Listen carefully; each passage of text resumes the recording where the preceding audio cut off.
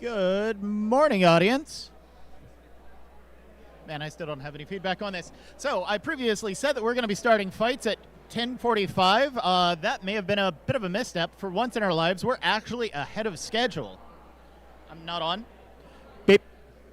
Can you hear me? No, no. Test.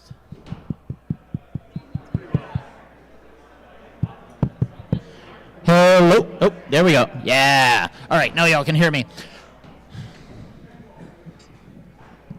All right. Good morning, everybody. My name is Fred Moore. I am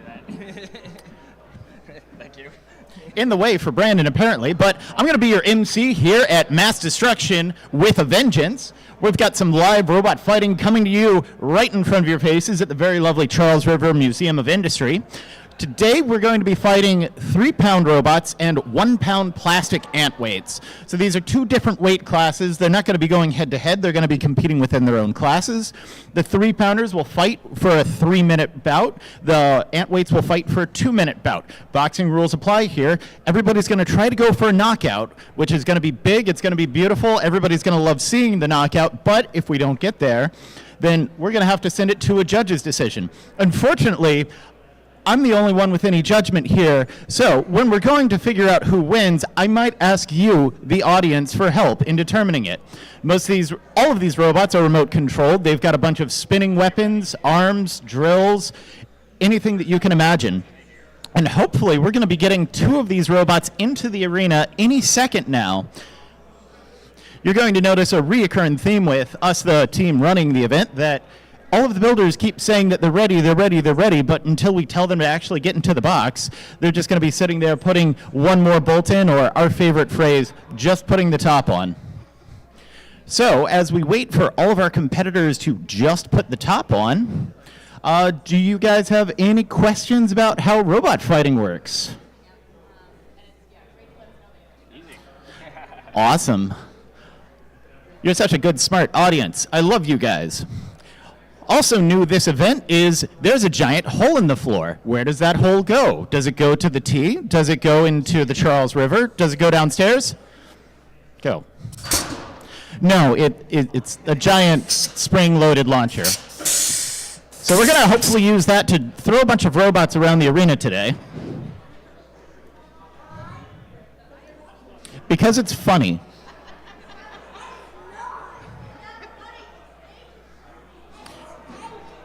It's dangerous to the robots, and that's what we want to see.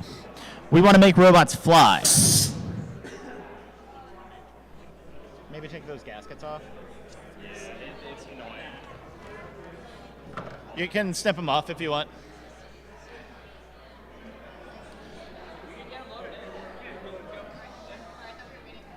Nope.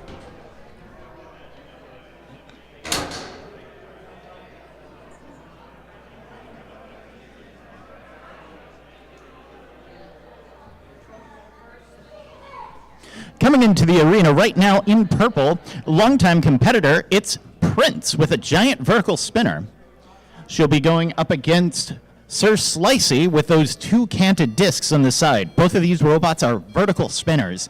They've got sharpened, hardened weapons that they're spinning in this vertical plane. The whole idea is they're going to leverage Newton's laws to try... Could you please help me count down from 5, 4, 3, 2, 1. Fight, robots, fight! Both these robots meeting, and they're right in the pit! We get our first little use of the pit here. Sir Slicey is demonstrating his own jetpack abilities. Almost goes into the pit there for a second, but recovers at the last minute.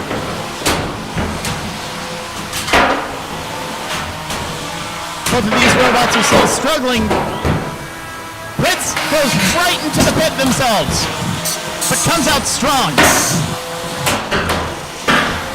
Both these robots fighting right on the very edge. Stop doing that! Sir Spinny is upside down, and it looks like Sir Spinny has smoked something, and that is the end of the fight. We're actually going to call it here just for safety purposes. In the bucket. Your winner by knockout is, let's give a round of applause for Prince.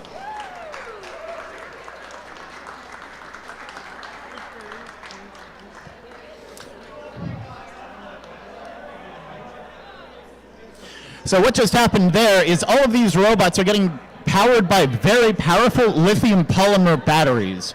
It's a very powerful and energetic chemistry that unfortunately, if you puncture them or if you draw too much power from them, they'll just spontaneously combust. And it looks like Sir Slicey might have drawn a little too much power in that last match. He just kept having to spin his weapon back up, putting so much energy into it that it set his own battery on fire.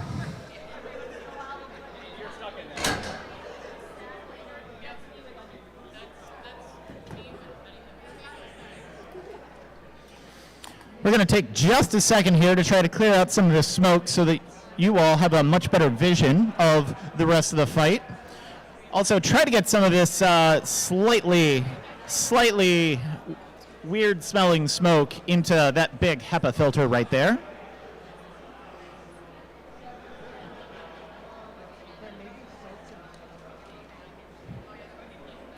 How long do you want to do that for? Until the... You ask how long they wanted to filter? Yeah. Until the next robot's ready. You want to call Oroborus and stress concentration? Oh, thank you. I already de-pitted her. All right, next up is going to be Oroborus versus stress concentration, then Nergal versus Rampart, then Sasquatch money shot.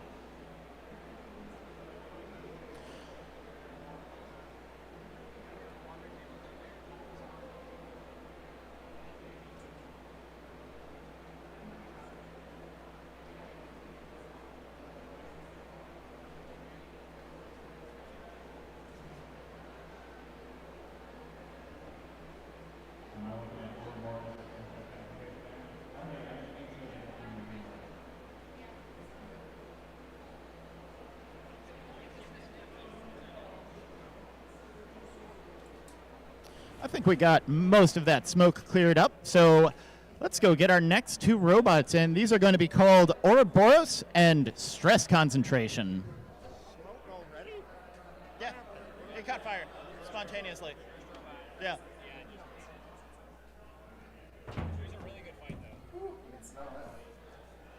Okay, cool. That's not like a television. What do you give Oh, which one is which? Oh. Oroborus is green.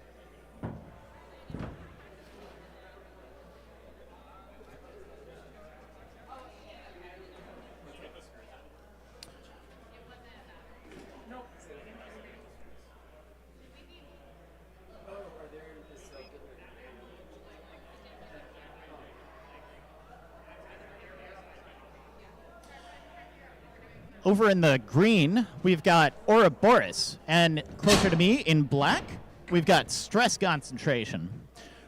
Stress Concentration, much like the last two robots, is a vertical spinner, two-wheel drives, a wedge on front so we can try to get under. Oroborus is a new robot for the audience to see today. This is called a undercutter. So he's got a horizontal spinning disc that he's going to use to try to chop up that front wedge of Stress Concentration. And with that, Oroborus, are you ready? Oroborus is ready. Stress Concentration, are you ready? Audience, are you ready?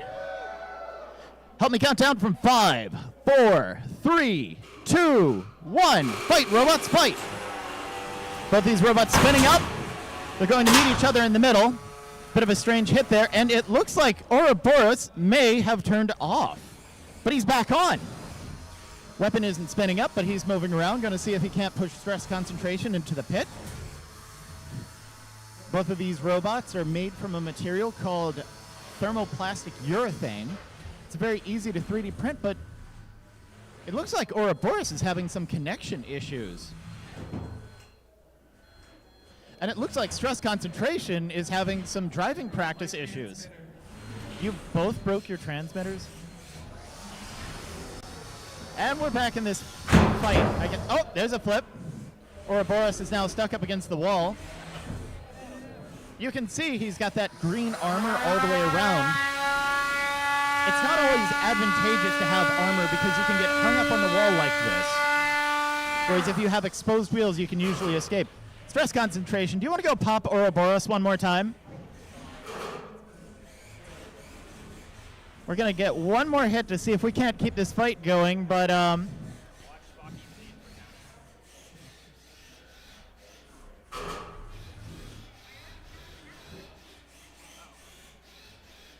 right, well, that is going to be the end of this fight. I've done a terrible job of counting the opponents out, but your winner by knockout is Stress Concentration. I can't see her at all. Because when I'm hanging over here, she's behind the dude and behind the pole.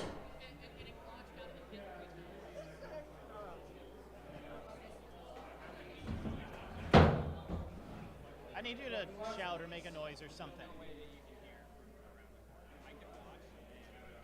Yeah, do that. Okay. Because I'm too busy trying to talk about the face.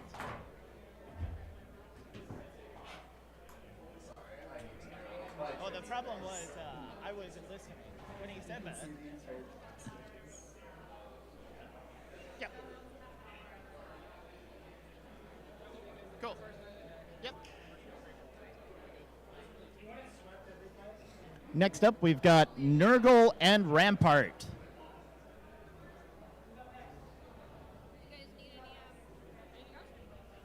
Nergal and Rampart going to the box, followed by Sasquatch and Melon. And then BOINK and Jackalope. Up a little. All right, cool, thank you. Up a little.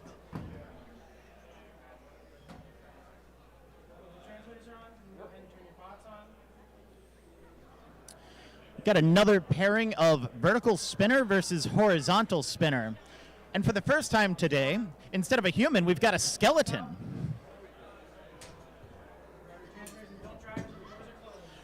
Rampart is over there in the blue.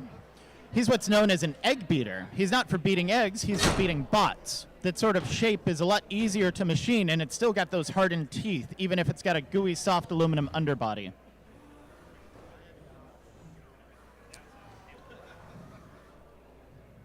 Nergal is the horizontal spinner over here in black and blue, who appears to be having a little bit of issues driving.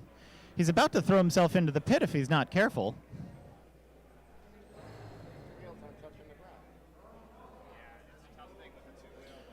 Can we push him in with the broom? Yep. Looks like Nergal needs a little bit of help here.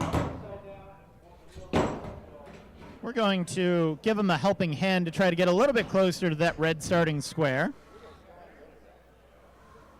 He's only got one wheel on the ground. He's not going to be able to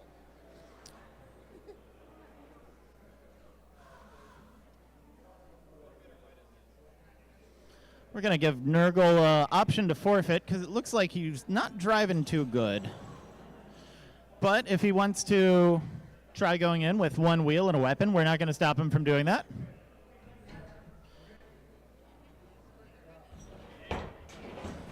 All right, he's going into the red side. Nergal's going in with only half a wheel and a weapon up against the twin wheels and the vertical spinner of Rampart. Rampart, are you ready?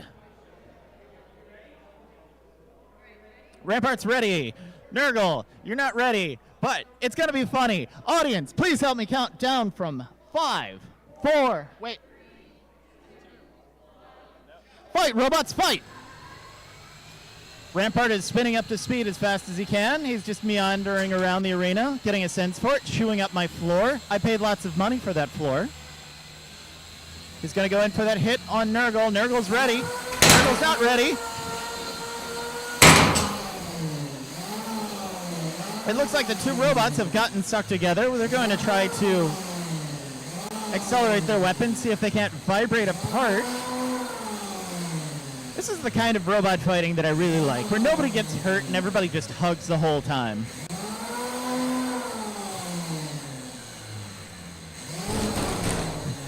And due to the aggressive hugging, we have a tap out from Nergal. Your winner by knockout is Rampart. I know we started really, really strong here today with that first fight, but The next two knockouts may have left something to be desired. Hopefully we can get another good one with the next match with Sasquatch versus Money Shot.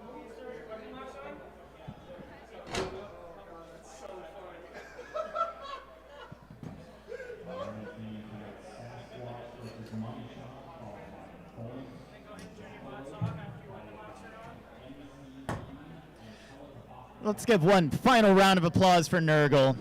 Going in there and taking a shot.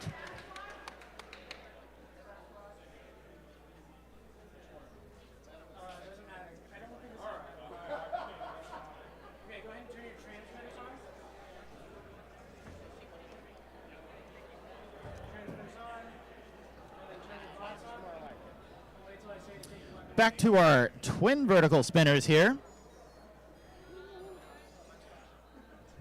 The tan disc over in the green square is Sasquatch, whereas the green monstrosity closer to me going to the red square is Money Shot. If you actually look at Money Shot, he's got little dollar bills in those ears.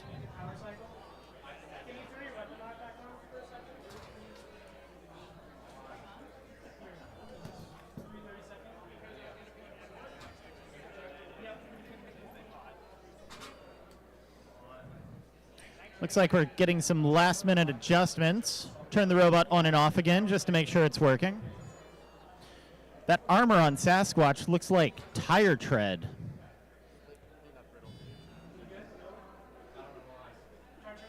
He's trying to do a little bit of live debugging.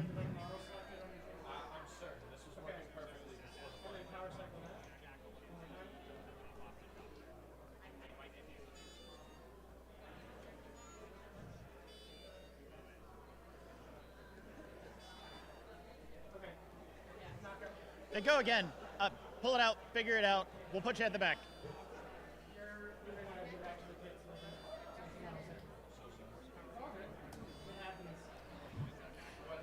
Looks like Sasquatch needs a little more time to figure out whatever his electrical issues were, and we're going to try to give it to him, but hopefully we're going to get another fight in here. Don't worry, we will see Money Shot.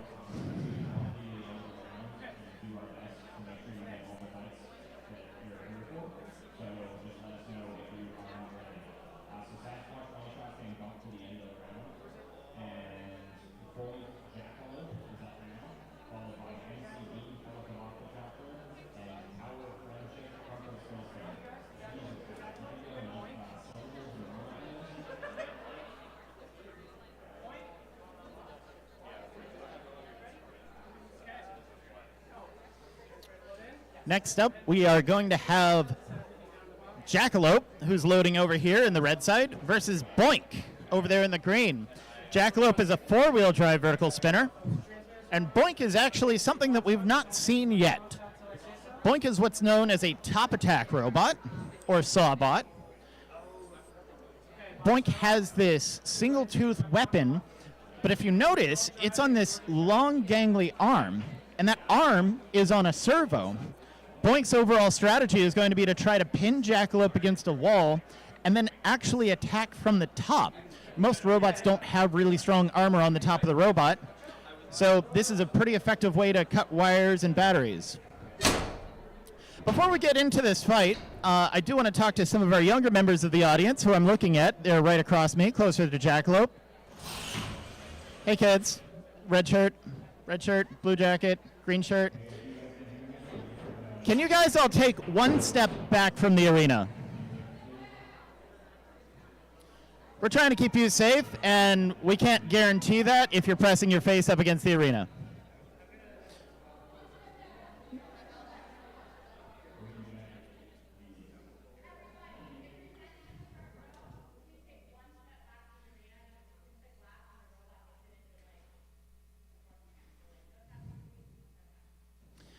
Thank you for that.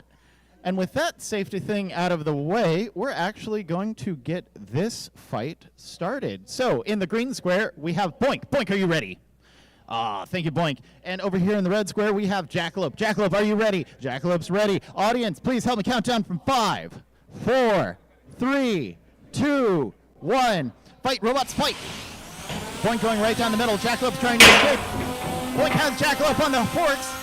Both of them are hovering above the pit right now, but neither of them is going in. BOINK has that pin against the wall. Is he going to use that for that top attack, or is he going to keep struggling for position here? Very good technical driving coming from both of these competitors, but not a whole lot of damage. It looks like the belt has actually come off of Jackalope, which is going to put her down one side, and she's in the pit! And she's out of the pit! Still down one drive side is going to be a little bit trickier for her. Both of these robots right on the edge. BOINK finally has that pin. And he's going to go for the attack! And here it comes. Huge, lots of sparks. It looks like somebody else has lost a belt now too, and both the robots are in the pit!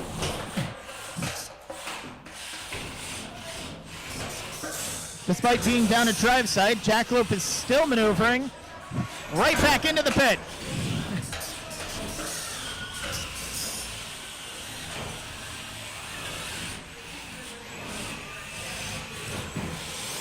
BOINK has the pin.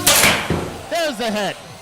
Those huge titanium armor plates on the top aren't doing are doing a very effective job, but not at keeping them out of the pit.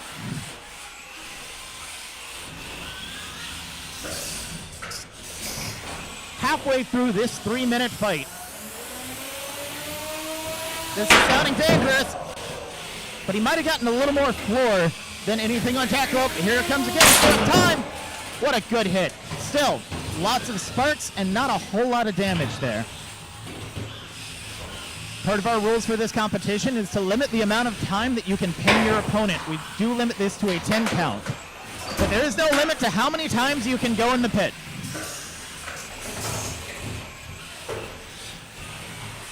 Another good pin there. Trying to get something a little bit better. That arm is starting to look a little rough, and it's looking a lot rougher now.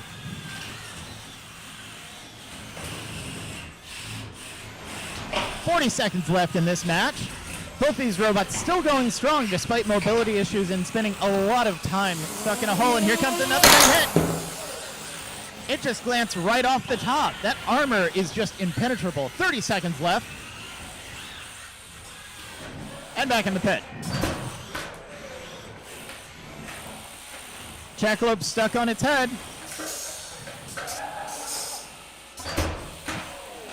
We're going to try to help her out however we can. With 10 seconds left in this fight.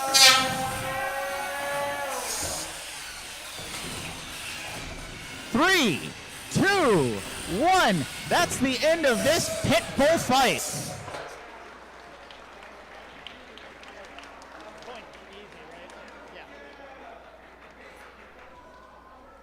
I don't know about you guys, but in my humble judgment and opinion, your winner is BOINK. Let's give a round of applause for BOINK and for both of these robots.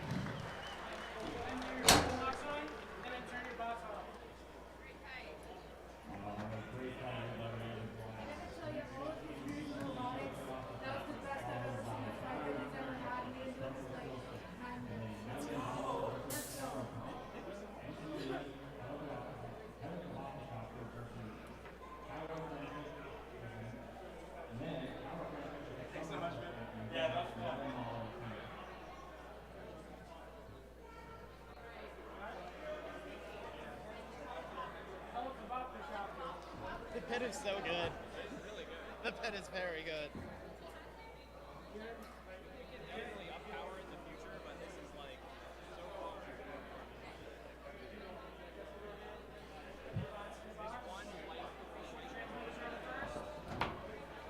Oh, the sun? The sun will kill you. We need to turn off the sun. Now entering into the arena is MCB and Helicoboptochopter. I think that's the name.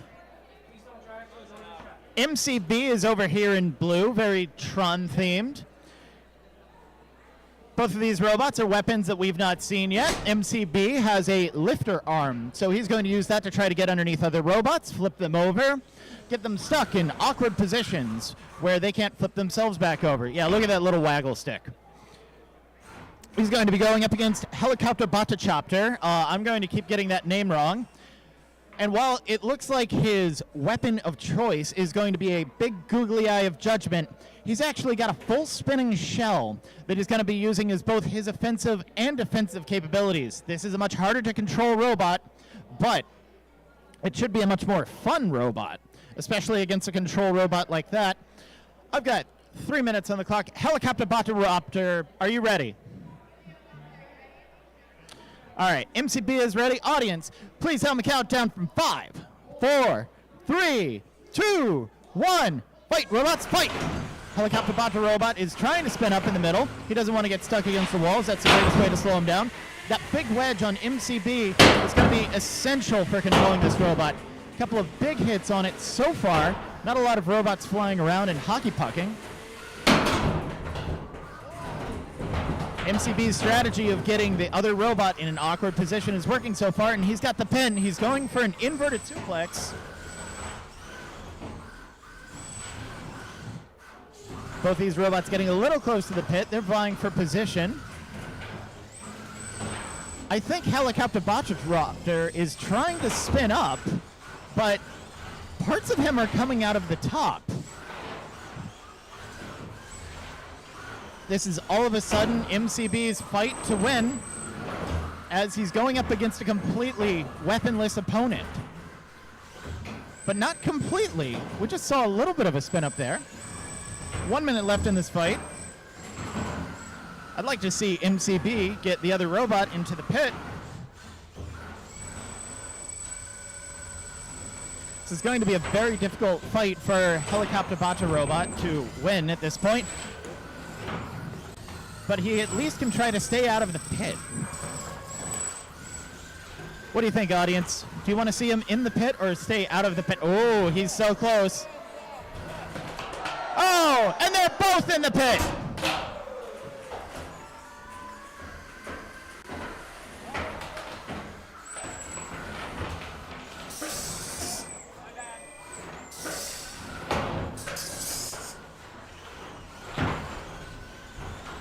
We're brand new with the pit here, so we're still learning where all of our gaps are.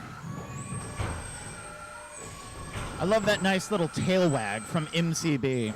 It's really a great way of emphasizing how in control he is. 1 minute left in this fight. Not a whole lot of damage. This is one of the textbook cases of a control match. Although I would like to see more pit. And there we go, we have it!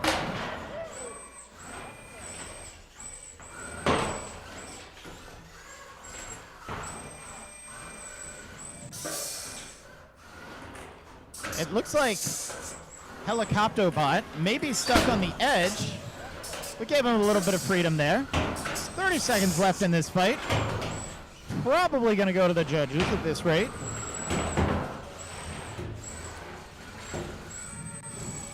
Another pin. Oh, and he's hooked him. He's going for the suplex. And now he's going for the aggressive tapping.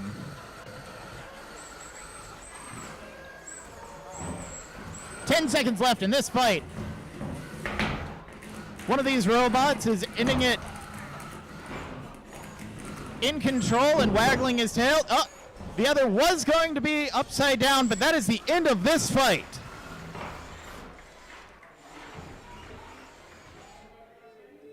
And your winner by judge's decision is going to be Master Control Bot.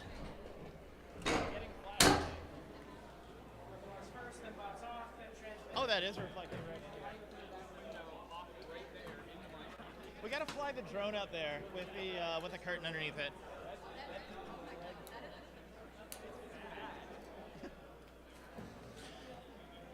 Coming into the arena next, we're going to see the Power of Friendship versus Crumplestiltskin. The Power of Friendship is another one of those unique bots here at MassDestruction. As you can see, we've got the Power of Friendship in, and there's two of them. That's right, instead of making one 3-pound robot, Kikito has made two 1.5-pound robots. It's perfectly legal. He matches all the same requirements as the rest of the competitors. He just has to get very creative with using plastics and spaced out materials. There's not a whole lot of metal on those robots, and he's putting it where it counts, and is going to use the fact that there's two of them to try to outdrive Crumplestiltskin. Crumplestiltskin is very reminiscent of BOINK earlier, but with a much more Rust-themed paint job.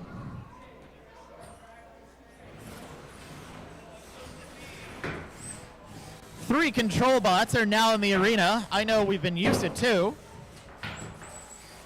And honestly, looking at it right now, Crumplestiltskin has those wires sticking out of the top of his robot. Those look like a very appealing target for the power of friendship. I'm going to put 3 minutes on the clock. Power of friendship are, yep. Everybody's good? Cool. All of our competitors are ready. Audience, please help me count down from 5, 4, 3, 2, 1. Fight, robots, fight. Power of friendship off to a bit of a faster start, but Crumplestiltskin's right in the pit and right out of the pit. There's going to be a lot of fork locking here. We're seeing a nice do-si-do as the other part of the power of friendship goes in for the drill. All of these robots are so fast and bouncing around the arena, but it looks like Crumplestiltskin was stuck in the wall for just a second. And Crumplestiltskin has inadvertently cut the head off of one of the power of friendships. He's just hanging on by a wire and a thread. And they're both in the pit.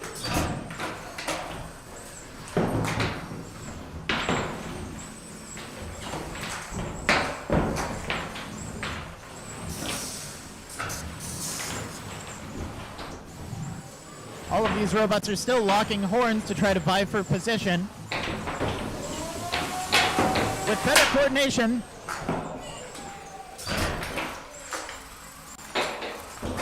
the power of friendship might be using the one that's been slightly beheaded to pin down Crumplestiltskin, while the one with the remaining head goes in for the drill.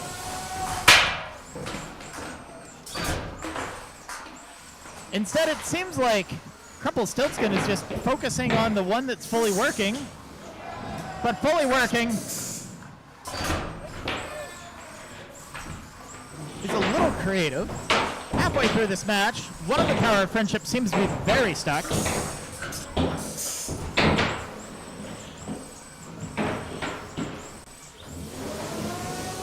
looks like the head on the other part of the power of friendship is stuck together. Nice big chop there from Crumplestiltskin. Bot bits are coming off. Oh, and he's just going in for the smack. He's really tearing up the power of friendship. 1 minute left. Let's see if he can complete the beheading. No, he just wants to go into the pit.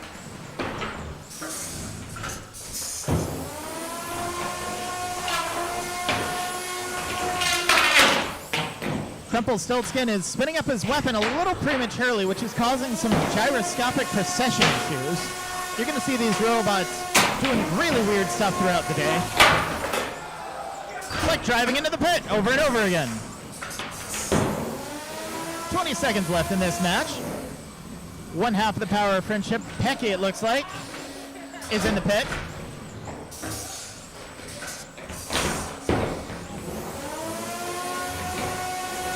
6 seconds left in this fight.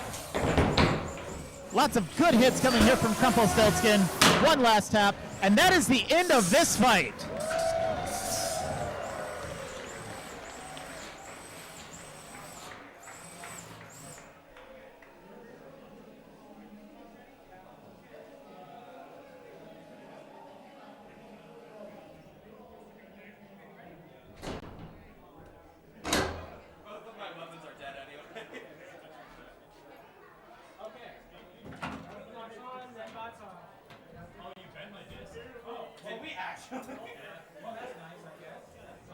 Oh, you hit the servo dead on. Okay, no. That's fine. I have extra servos. We can fix that.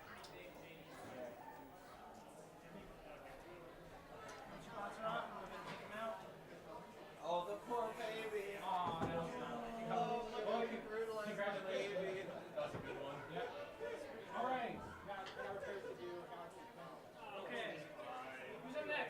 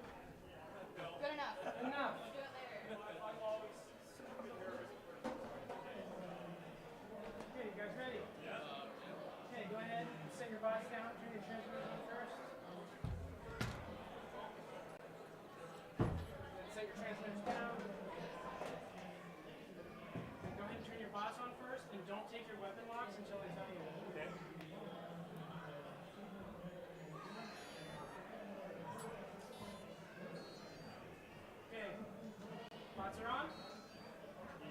Still Not waiting. valid right now. You want to try and power cycle? And if it doesn't work, you want 2 more tries, we'll have to just reset. There you go. That's good. Okay, bots are on. Weapon locks off. Grab your transmitters and then don't drive till the doors are shut.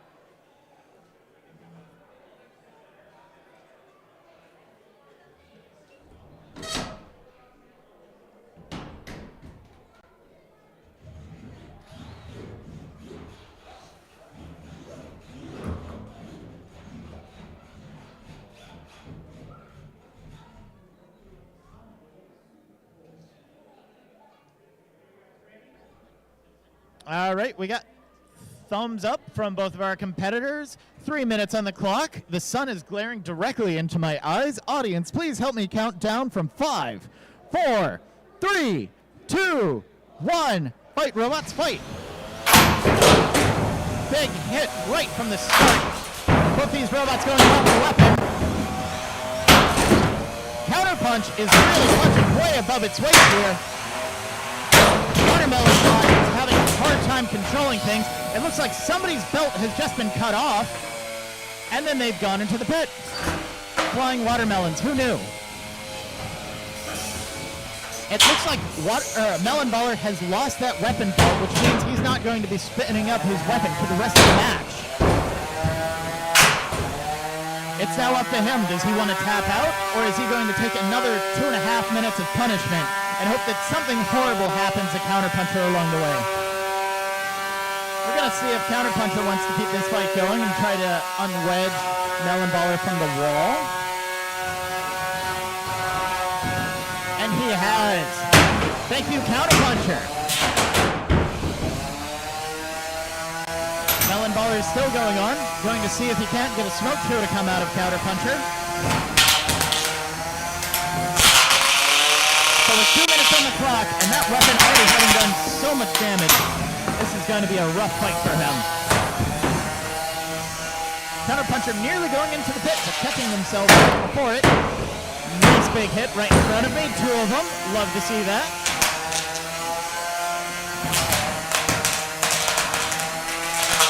Counterpuncher now sitting right at that back plate. This is a dangerous place for Melon Baller to be. Into the pit. Out of the pit.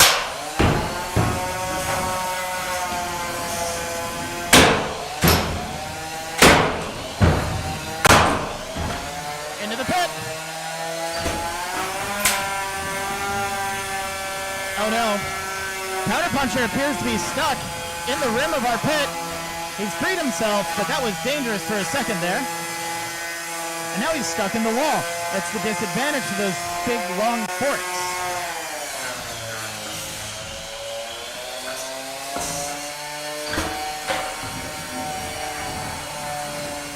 Counterpuncher keeps trying to go right for the kill shot, but he keeps forgetting that there is a giant trap for his forks there.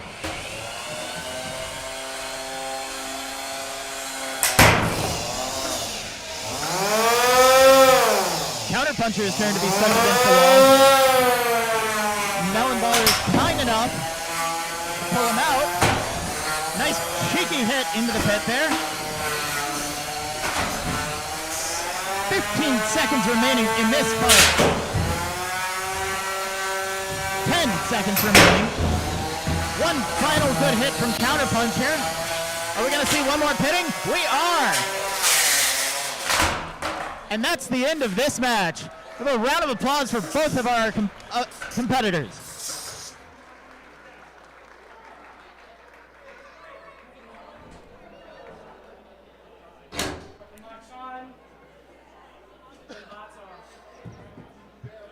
There was a lot of flying in that fight despite neither of these robots being a drone, but your winner by judge's decision is Counterpunch.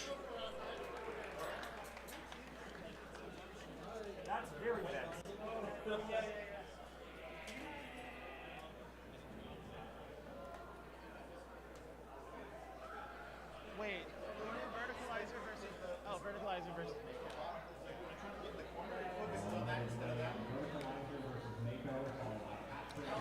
Coming back into the arena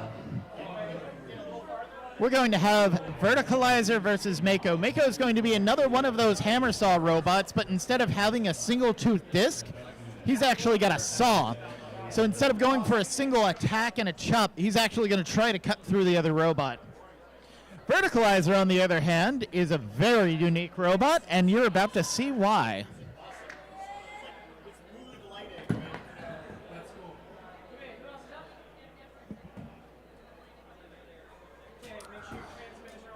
That's right. Over in the green side, in red, is the blinged up Verticalizer. He's got 2 vertical spinning weapons. 2 of them. He's somehow found the way to not have 1 weapon system, but 2, and he's put them at the very long end of the robot. He's got a strategy where he's going to try to whip around at the very last minute and smack those weapons into the other robot. It's a very ambitious and complex robot that's going to be going up against the equally convoluted Mako. Once again, a heavily 3D printed robot that's going to focus on control before it goes for a big chop to try to cut things apart.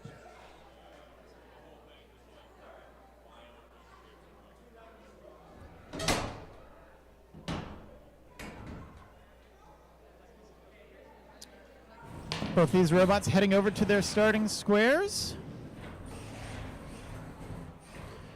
Slowly but surely trundling, and they're there. All right.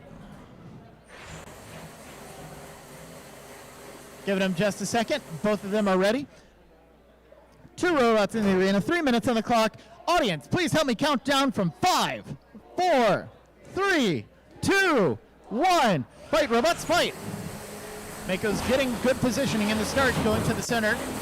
Brief do-si-do there. Verticalizer is living life on the edge of the pit, and with a little bit of a nudge, he's now upside down and out of the pit. Verticalizer going for his patented swinging move. It seems to be good at flipping himself over.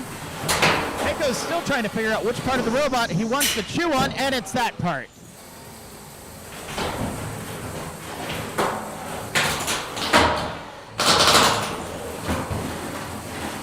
Had a good pin there on Verticalizer, but let him escape. He didn't want to do a chop into that dangerous weapon system, but he's got another pin, and he's about to come in. Oh, nice, juicy bite there. He's going to do it again. But it hasn't slowed Verticalizer down at all, just gotten him stuck in the other corner.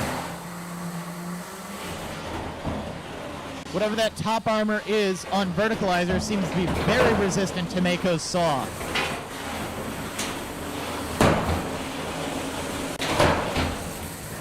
Mako's not going to wait anymore. He's just going in straight to those attacks to see if he can't break something with his face.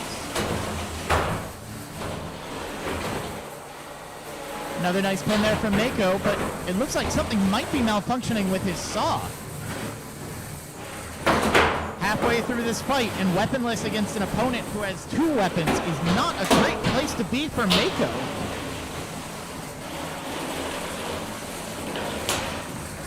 Verticalizer is keeping the spin, trying to shove Mako into the pit. It's not working, and it has completely reversed on him. But that's okay. He can come flying right back up and then go right back in.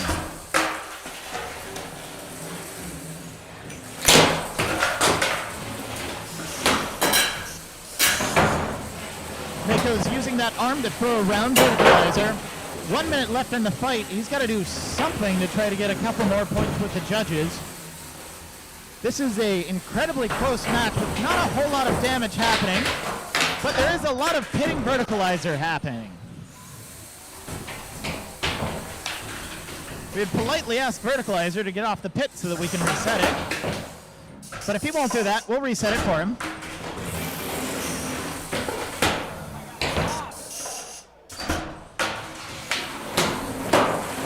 Seconds left in this match.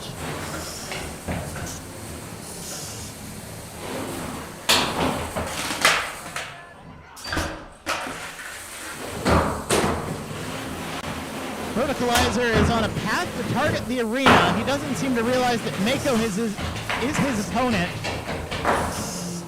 Mako's going in for the aggressive tapping at the end, but This is the end of the match.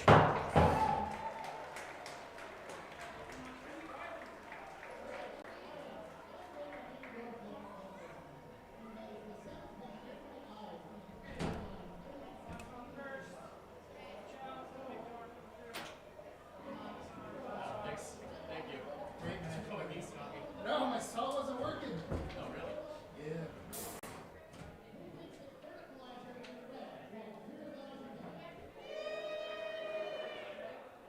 Wait, the saw stopped working? Yeah. This decision is Mako. Let's give a round of applause for both of our opponents here.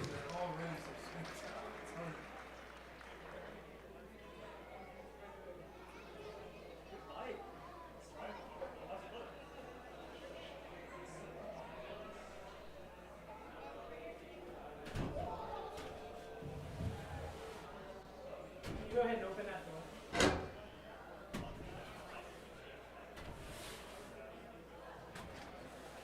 We're going to give the arena one more quick sweepy after that. There weren't quite as many robot parts as we might have liked, but still more than enough that it's going to interrupt the flow of the fight.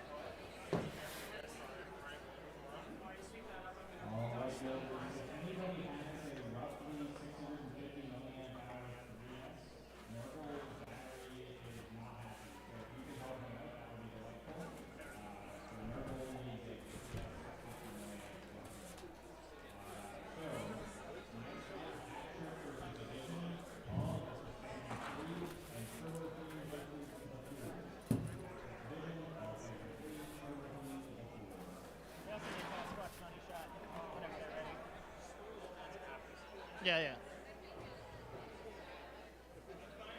Okay. You guys ready?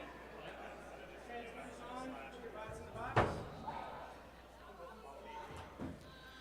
Coming into the arena on the green side, we've got a very vicious horizontal spinner with Hat Trick. He'll be going up against Division, closer to me in orange. Division is run by Seth Schaefer. If, audience, you've ever thought to yourself, I would like to build one of these robots. Can I learn more about building robots? Turns out Seth Schaefer has a YouTube channel dedicated to building robots and selling robots as well. Seth Schaefer has a lot of kits, design services, PCBs, components, and guides on how to use all of them on both of his website and YouTube channel, Just Cause Robotics. This is the latest version of his robot Division, which has always been a very large vertical spinner, and this time is a little more triangular than usual. Both of these robots are ready. I'm going to reset the clock. Audience, please help me count down from 5, 4, 3, 2, 1. Fight, robots, fight. Good spinning up there, but it looks like Division hit the wall instead of Hat Trick. Hat Trick is also hitting the wall. Had a whole lot of robot contact, but that has just changed and sent Division flying. Division's in the corner, and he paid for that with a wheel. Hat Trick looks like he's going for the other wheel, but he's stuck up against the wall right now, and he's off. Hat Trick spinning that weapon both ways, trying to figure a good direction. Division has landed in the pit and bounced himself out.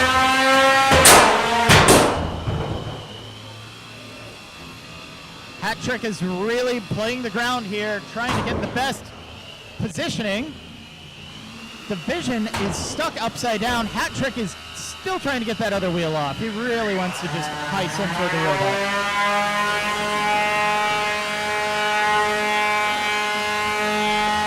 Division is showing off gyroscopic precision with his weapon here. And Division has gotten very stuck in the floor and has tapped out. Your winner by knockout is Hat Trick.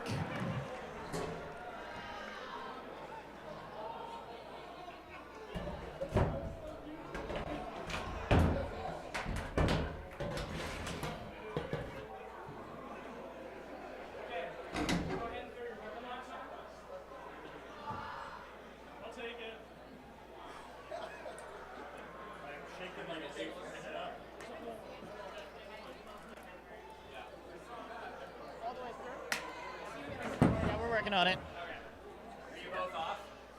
Yes.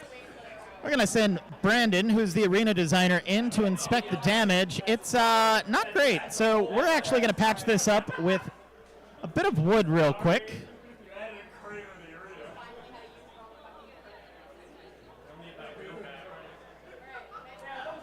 We're going to take a quick little break as Division has just broken our arena.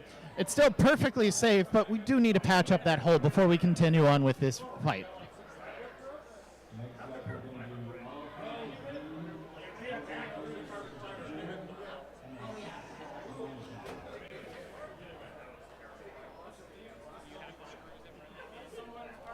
No, I put them back in the kitchen.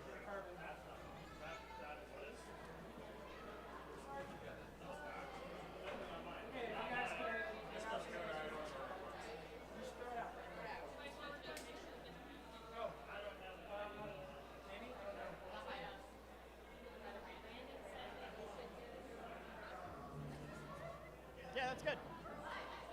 We need to patch a hole in the floor. Yes. Yeah, he's trying to get the drill right now and he can't find it. You doing it now? Hold it under the gap. These won't go through the whole thing, so your hands are safe. They're only. I think you're gonna have to go around and go to the other side.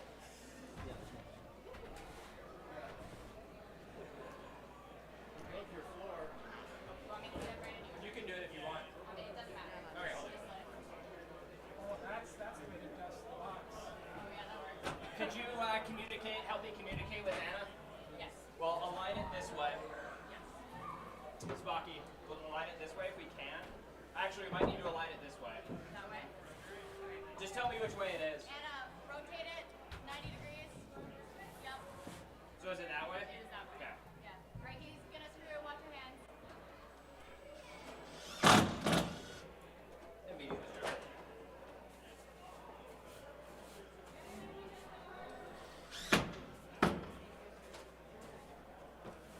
Anna, can you push it up really hard? All right, Brandon, screw them in tighter. The one closest to you, go a little harder on.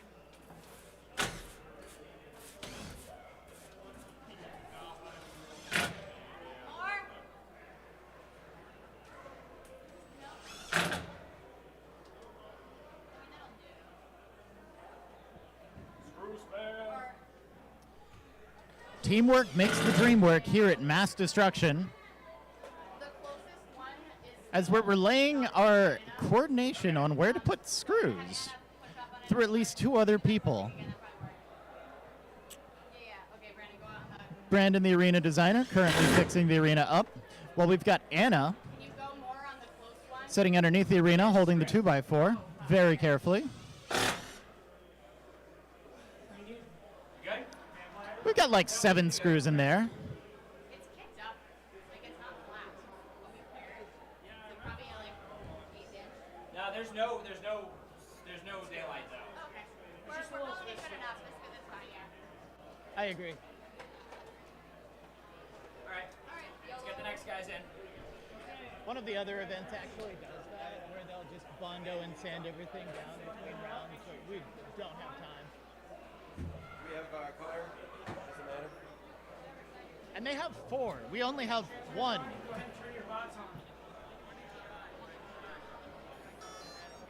Yeah, that one. Okay, bots are on. Yep. Go ahead and take your weapon locks off. And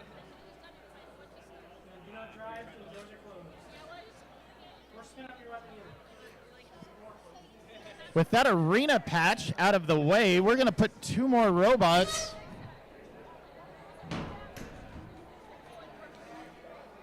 Over in the green square, we've got Phantom 3. Phantom 3 is another horizontal spinner. His bar sits above the rest of the robot. This is known as an overhead spinner. And he'll be going up against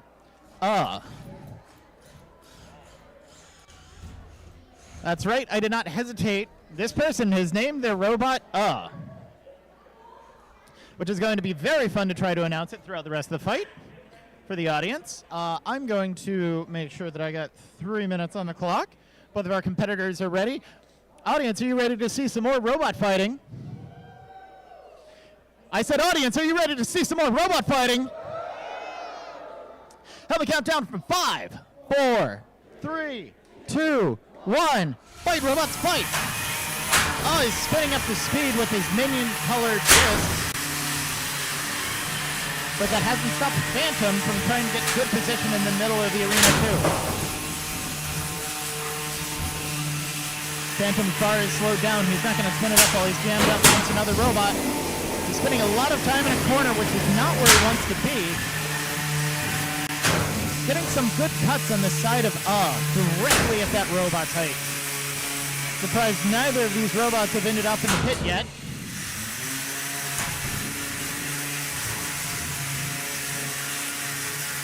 Phantom 3 seems to be having some kind of issues. I don't know if it's radio connection or if they can't spin up. Oh, it looks like he's thinking about going for a dip in the pit. What do you think?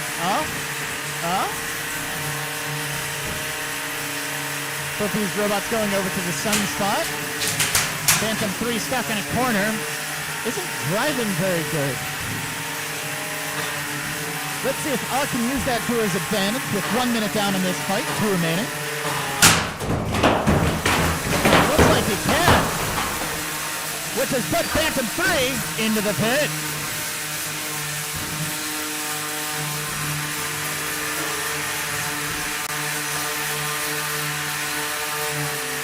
Both these robots are a little woozy and hesitant after that last hit, but that hasn't stopped from taking its promised dip in the pit.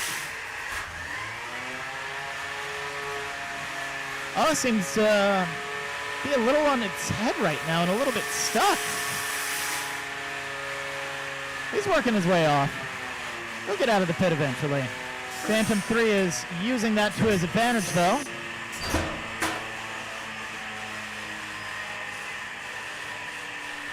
One minute left in this fight. Is very stuck. Phantom 3 is just sitting there menacingly and spinning. I'm also wondering if Phantom 3 is driving. Is slowly tripping over towards him.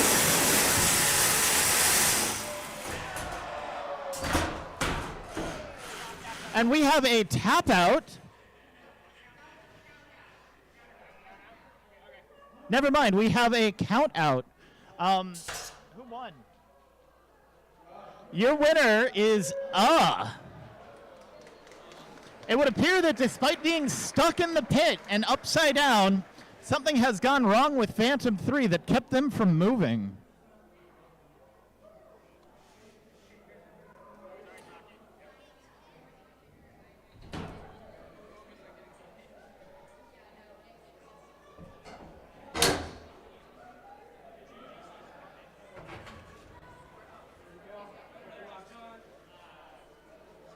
Brushy.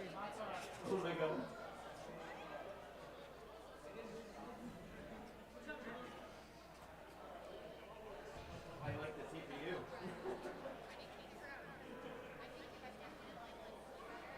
Can we check your height?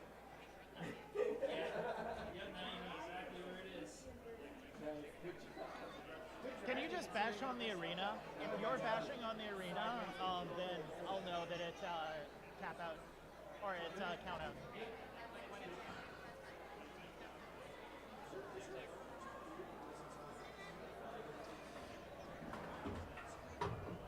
We're going to give our pit a quick little brushy here. We've got 2 more 3-pound fights before we change things up and go to a different weight class. Here at MassDestruction, we fight 2 different weight classes. What you've been seeing so far has been 3-pound robots. That's correct. They've all weighed about 3 pounds when put together on a scale. It's one of the few requirements that we have here at MassDestruction, in addition to having a relatively safe remote-controlled robot. We're going to go to a 1-pound class after the next 2 fights, but not just any regular 1-pound class. This is our very accessible, low cost of entry plastic 1-pounders. Followed by Sasquatch and Money Shot. TurboFIEND versus the Pool and Sasquatch versus Money Shot. Then we're going to go to the plastic ants that will roll right into them. We'll start off with Tyson versus STYG. Tyson versus STYG.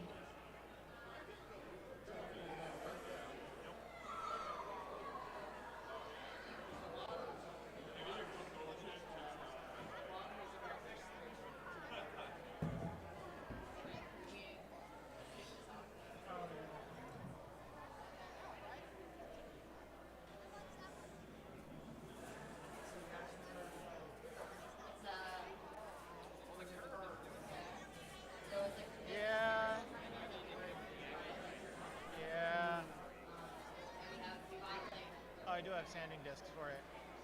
Hopefully, like, we can just melt it back together. I was thinking that the oscillating tool would have been great for that, but...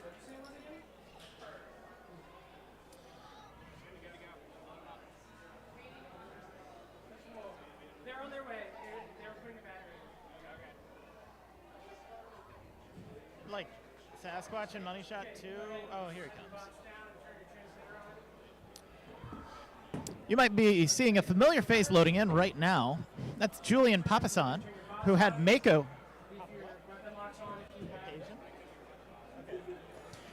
He's loading in with a vertical spinner, a similarly big, shiny 3D printed rubber robot.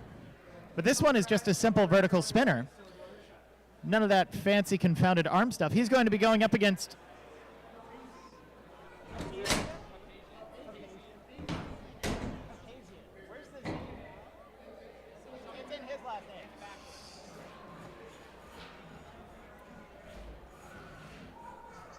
The Fool seems to be setting up a GoPro right now so he can watch the fight, even though we have cameras here.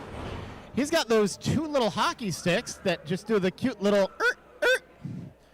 He's going to use those to try to get underneath TurboFIEND and see if he can't control him and high center him. So, with 3 minutes on the clock, audience, can you please help me count down from 5, 4, 3, 2, 1. Fight, robots, fight! TurboFIEND is getting up to speed. The Fool is really trying to maneuver around, and he gets that first cheeky little flip on TurboFIEND. Both these robots, very fast, very well-driven competitors. The Fool is going to try to use control to his advantage, and the pin.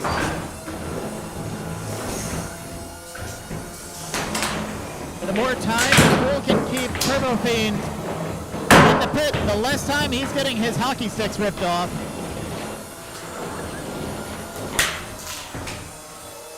And it's turned around for him. He has now ended up in the pit. Can he get off of it? Good hit there from TurboFIEND. Lots of good starting damage. Seemed like TurboFIEND was hung up in the wall for just a second. The Fool is still using that one remaining hockey stick to really good effect as these robots do-si-do. And now they're free. TurboFIEND right where he wanted to be, but he's not getting enough work from that weapon. He's going to spin it up and see if he can't do a more powerful hit. Maybe he didn't get that, but he did get the Fool to foolishly drive into the pit. TurboFIEND stuck upside down, but then figured it out. Very daring jump there. Both these robots still up to speed in the pit together. Not a place either of them want to be. Just kidding, TurboFIEND loves the pit. It's his favorite place.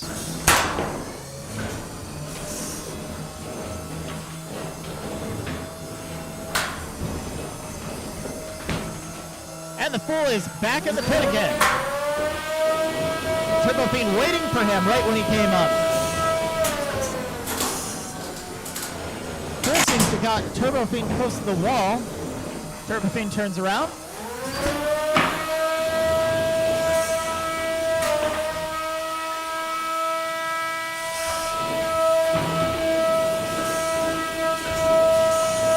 Seconds left in this match, except for the beginning.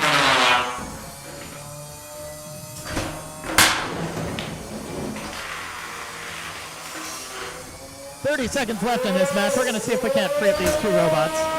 And we can. We push the Fool into TurboFIEND a little bit. Oh, nice hit there from TurboFIEND. 20 seconds left in this fight. Let's see if we can get any final things that are going to be good impressions for the judges. 10 seconds left as these robots are locked together, just trying to get that last hit.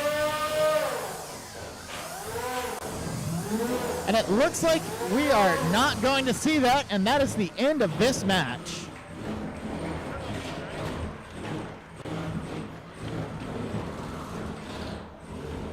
Your winner by judge's decision is TurboFIEND.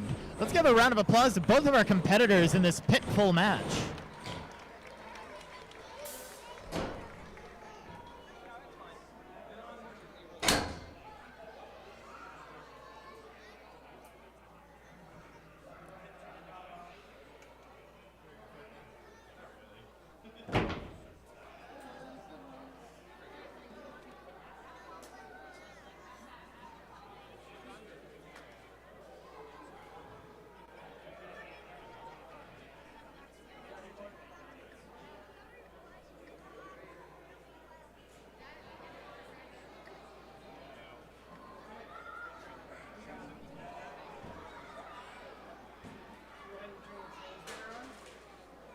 It ain't me.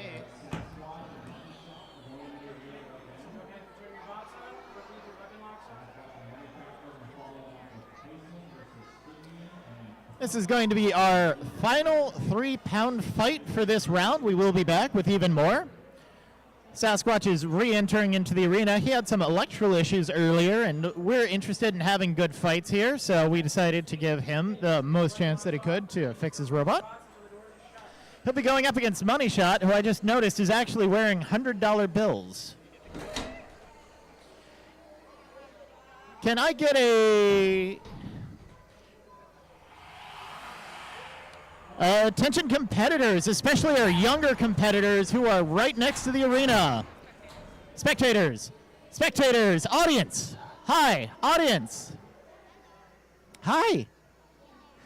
All right, can everybody please take one step back from the arena? One step back. Thank you so much. We're just doing that for your own safety. We've got that plastic chain there just to try to keep your faces off of the arena. These robots do have big impacts, and especially with these two vertical spinners, we're going to expect a very fun, lively match. Both of our competitors are ready. Audience, please help me count down from 5, 4, 3, 2, 1. Fight, robots, fight! Both these robots spinning up before moving. Sasquatch has a bad turn, and Money Shot gets a nice hit from it. But now there's a reversal. Money Shot's stuck in the corner, not where he wants to be. Sasquatch appears to be down a drive side. As these robots play together, they're going tip to tip. They're throwing sparks all around the arena. These two massive vertical spinners are just grinding against each other, but there's no huge hit there. Are we about to see Sasquatch in the arena? We are, or in the pit.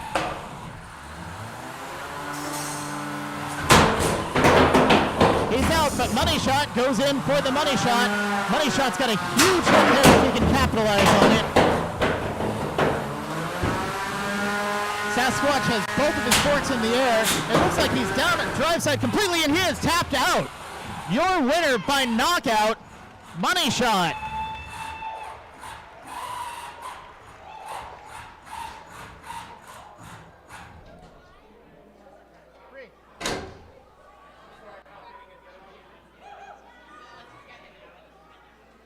All right, competitors, we're going to swap over to the plastic hands. We'll break it up on the plastic hands. So first off, Tyson versus P.U.N.C.H, versus Light Fury, and Charmander versus Fury. So we've got Fury and Light Fury. So we're going to go out. Definitely pay attention. Tyson's leading with Punch, Light Fury, Charmander.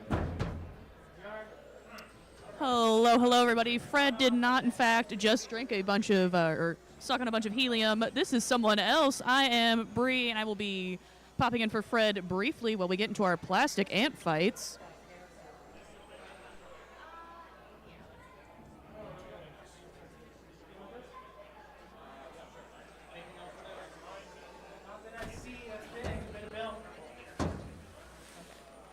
Our first fight for our plastic ants today is going to be Tyson versus Stygian.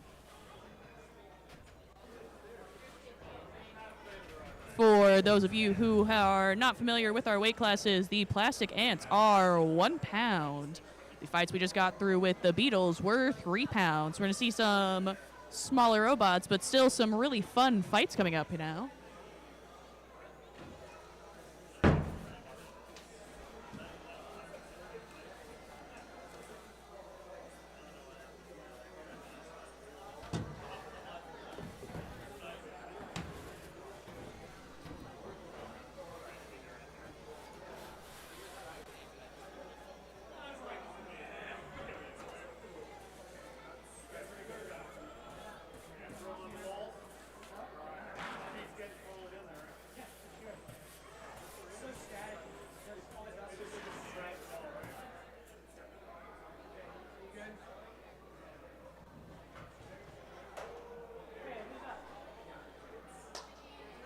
All right, our robots are now loading in. First, and then your robots.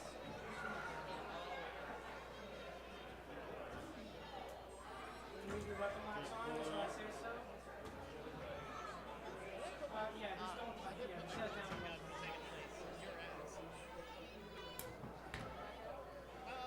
Okay, you go ahead. You take your weapon locks For a off. second, I can just do this. Please don't try. All right, once more, our spectators in the venue, please take a step back from the arena. All right, thank you guys. Our robots are loaded up.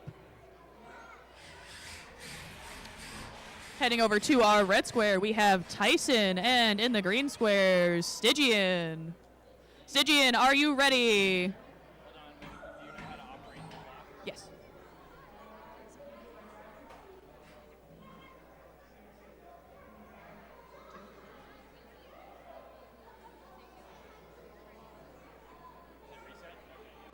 All right, Stygian, are you ready? Awesome. Tyson, are you ready? All right, everybody, you're gonna count them down in 5, 4, 3, 2, 1. Fight, robots, fight! And both robots are out. Stygian spinning up that weapon there. Colliding head first. Tyson trying to get them flipped over at the moment. One of Stygian's, both Stygian's little side forks now appear to be up. One of the ones in the front still down though. Oh, and Tyson down into the pit. Pops back up. And Stygian down into the pit now. Here we go. Whoop. Right back out. Playing with fire too close there. Oh, Tyson driving right in and back out. Flipping back over. Oh, looks like Stygian is potentially stuck. And we have a tap out there. And taking the win will be Tyson.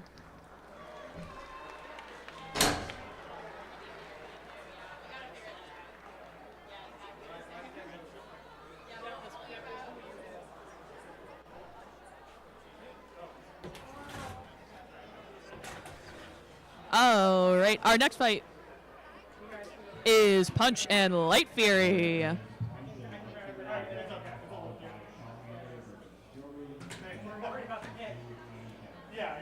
don't want to get picked. I want to get lost.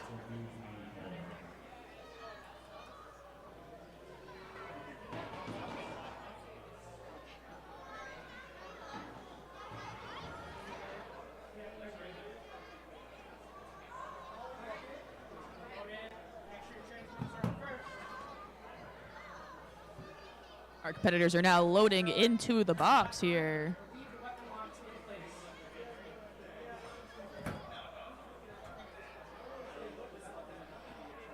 Going to be heading towards the red square. We have Punch. And towards the green square, Light Fury. Okay, bots are on. Take your weapon locks off. We have a battle of the vertical spinner here for our second plastic ant fight.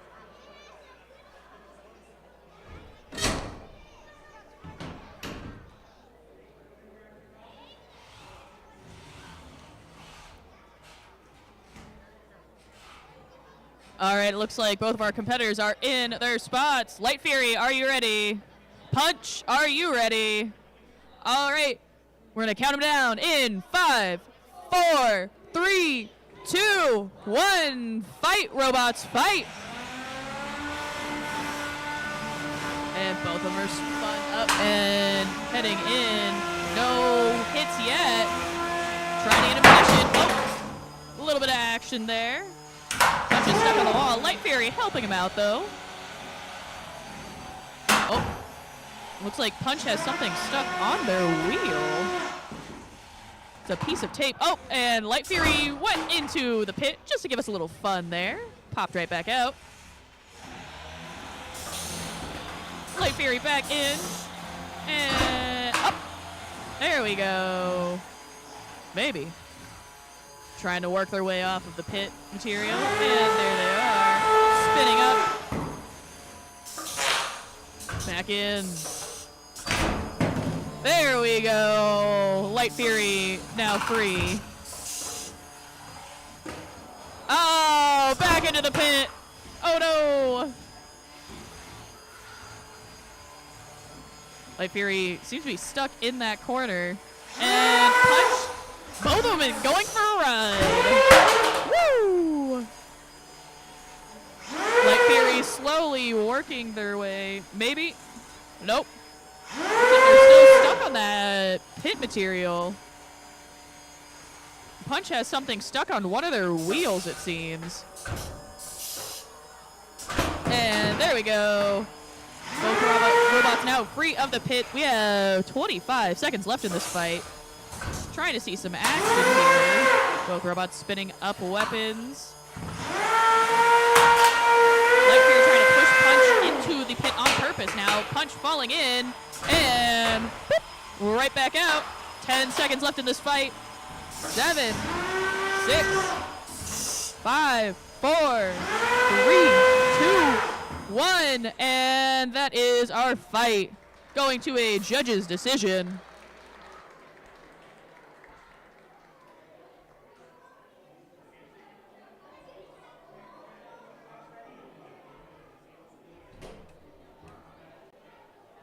Go ahead and toss your weapon locks on, and then turn your bots off.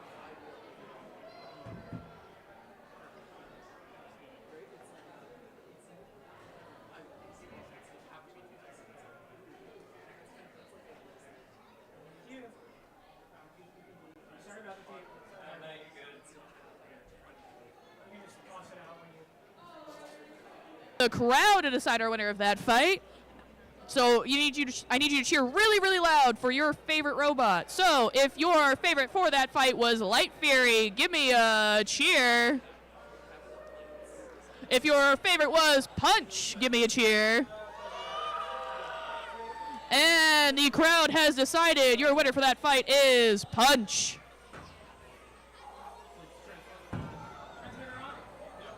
Coming up for our next fight is Charmander and Fury.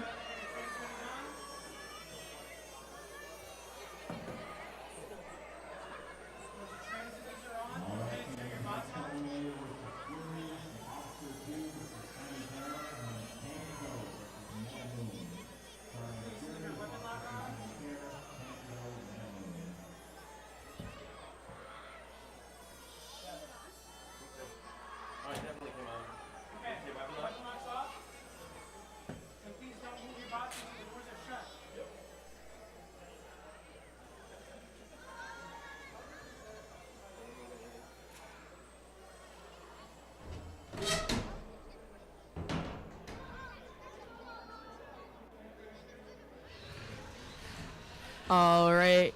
Rather fittingly, starting in our red square, we have Charmander. And in the green square, Fury. Fury, are you ready?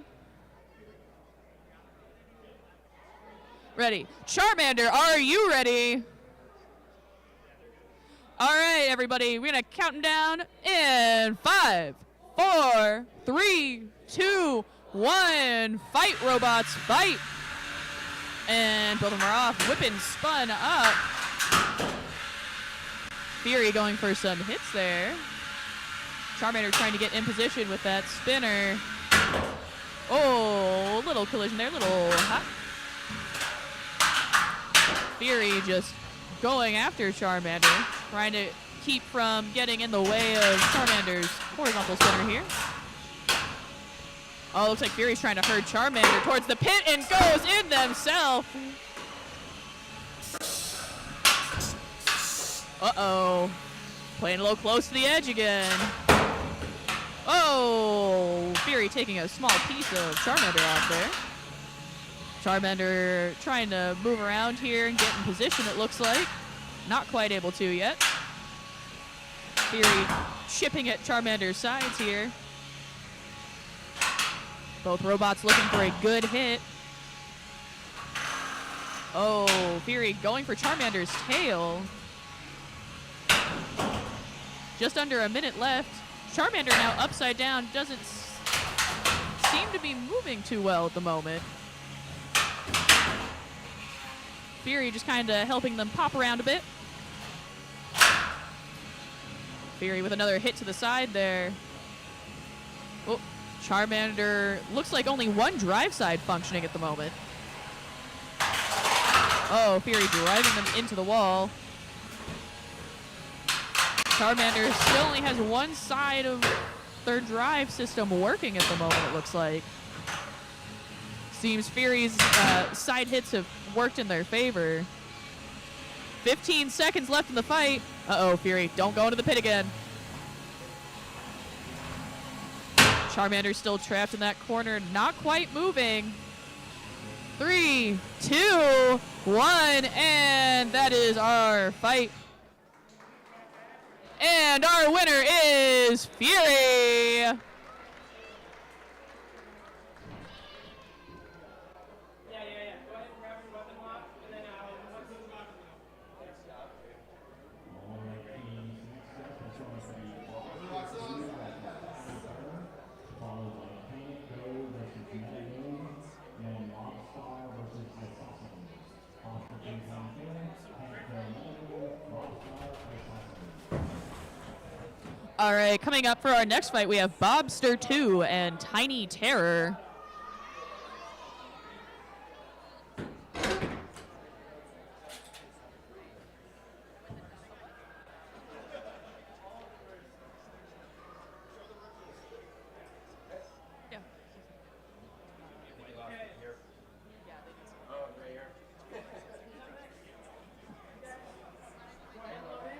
turn your transmitter on. Transmitter, please, your weapon lock on. You have weapon lock? All right, all of my young spectator friends at the front, please be sure to take a step back away from the arena. Other side, please take a step back from the arena. My friend in the white, red, orange, and yellow tie-dye shirt, please take a step back. Do not move your butt until the doors are shut. Thank you. Grab your transmitters. Good luck.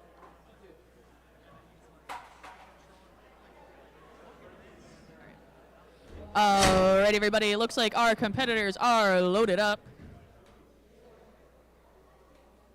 Heading towards the green square now, we have Tiny Terror, and to our red square, Bobster 2. The one on the green square is Tiny Terror, and the one in the red square is Bobster 2. All right, Tiny Terror, are you ready? Bobster 2, you are ready. Sweet. Audience, are you ready? All right, in 5, 4, 3, 2, 1. Fight, robots, fight. Oh, look at that. Weapon spit up, and both of them just going into this immediately. It's fine. Oh, Tiny Terror doing some damage there to Bobster. Uh-oh, almost falling in the pit once again. I don't recommend that. Tiny Terror just going after Bobster. Oh, doing a little ramp trick off of Bobster. It's fun. Fine. Tiny Terror trying to get in a good position for another hit. Bobster trying to get their flipper under them. Not quite able to just yet. Tiny Terror looks like trying to herd Bobster 2 towards the pit. Oh, Bobster into the pit and right back out. Upside down, it seems. Tiny Terror waiting with anticipation. Going for another hit. Trying not to fall in the pit themselves, it looks like. Little nudge. You can do it, Tiny Terror. Long live the king. And we are back out. 1 minute left in the fight. Bobster's flipper. Oh. Still trying to get in position. And Tiny Terror taking a chunk out of the front of Bobster. Oh, what a hit there.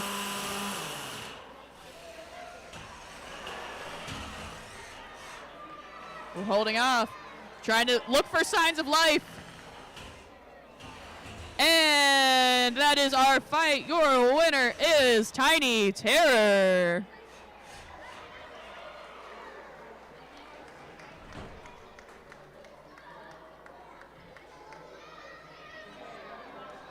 Coming up for our next fight, we will have Can It Go and Meta Moon. But in the meantime, we're going to take a quick break between fights to tidy up our arena.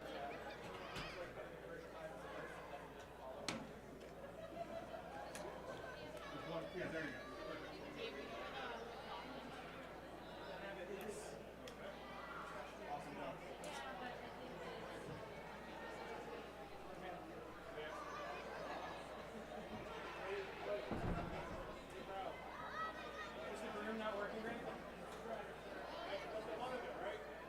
Watch out for the pit, Eddie.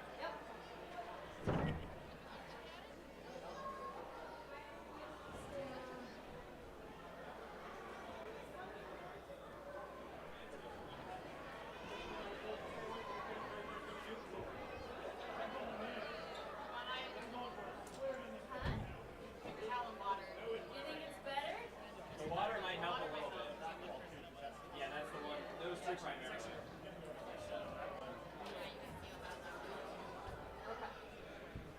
Just wiping everything down so they don't Oh, it's like spreading all that. a little bit, guys.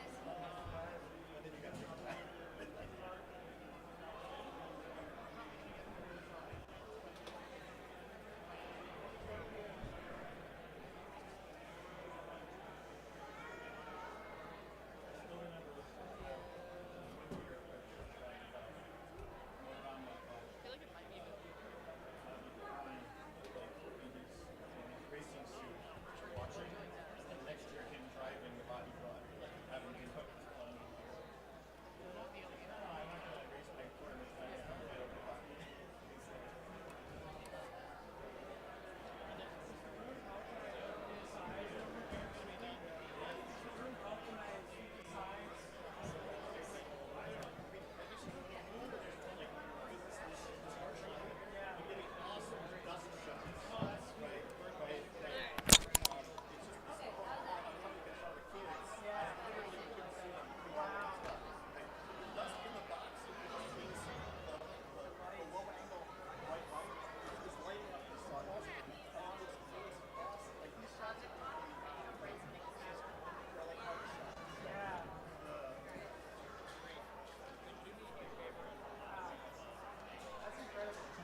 Lather me at the bagel, cover me in cream cheese, and sprinkle poppy seeds on top of me.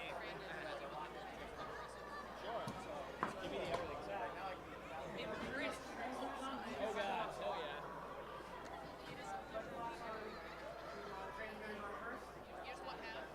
Yes, please.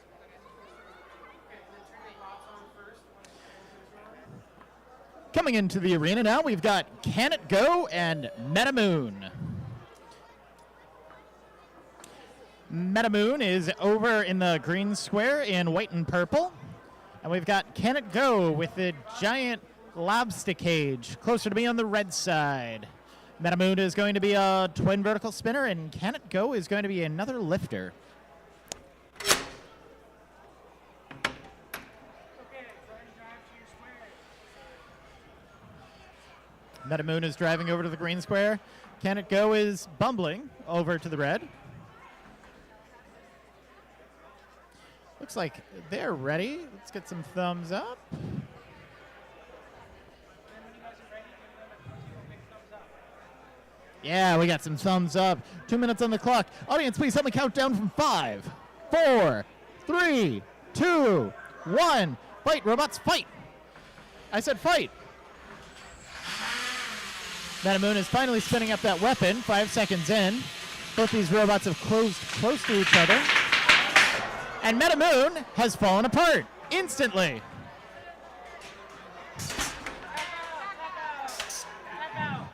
We actually have a tap out from MetaMoon. Your winner, by staying together in one piece, is Can It Go? Turns out it can go. Yeah, can you reach your button there? Yeah, drive it over to the door first. Hold on. Great, there you go. Weapon locks on, then turn your bots off.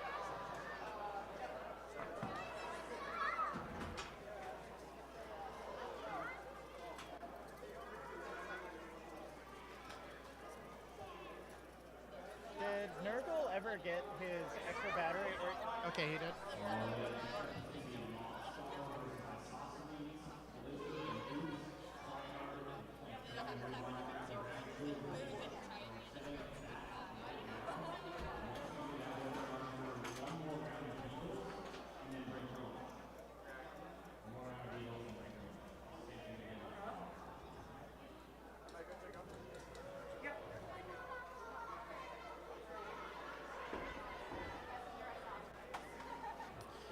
Coming into the arena next, we've got Lobstarr and Isosceles. Lobster is the lobster-looking red robot. Isosceles is the yellow and blue one.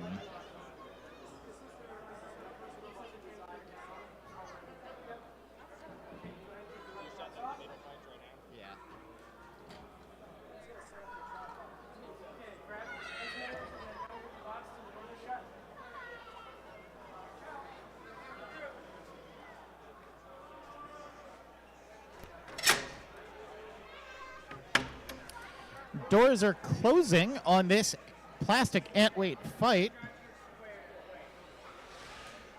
Both these robots don't seem to be having driving issues. Lobstarr's got that cute little mustache driven on him, or drawn on the front. Really like that. 2 control bots here. Y'all ready? Yeah, they're ready. Audience, please help me count down from 5, 4, 3, 2, 1. Fight, robots, fight! Both these robots are going to have a control match. We'll see if we can't get the pit involved. They've both got lifter arms. Good timing on the pit actuation there. Lobster's in. And Lobster's out. Not a very good lobster pot.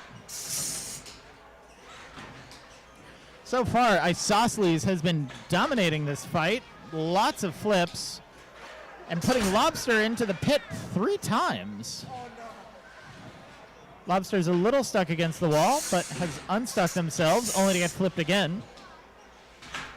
The fun story is when your robot is upside down, all of your controls are reversed, which can make driving very tricky. And even the most seasoned drivers go in exactly the wrong direction. Very good rally here from Isosceles. And not letting Lobstarr have any time.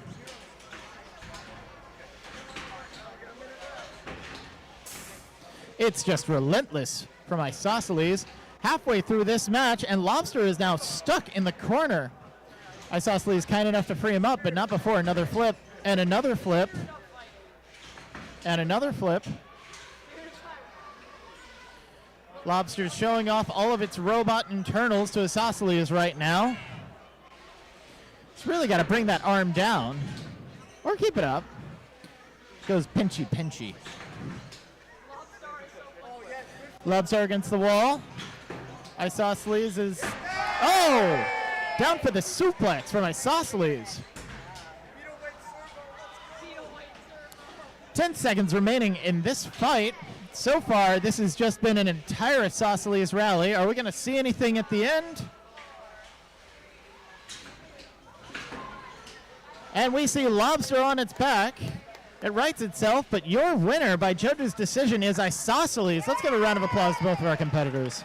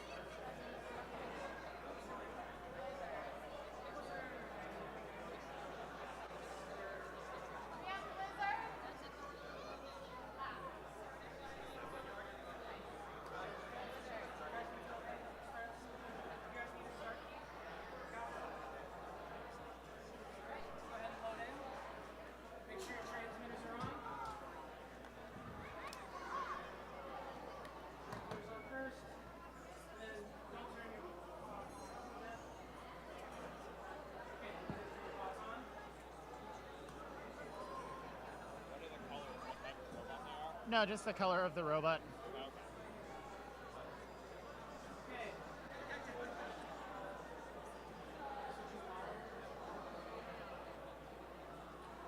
We're good.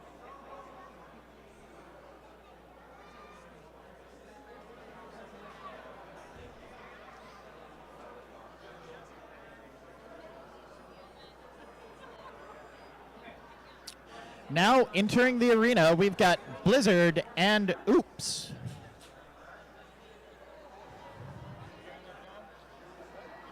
Wait, which robot is which?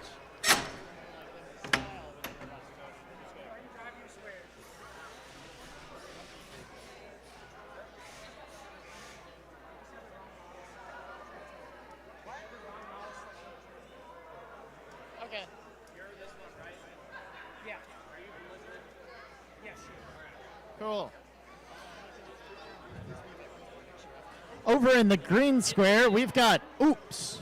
And closer to us in the red square, proudly featuring... That's Anna, right? Or Elsa? I don't know Disney characters. I'm sorry, audience. But we've got Blizzard.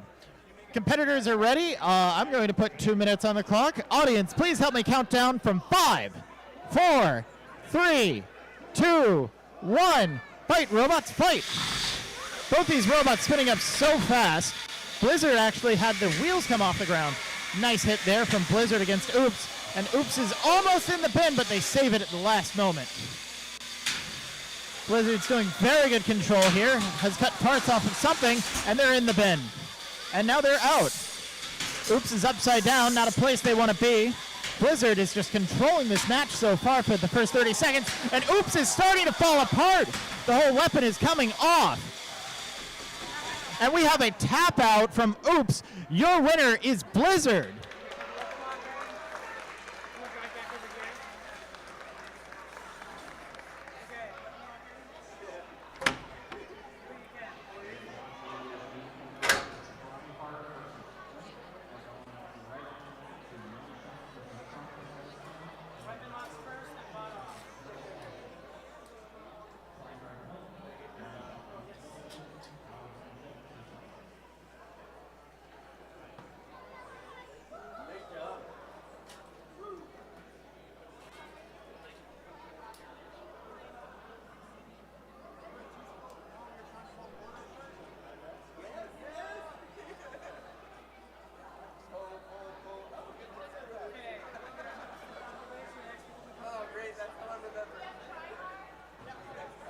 Tryhard? Okay. Guess who's loading? Make sure you transfer around first. Okay. Now you go ahead and turn on the bus. Our final two plastic antweights are now entering the arena with Tryhard and Plink.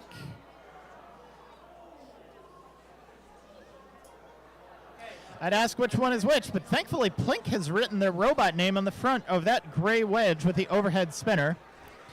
Tryhard featuring Golf Racing colors, which is going to automatically win them more points with the judges.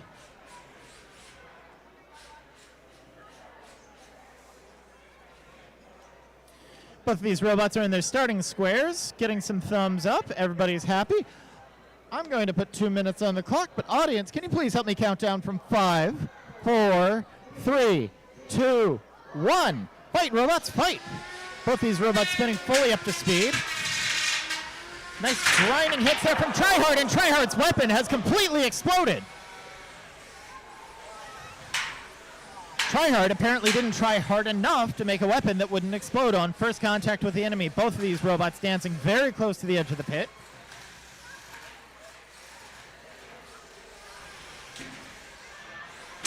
Plink's weapon is back up to speed, but it looks like he doesn't have the reach to hit Tryhard. But he can fly. He's bringing a little bit of Tryhard's weapon back with him from the pit.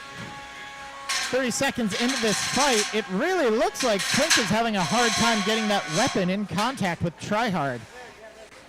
He did just knock another ear off, so if he can keep that happening. Pin here from Tryhard onto Plink. If Plink could flip upside down, they could turn that overhead cutter into an undercutter. They might be getting better contact against the exposed bits of Tryhard. Instead, they get a free ride to the pit.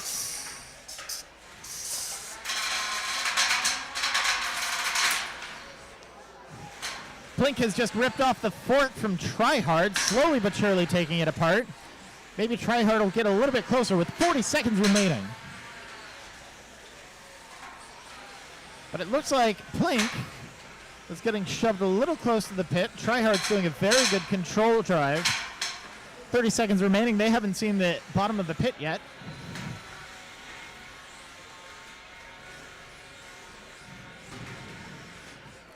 Both these robots trying to vie for position, and Tryhard has gone in the pit and now has come out of the pit, but is stuck on the pit.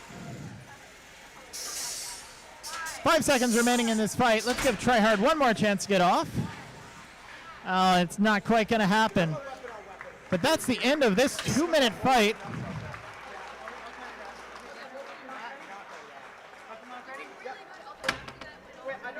The robot who's remained in most of one piece, Plink.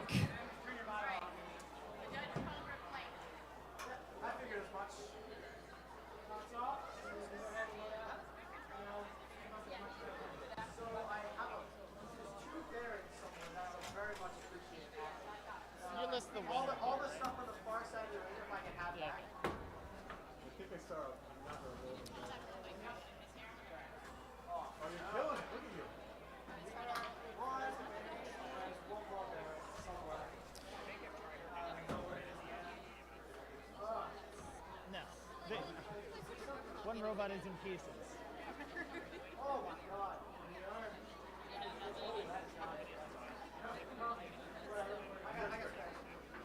In the last 30 seconds, he did turn it around pretty well.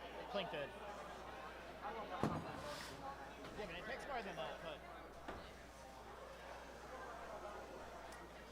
That was the last of our 1-pound plastic fights for this round. We're actually going to go back up to our 3-pound class.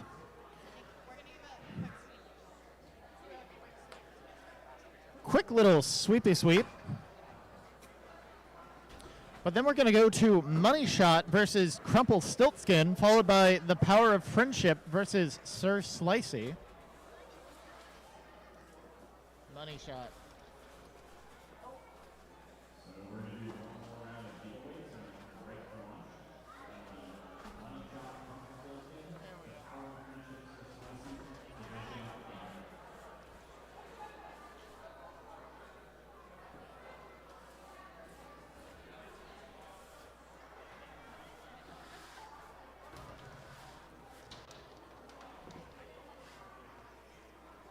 Most of our 1-pound plastic competitors, they're going to spend the next hour or so trying to desperately glue their robots back together.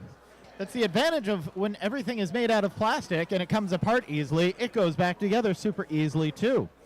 It's a great and easy way to get into the whole sport.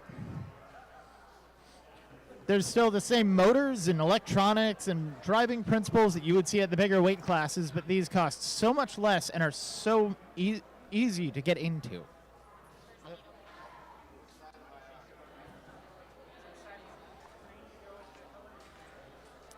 Just waiting for our 3-pound competitors to finish putting their top plates back onto the robots.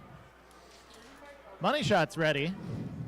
Fresh off of that fantastic win.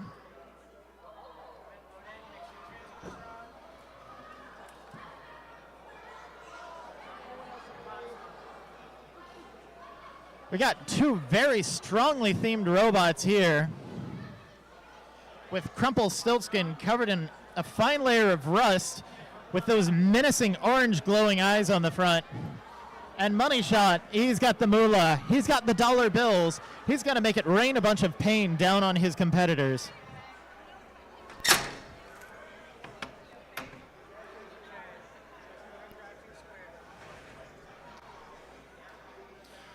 Doors are locked and both of our competitors are driving to the side.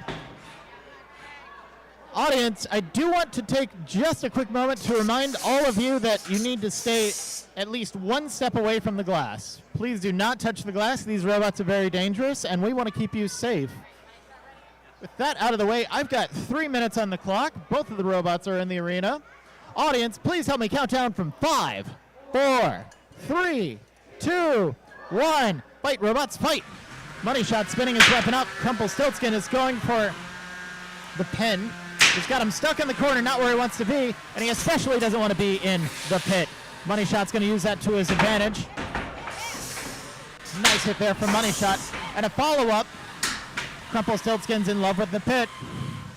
Money Shot seems to like that corner right next to where he's driving from. But they've gone to the other side. Wonderful pit from both of them. Money Shot's upside down, exposing that nice soft underbelly to that weapon of Crumplestiltskin, but Crumplestiltskin has to capitalize. Crumplestiltskin stuck on the wall. Money Shot gonna use that to his advantage. Nice pin there from Crumplestiltskin, but he did not capitalize, but he goes for the bite. And he has ripped some very expensive parts off of Money Shot. He's now stuck in the top. He's got himself unstuck, but there are some very large gashes in the top of that robot that were not there to begin with. With these robots heading over to the pit, Money Shot's in it and out. Money Shot is now bent up at the top, not where he wants to be. Crumplestiltskin is using Money Shot's own weapon against him. But Money Shot is going to make him pay for that. That was really loud, and I have no idea what happened. Halfway through this match, both these robots brutalizing each other. Crumplestiltskin has the pin, but he's not going to go for that hit because it's straight into the weapon. I told a lie. Apparently, he does want to smack right into that weapon. Money Shot is now stuck on his face. Crumplestiltskin's going to try to escape and get a nice scoop from the back. 1 minute remaining. Crumplestiltskin volunteers himself into the pit. Money Shot's going to make him pay for that.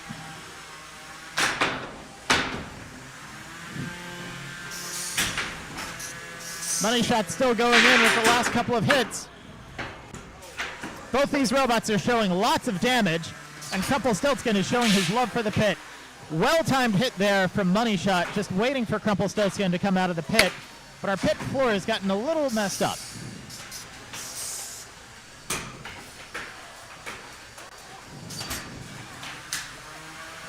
Money Shot is really biting his hits here at the end. With 15 seconds remaining.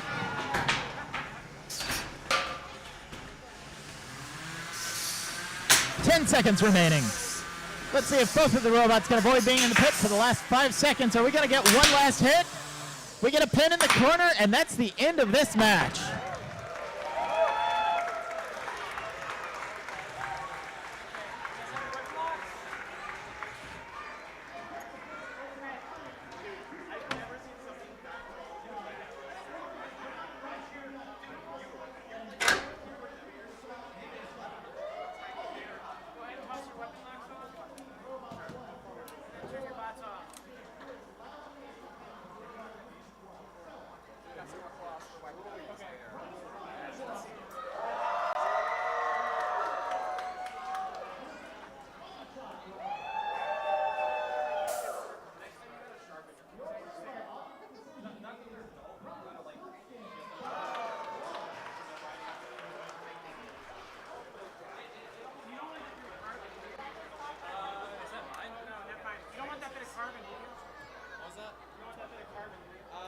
That was awesome.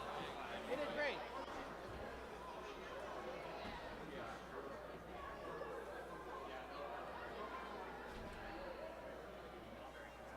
Anna, can you grab me a water bottle?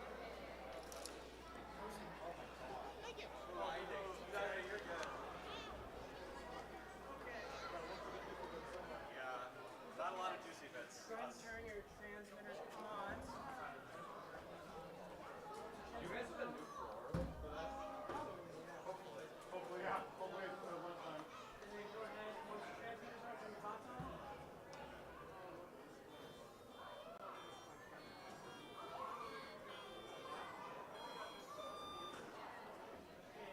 Are all the bots on? Yeah. Go ahead and get your Robotics. Re-entering the arena after their near beheading in the last match. They'll be going up against Sir Slicey. Sir Slicey, who had a particularly smoky exit during the last match, catching fire after a very kinetic back and forth against Prince.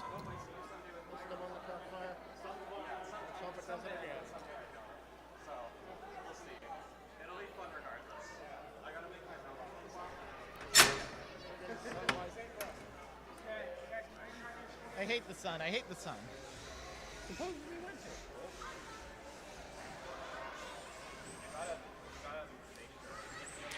Yeah, I'm good.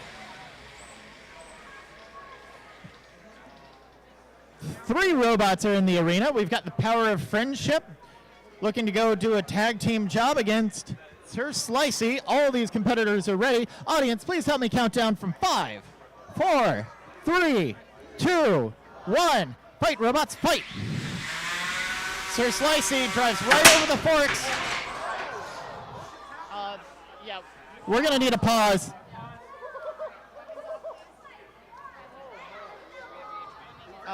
No. It was one of the gap covers. Should we put it back on? Yeah. It would appear as though Sir Slicey has slightly knocked a part off of our arena. We're going to tape that back into place. That's actually a safety cover to a safety cover. But it needed to be a little better held into place. Sir Slicey is happy hiding in the pits.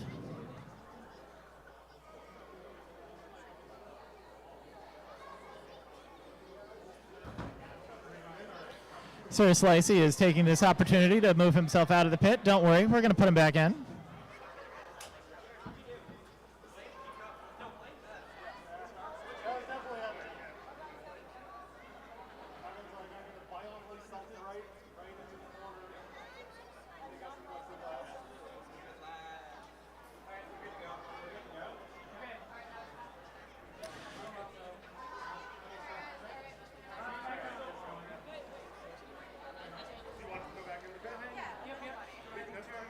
With that piece of bulletproof glass back in position, we are ready to get our competitors back in the action.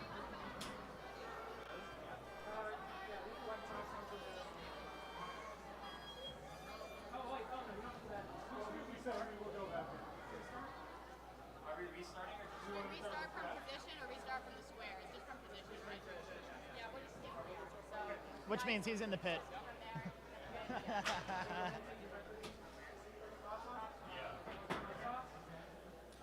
We're going to restart this fight in just a couple more seconds now that our competitors have their robots back on. Sir Slicey is hiding in the pit. He has not run away from this fight to leave it to the Power of Friendship to figure out who's best. 2:51. That was 10 seconds into this match. This match is going to resume in 5, 4, 3, 2, 1. Fight, robots, fight!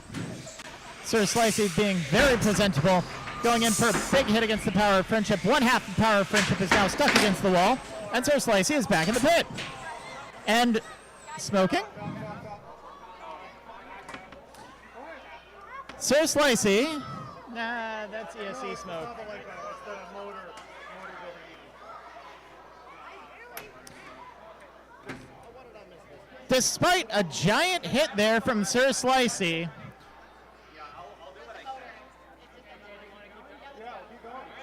we're going to resume this fight. Let's keep going.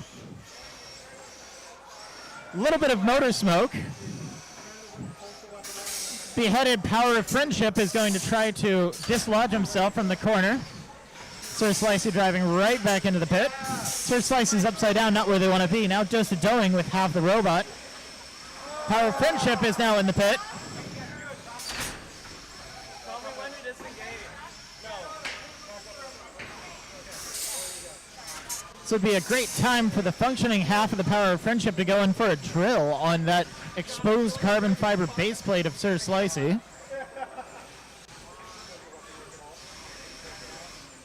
He's jockeying for position, but something seems to be up with his drive. The head of the other half just went into the pit. Both these drinky birds looking a little drunky bird.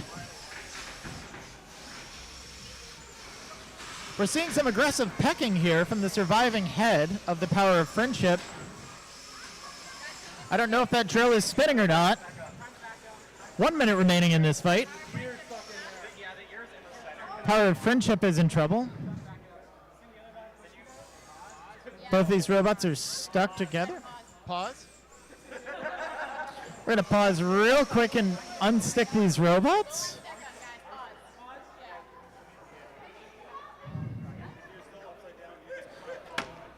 Going in with our certified safety snake, we're going to dislocate these two robots.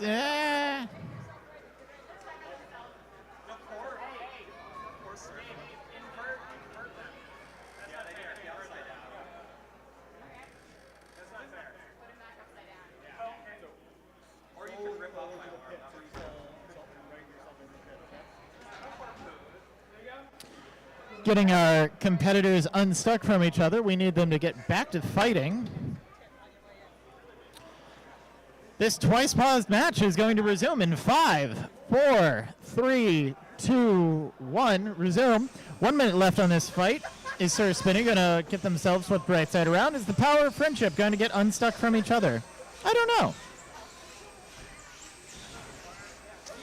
The power of friendship has decided to unstick themselves by going into the pit voluntarily. Everybody likes the pit. The pit's great.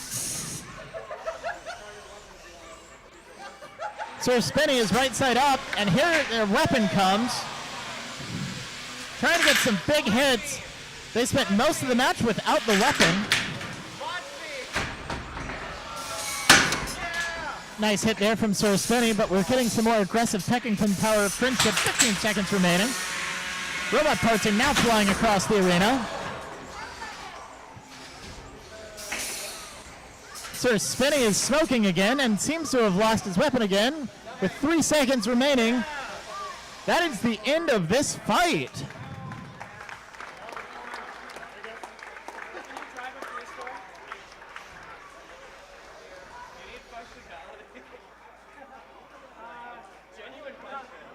Audience, once again, I'm going to need your expertise at robot fighting.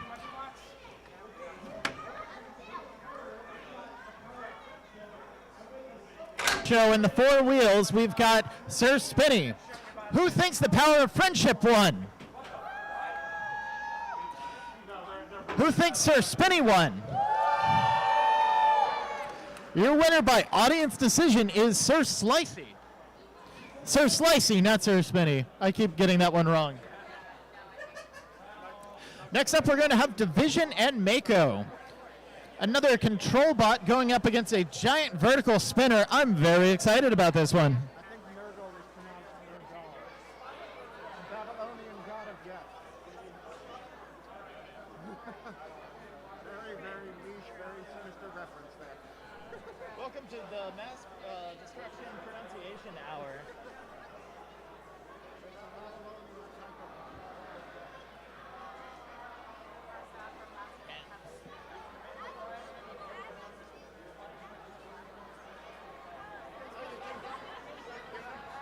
Nergal says Nergal.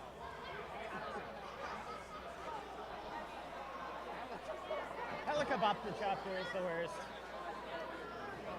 Coming to Julie Andrews.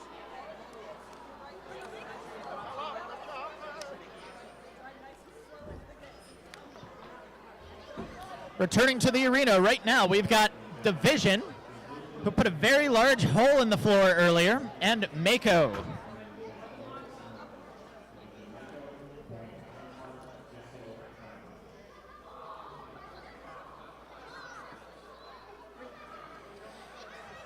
Mako's going to use that saw to try to cut through the top plate of Division, whereas Division is just going to try to explode Mako. Both these are very seasoned competitors, have been to MassDestruction many times. Division is driving around and getting a sense for the arena and where to get stuck in the arena, whereas Mako's just going to play it cool.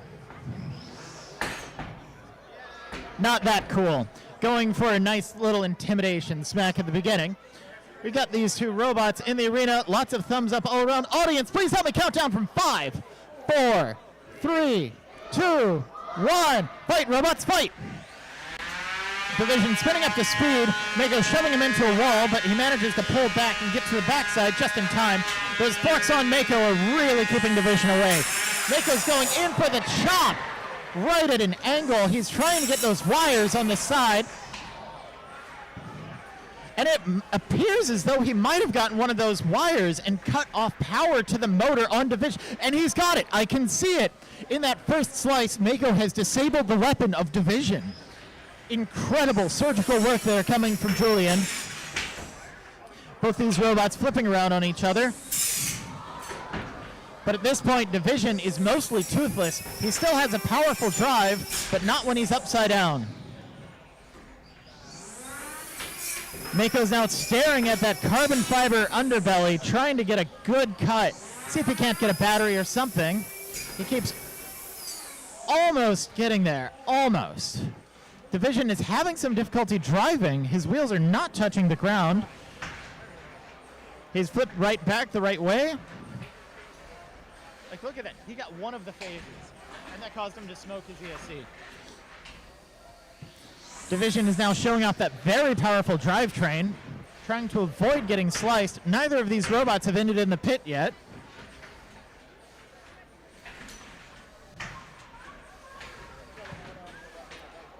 I spoke too soon. Division has now gotten in the pit and gotten himself out of the pit.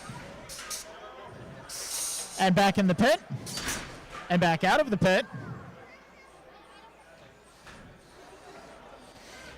Mako's going to try to give him a bit of a helping hand here.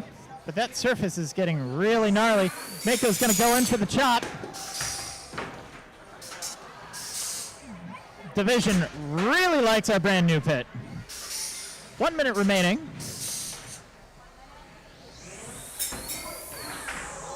Strange inversion there. A nice mix of turning and spinning. Division's on his head. His wheels are off the ground. Mako's not going to let him stick around for too long.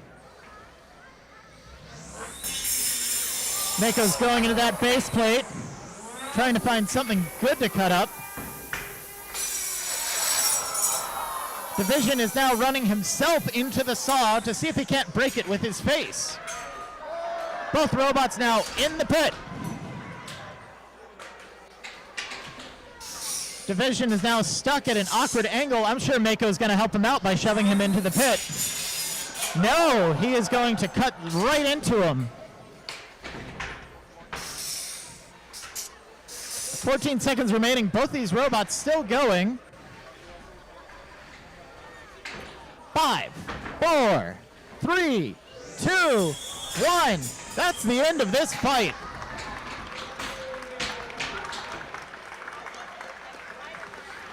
Your winner, by sitting on the cutting edge of robotics, is Mako.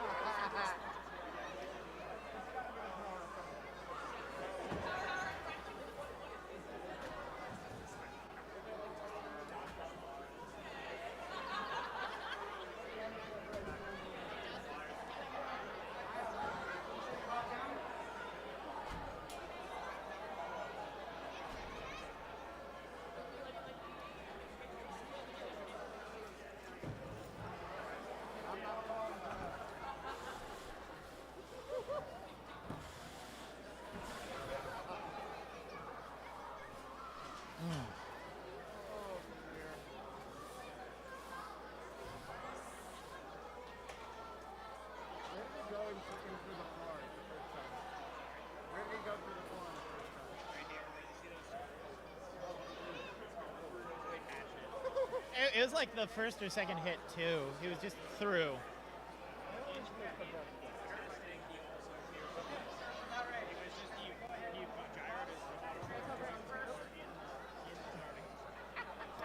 Oh, yeah, I'll do that. At some point, somebody's going to actually impale themselves on the pit floor and get stopped from just That's my prediction. It's backed up by steel.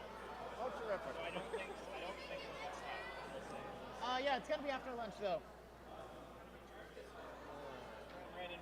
I'm glad we didn't break with them on the spot. Because they would just be. Oh, yeah, through. Oh, goodness. Now entering into the arena are BOINK and Rampart. BOINK is yet another hammer saw, using those long forks for control, and that saw to try to get to the unarmored sections of Rampart. Rampart in blue and gold, fantastic color combination. He's just going to be using his vertical spinner to try to throw BOINK into the ceiling over and over again.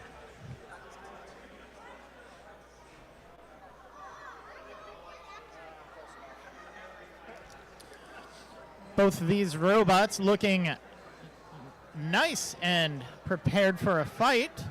I'm seeing thumbs ups all around. Audience, please help me count down from 5, 4, 3, 2, 1. Fight, robots, fight. BOINK is going for good position at the start, but Rampart isn't going to let it be that easy. But he's got him pinned against the wall. Nice big smack there. It seems to have gotten Rampart flipped upside down, and Rampart isn't spinning anymore. Rampart, did that one hit knock you out? Did it even go through your top plate, or did the hit just concuss your robot? I think we might have had a one-hit wonder here. Rampart slowly trying to bring it back, but that one bonk from BOINK seems to have done the do and knocked Rampart out.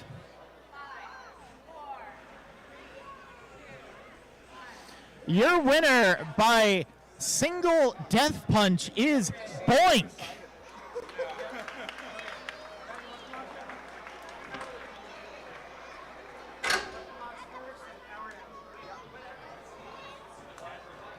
That was impressive.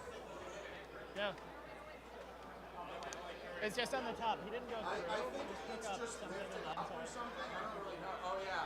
Yeah, see? I think it just jammed the wheels or something.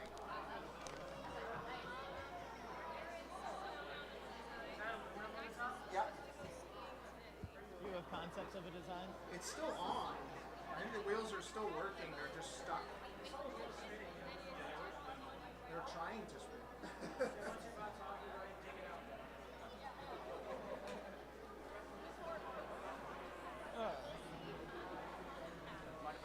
Next in the arena, we have Jackalope and Counterpunch. A four-wheel drive vertical spinner versus a two-wheel drive vertical spinner. Both of these robots are very energetic and very fun.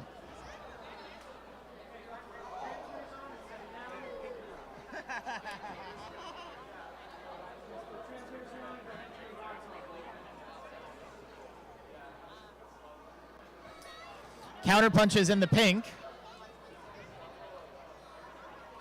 Jackalope with the four wheels in orange and black.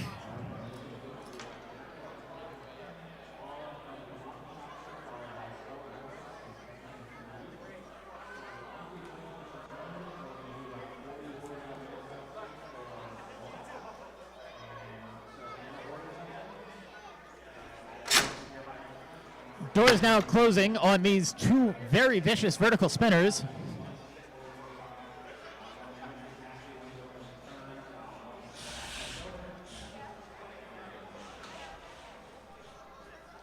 Counterpunch in the previous fight, showing very strong weapon performance, but with a bad habit of getting those really long forks stuck in the floor. Jackalope over here in the red square lost a drive side relatively early, but that didn't stop them from still being competitive through the rest of their last match. 3 minutes on the clock. Audience, please help me count down from 5, 4, 3, 2, 1. Fight, robots, fight. Both these robots spinning up to speed, locking horns in the middle. Jackalope trying to jockey for a position. Counterpunch isn't going to let them. No serious hits yet, just a little bit of flipping while both of those long plastic forks get locked into each other. Cheeky hit from Jackalope. But the size of Counterpunch is just dominating this fight. Big hit from Counterpunch. Jackalope is trying to get the right way around. Both of them dancing around the pit, and Counterpunch is in and out. Jackalope's upside down. Counterpunch is using perfect timing there. Both these robots are heavily utilizing these forks in order to try to get position under each other, and they're both in the pit. Both spun up to speed. In the pit is not a place where they want to be. Jackalope is stuck on the pit floor, but she is out now. Nice hit from Counterpunch before getting stuck in the pit.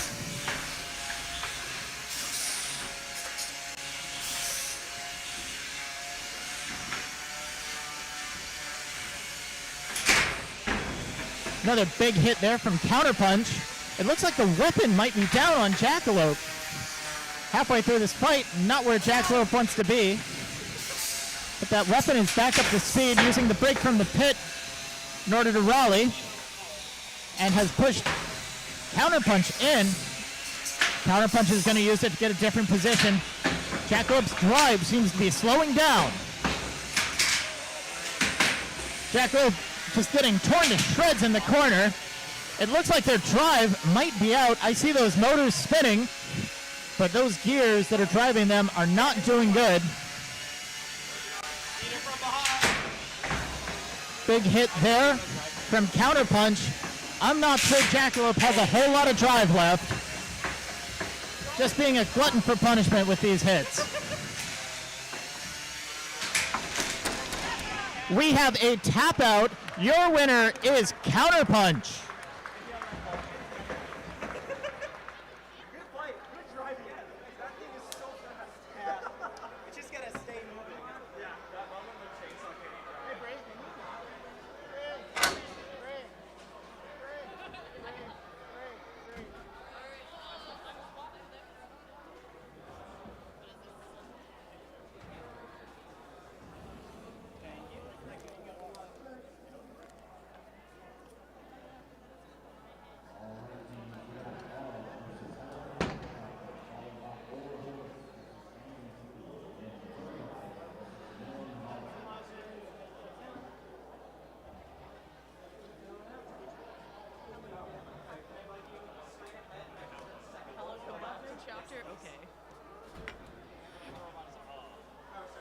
All right.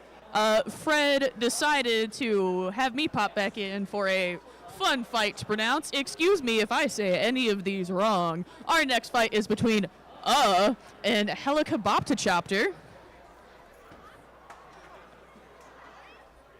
Yes, I did say that right that time.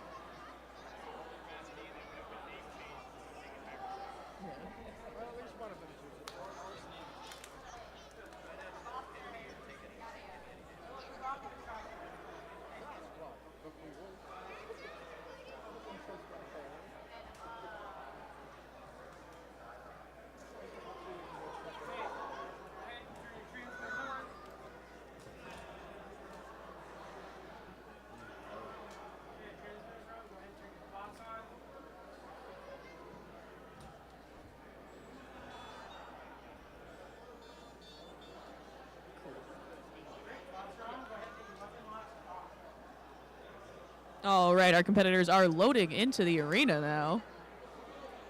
What? Yeah, I know.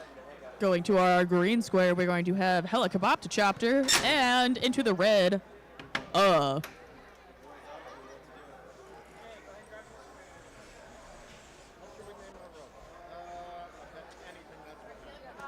right, competitors, are you ready?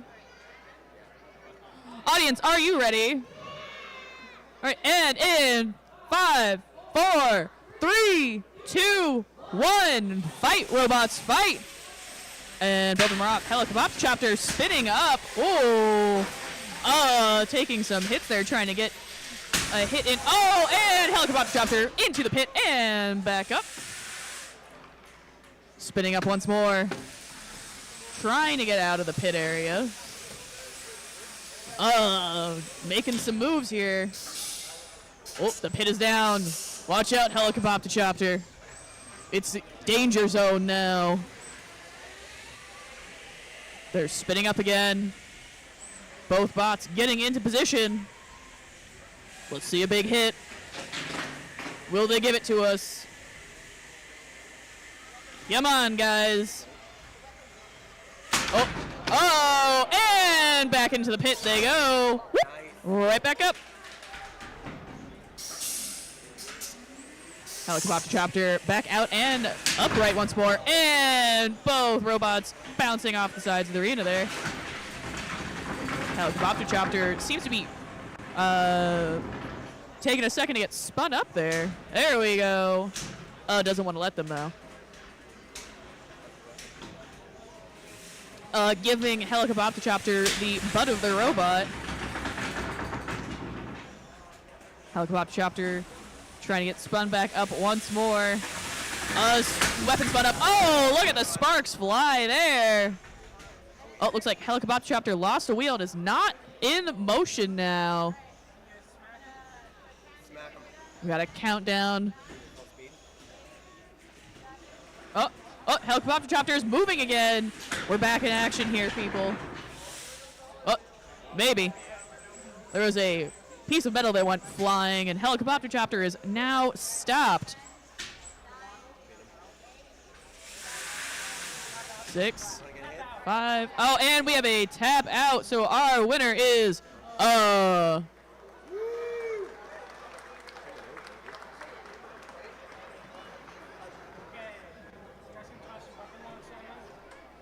Coming up for our next fight, we will have Oroborus and Phantom 3.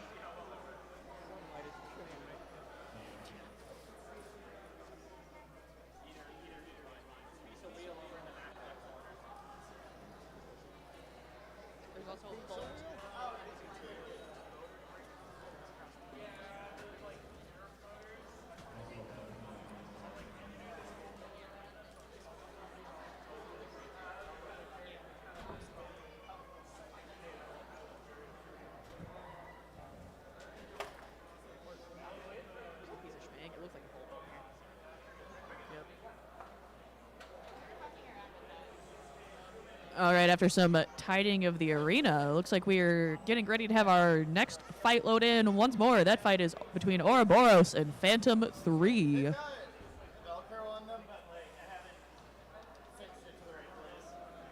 That is way more torn up than it looks like. Yeah. We're gonna sand it. Do you have a replacement? Yeah. Okay. Do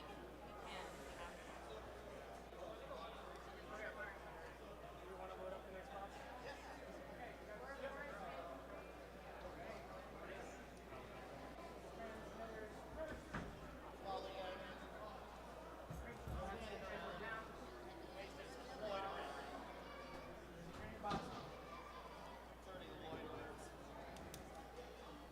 All right, our competitors are loading in our green square. We're going to have Oroborus, and in the red, Phantom 3.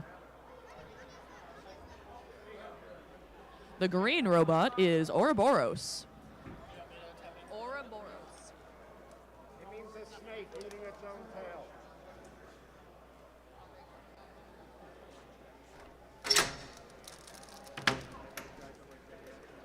Hey, all of my spectators in the venue, if you are near the arena, please take one step back. That is for my small friends there at the front on the opposite end. Please take a step back away from the arena. Thank you.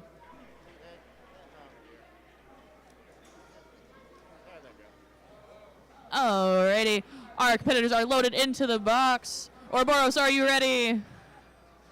And looks like we also have Phantom 3 ready. Audience, are you ready? All right, and then in 5, 4, 3, 2, 1, fight, robots, fight. Both weapons spinning up. Oh my gosh, we have a piece of someone flying. Both robots looking to get spun up again. Oh, and Oroborus sent flying on their side now. Looks like we have a part of a belt or a wheel sticking out of their chassis currently. Oh, and Phantom 3 trying to knock them off their side and going into the pit. Back out now. Uh-oh, watch out, Phantom 3. Oh, into the pit, but they've got themselves back out. I feel like that gets extra style points.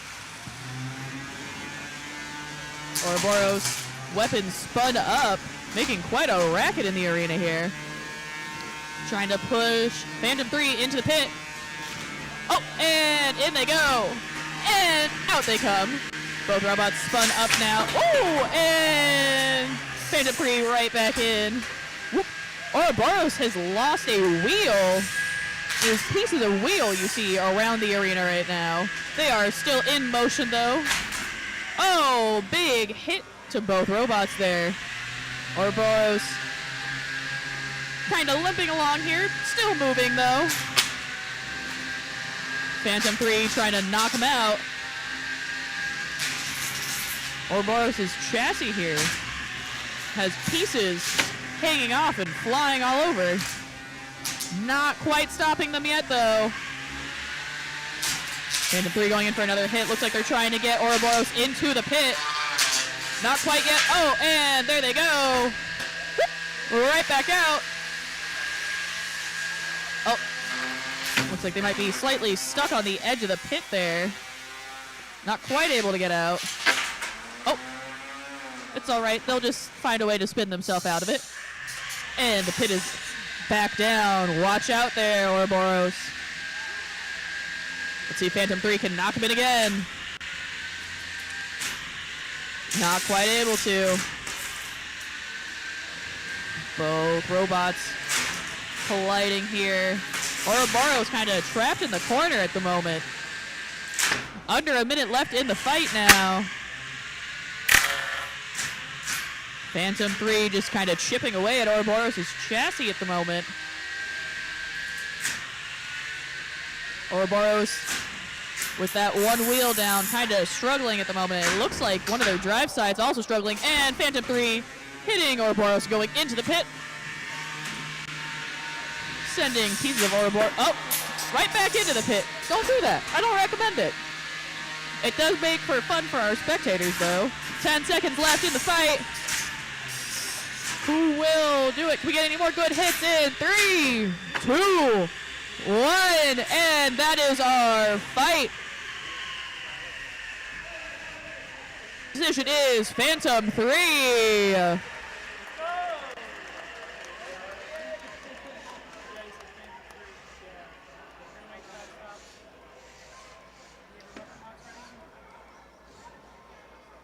Coming up for our next fight, we have Verticalizer and Melon Baller.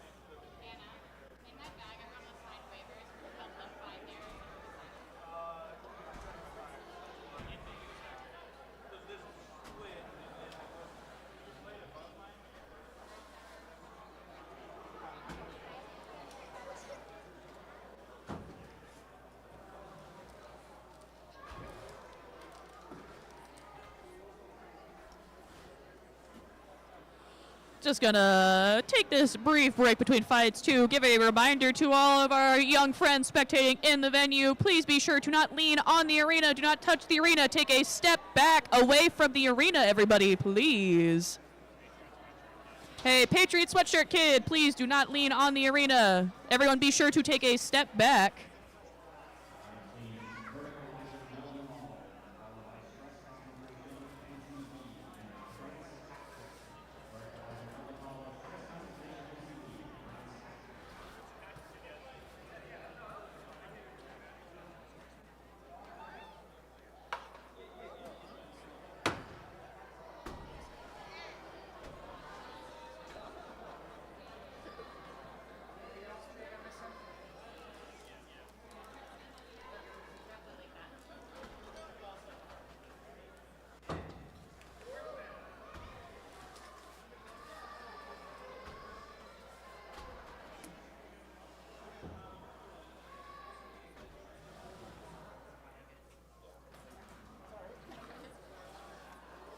I just know my spatial perception issues when I walk into that fucking room.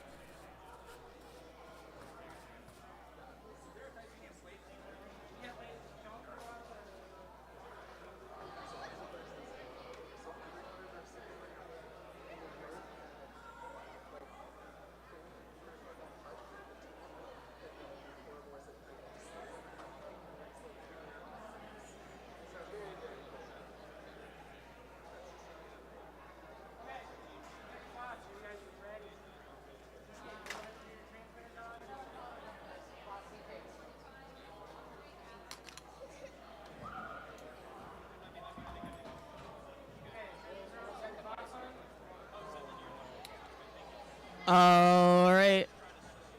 Our next competitors are loading in. Heading towards our green square, we will have Verticalizer, and towards the red, Melon Baller.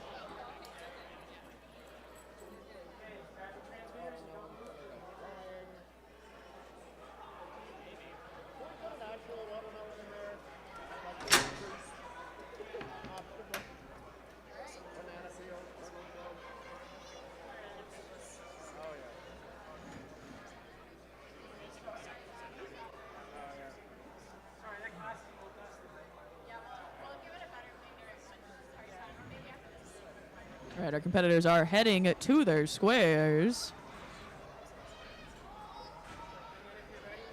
Alrighty, Verticalizer, are you ready? Melon Baller, you are ready. Audience, are you ready?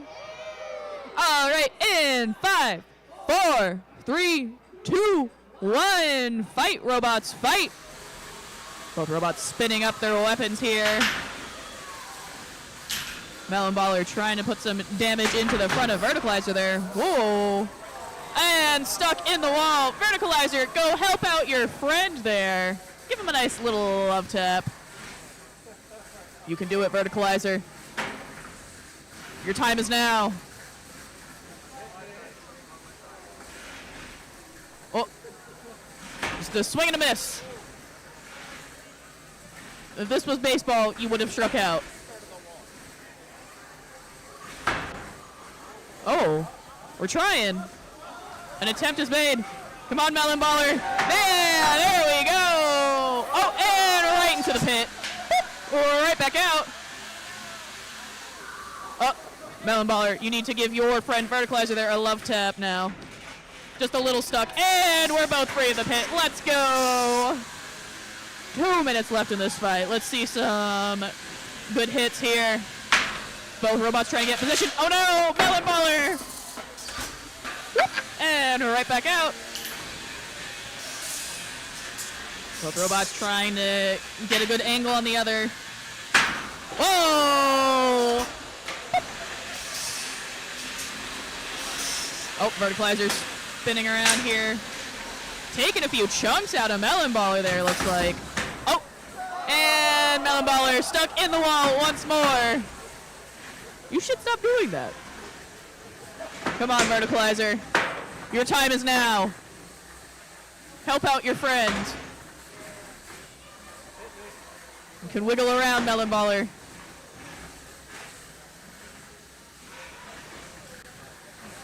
Swing and a miss again. Nope. Melon Baller once again stuck. Verticalizer not quite able to get the right angle, looks like. Oh, there we go. You can do it.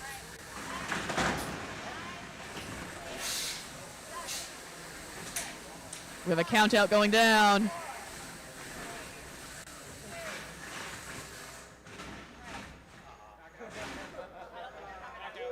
And winner by knockout is Verticalizer.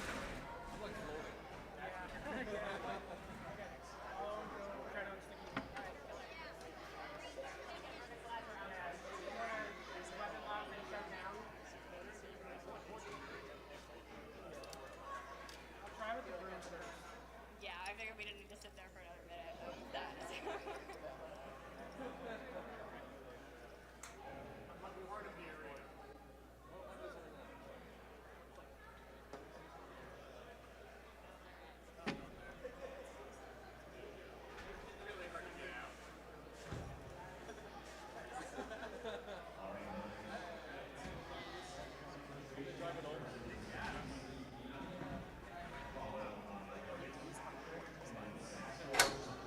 Weapon lock and then power down.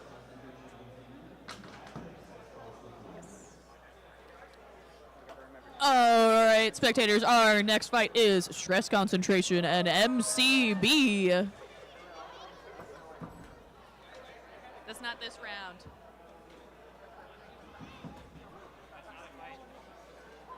That's not one of them.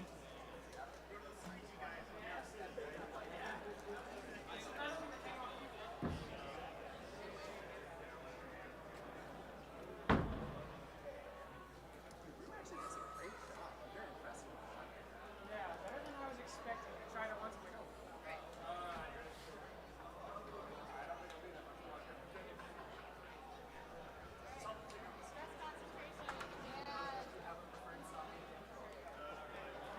Make sure your transmitters are on first.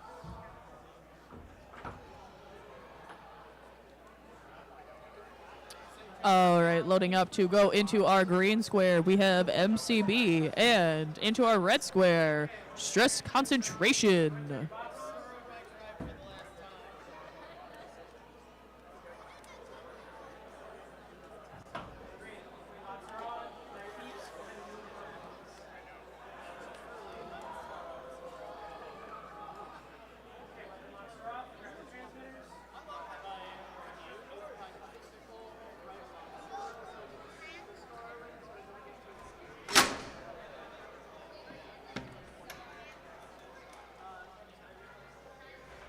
Our competitors are loaded up and heading to their squares. All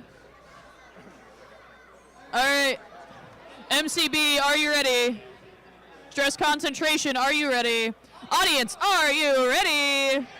And 5, 4, 3, 2, 1, fight, robots, fight! And both robots are off. Spinner spinning up on Stress Concentration, trying to get a good angle here on MCB. Both also trying to avoid some sad holes in the floor there with their forks. MCB, oh, driving, unfortunately, both themselves and Stress Concentration into the pit. MCB inching back there a bit. Stress Concentration still trying to work their way off of the pit floor. Going back down. We're going to give them a little helping hand. And they are off the pit now. Upside down, but you know what? This is what happens sometimes. Oh, and MCB losing a fork there. Trying to drive into Stress Concentration's weapon. Stress Concentration said, okay, I'll take that. Trying to grind away at the back of MCB here. Not quite able to get a good angle on that just yet. MCB looking to try and get out of the way here. They don't want to get into that weapon there. Stress Concentration still trying to get a good angle here. Oh, going under MCB. MCB looking to get away and trying to get an angle on Stress Concentration themselves. Use that flipper. Not quite there yet. Oh, and Stress Concentration tearing apart of MCB there. It is stuck in their weapon, it looks like, though. Whop. That's not fun. See if they can shake it loose. MCB, meanwhile, trying to get a good angle to use that flipper. Stress Concentration said, don't need the spinner. I will just throw you around. Driving MCB into the corner there. And releasing. Both robots trying to get a good angle on each other now. Oh, Stress Concentration has themselves under MCB. MCB trying to get away. Oh, looks like the slight stick there. We're good though. Both robots trying to get the perfect angle to dominate this fight. MCB just kind of waving their flipper here. Hello. Right around 30 seconds left in the fight. Oh, careful, MCB. I almost saw you back into that hole. You don't want to do that, but it would be funny.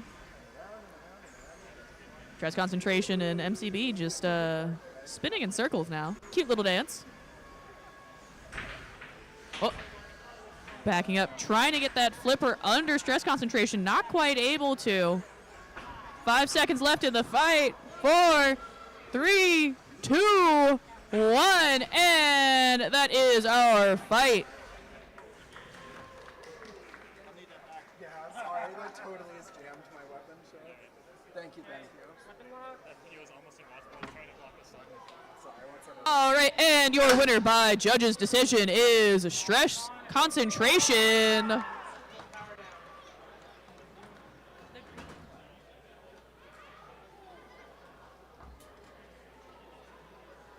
Our next fight will be Prince and Hat Trick.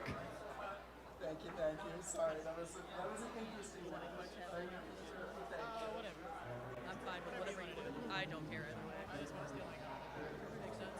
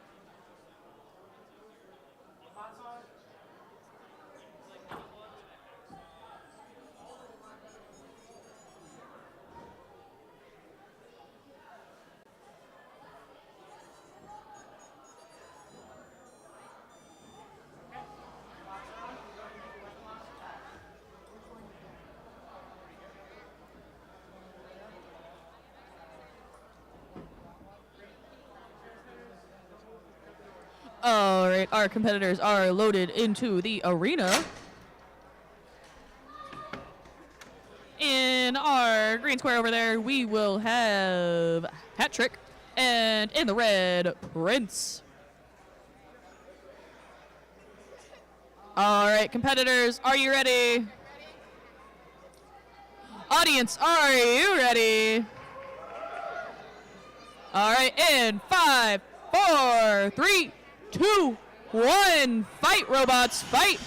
Both weapons spinning up. Oh, and directly into the pit. Hat Trick. Prince going back for more. Going for another good hit. Hat Trick trying to fight the arena. Please do not fight our arena. Fight your opponent. Oh, Prince taking a second to get spun back up there. Hat Trick going in for another hit, bouncing themselves off of both Prince and the wall. Prince still taking a second to get spun back up. Sparks flying as Hat Trick goes for another hit. Both weapons spun up and colliding once more. Whoa, Hat Trick going for the rear of Prince. Oh, and a wheel is knocked off of Prince, and we have a tap out. Our winner by knockout is Hat Trick.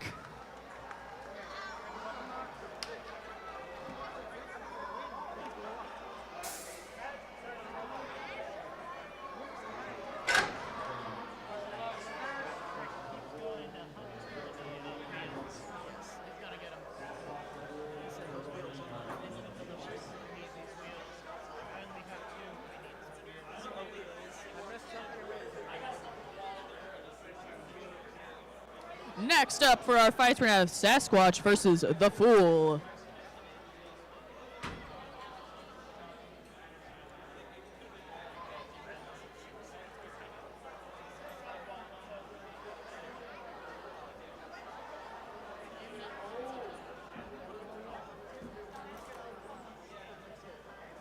All right, friendly reminder for all of my young friends in the venue, please take a step back. Do not touch the glass. Do not lean on the glass. Everybody take a step back. Hey, please stop touching the walls. My friend in the gray sweatshirt, you, don't touch the wall. Thank you.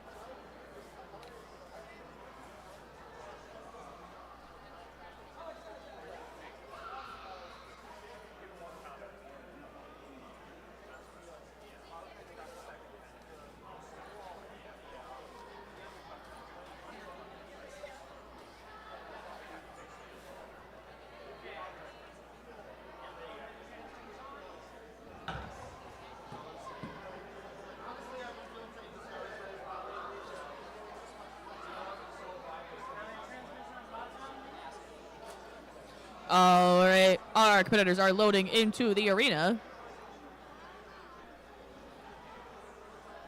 Going into our red square, we're going to have the Fool. And into the green, Sasquatch.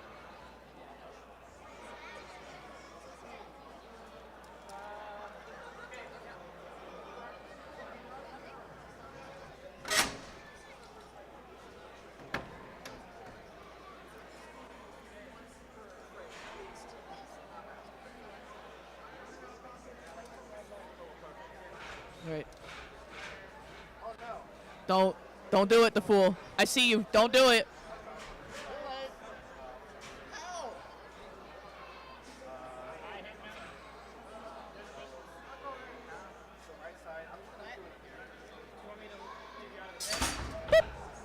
There you go.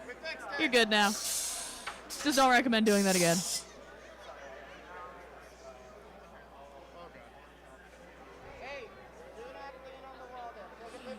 All right, everybody in the venue, take a step back from the arena, please.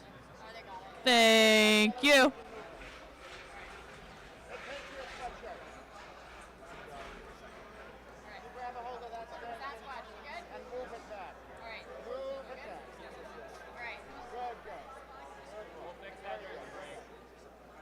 All right, our competitors are in their squares. Competitors, are you both ready? Audience, are you ready? All right, in 5, 4, 3, 2, 1. Fight, robots, fight. A little early start. And the Fool tried to drive Sasquatch into the pit and instead drove themselves. Sasquatch spinning up here. The Fool trying to send them again. Uh-oh. Sasquatch upside down. And right side up once more. Uh-oh. The Fool, you, my friend, you can do better. Don't send yourself into the pit. Send your friends into the pit. Oh, Sasquatch able to get free there.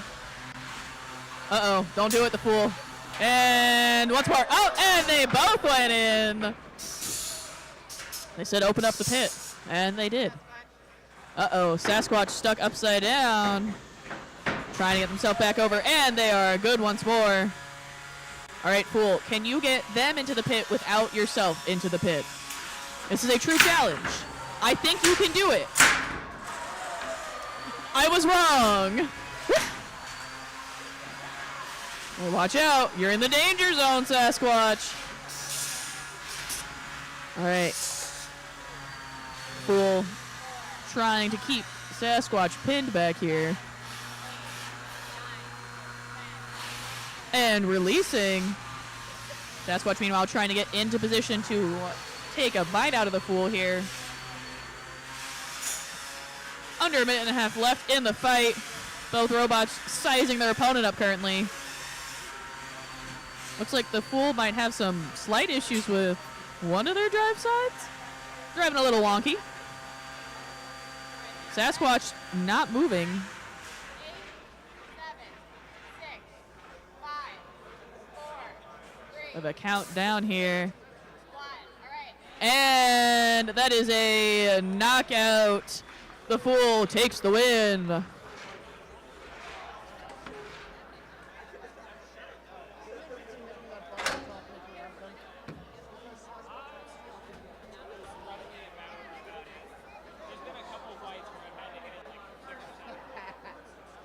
All right, our next fight and the final fight for this round before breaking for lunch is going to be TurboFIEND against Nergal.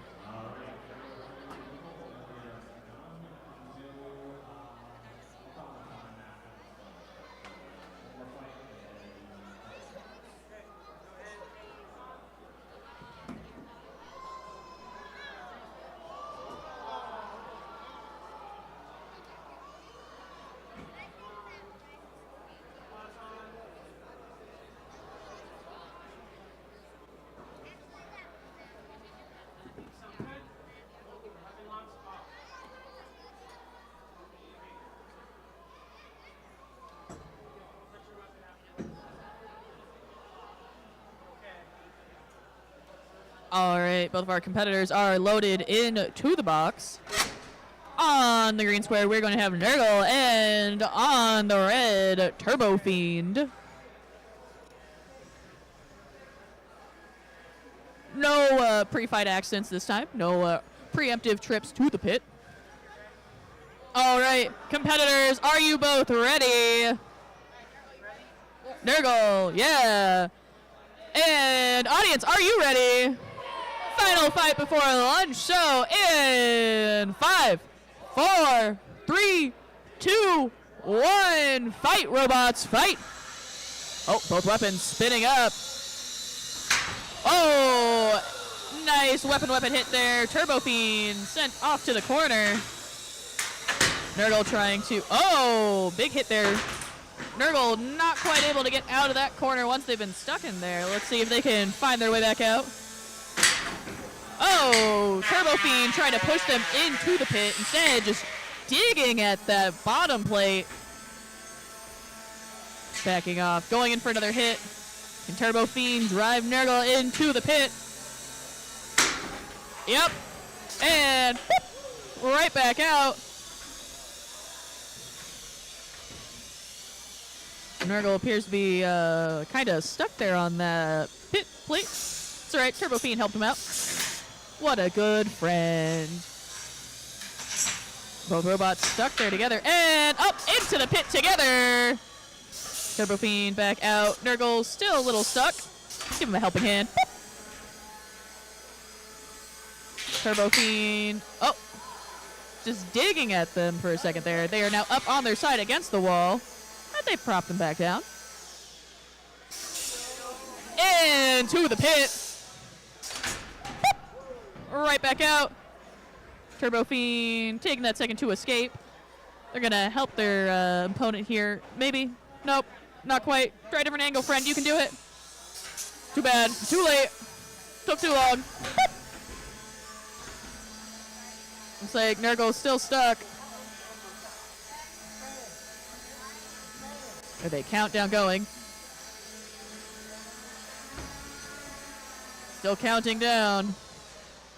Nope. Uh-oh.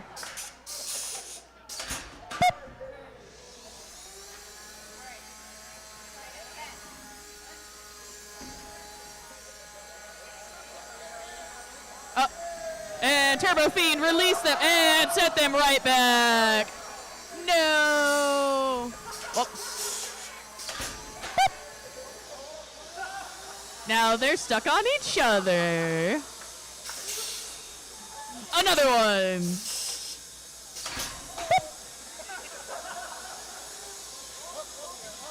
Oh, TurboFIEND is no longer stuck on top of Nergal at least. All right, almost there.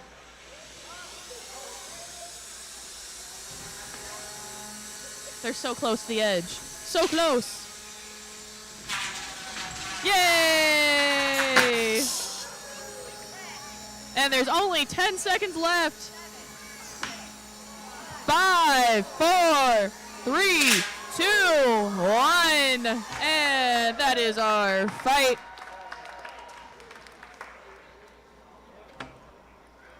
And our winner by judges' decision is TurboFIEND.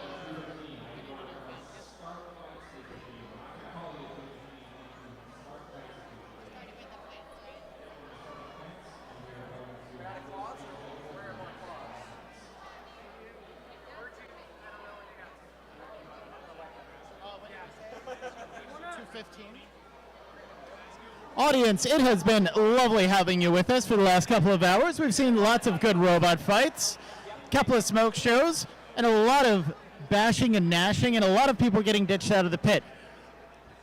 Unfortunately, the robots need to be recharged, and the humans need to be recharged too. So we are going to take a break for lunch.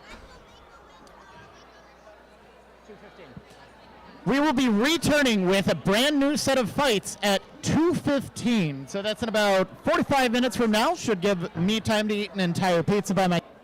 You enough time to go out and find a snack somewhere. You can check out the rest of the museum if you like, but in the meantime, we're just going to be sitting here working on our robots. Thank you again so much for coming out and checking us out. We will see you again in 45 minutes.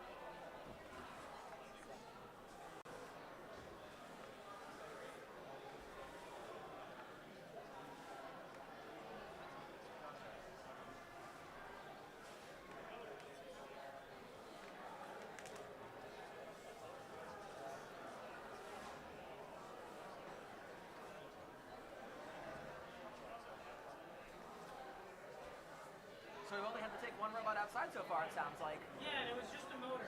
That smoked a lot. It smoked the whole way out. Wow. That was on Sir Slicey, right? Yeah. Where was the There's a few. And give it the big pieces, then we'll chop down the rest.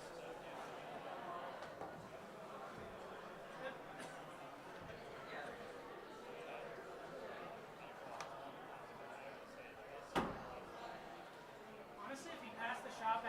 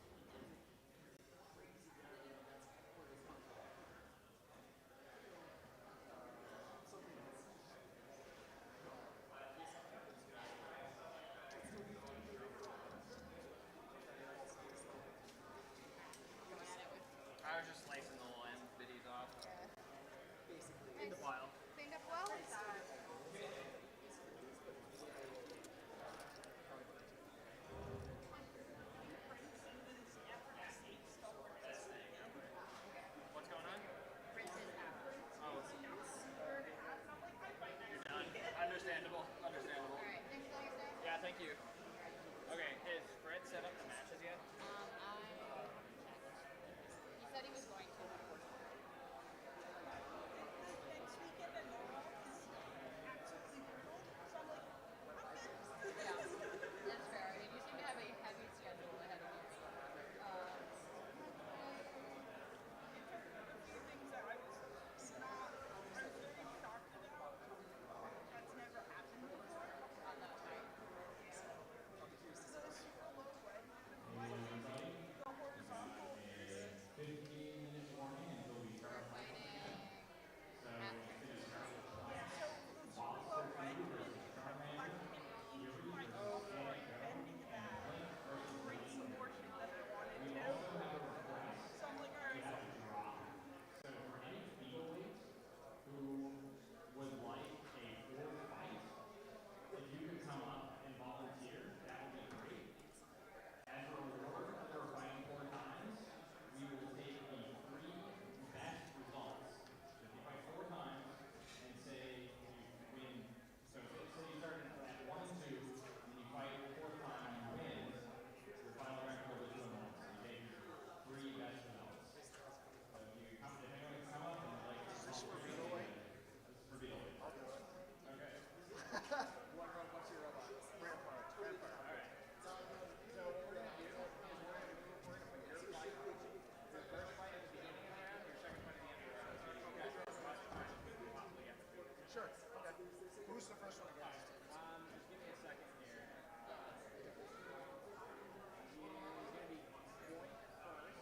I just. Yeah. So Damn it. we're gonna re-scramble. Okay. So we'll have you at the beginning and the end. Okay.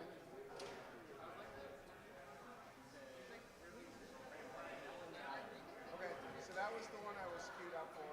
Okay. So we're gonna keep you on that one. We're just gonna scramble. Okay. All right. Sounds good. Thank you. Someone already offered to take up the extra fight. Yeah, somebody already got it. Oh. Checks. I might not make it.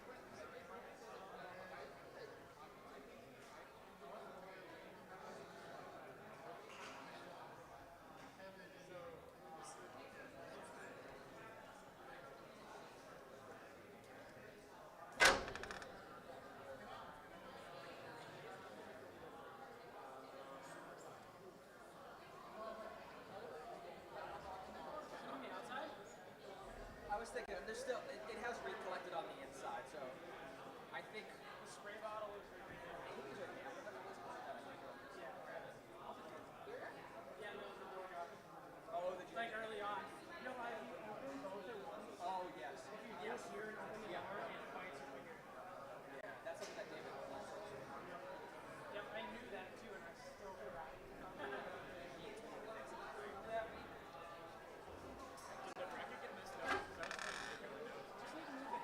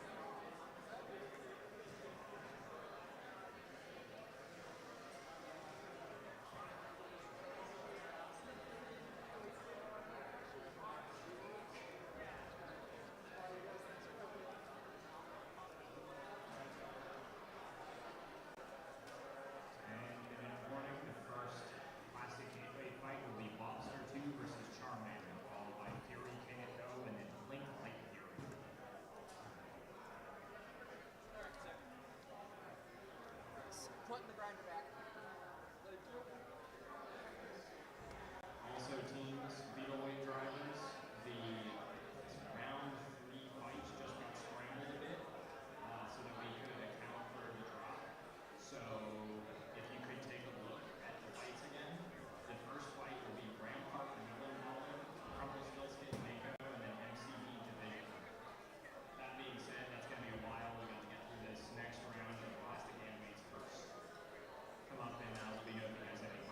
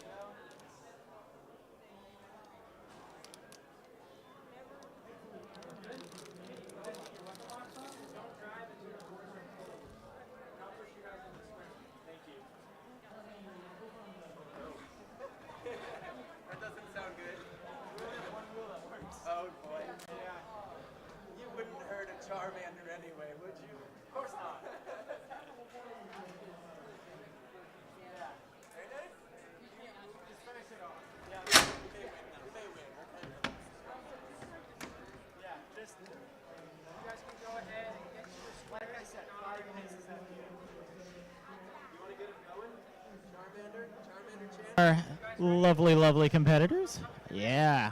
We got thumbs up. Audience, I hope you had a good lunch. Are you ready to see some robot fighting? Gonna deal with one thing really, really quickly. Bear with me for just a second. All right, I think we are all set to go. Luke, give me a thumbs up. Luke, yeah, cool, perfect. All right, audience, please help me count down from 5, 4, 3, 2, 1. Fight, robots, fight! Charmander spinning up that giant disc. Bobster, too, is sort of pivoting his way over. First hit there, didn't seem like a whole lot happened. We're hearing some loud, angry grinding noise. Looks like it might have taken the teeth off of Charmander, but he can still gum up the other robot. If I didn't know any better, I'd say that both of these robots were printed from the exact same material. They're just the perfect shade of orange. Bobster 2 seems to have started the fight down a wheel. Ooh, good smack there. And it looks like Charmander is starting to eat through the front of Bobster 2. There's a lot of juicy wires in that robot that I'm sure Charmander would love to eat, but that doesn't matter because his wheel just fell off.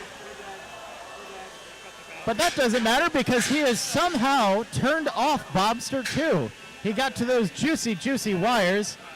Bobster 2, do we have any movement? I don't think we have any movement. I think this match is going to be a knockout. Your winner, Charmander.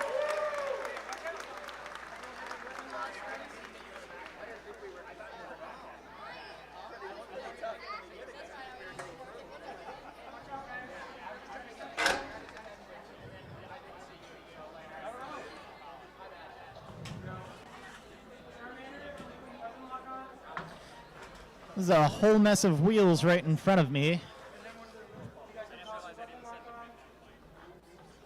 I don't think it mattered.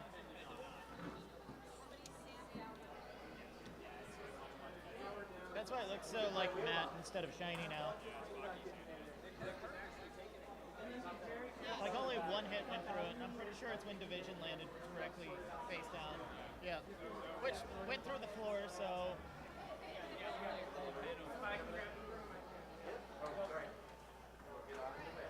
We're slowly getting all those plastic bits out of the arena. Gonna need a quick little sweepy sweep.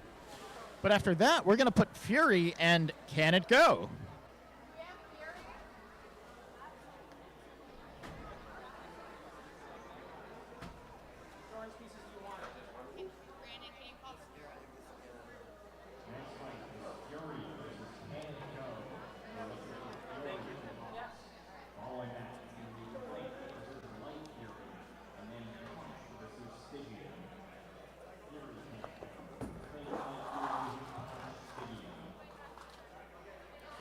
I see Can It Go's very distinct lobster trap red shape now entering the arena. Instead of having a big angry spinning disc, he's got a little servo arm that he's going to use as a waggle stick to try to pick up the opponents. See if he can't high center them. Maybe even shove them into the pit.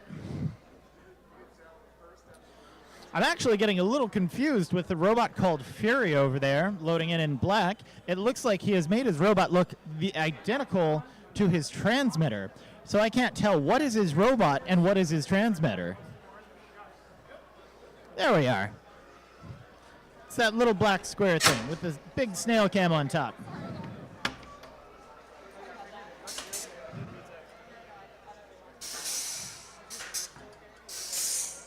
We've got our Pit of Doom loaded.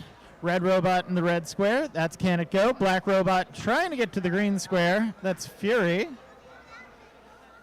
Fury seems to have gotten in a little bit of trouble in the 1 foot that he drove over there. Hopefully everything's okay.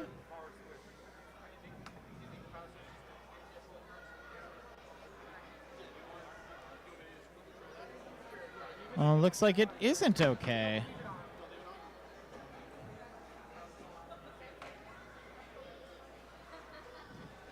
We're going to gently brush Fury out of the way.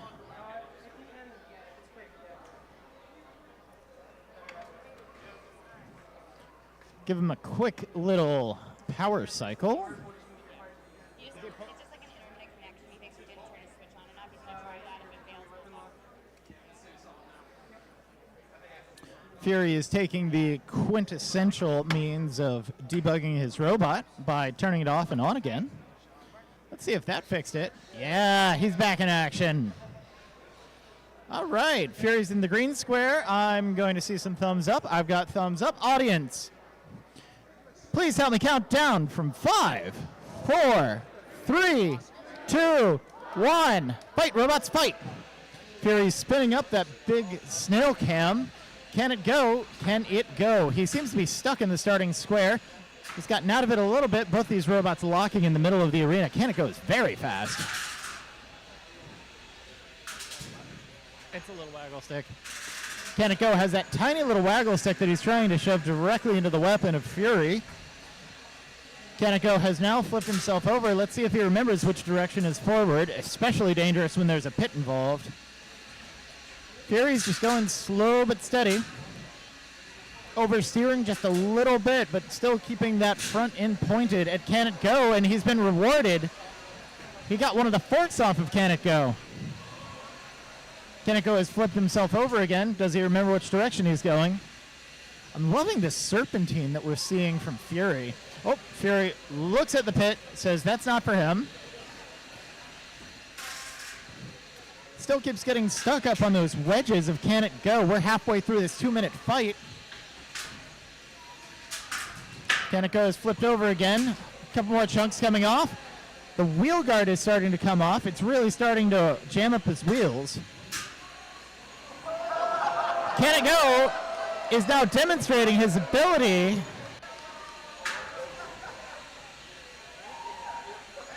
How did you do that? I'm not really sure how we got that breakdancing, but that was fantastic.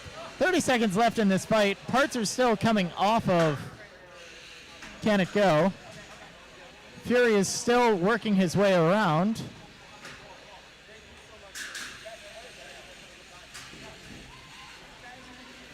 Let's try spinning, says Can It Go. Let's try the pit, says Fury. 9 seconds left in this fight. Can It Go has gotten his first pin of the match, shoving Fury into the corner, but that's the end of this match.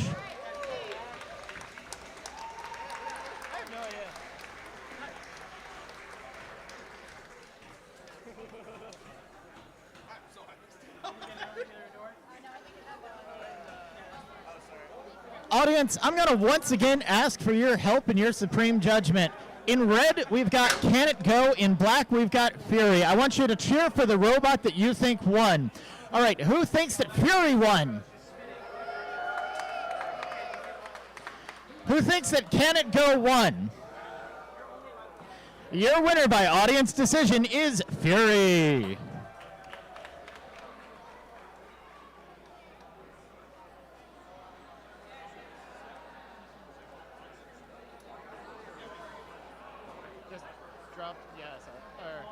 I was wondering who that was. Charmander won by knockout, right? Yeah.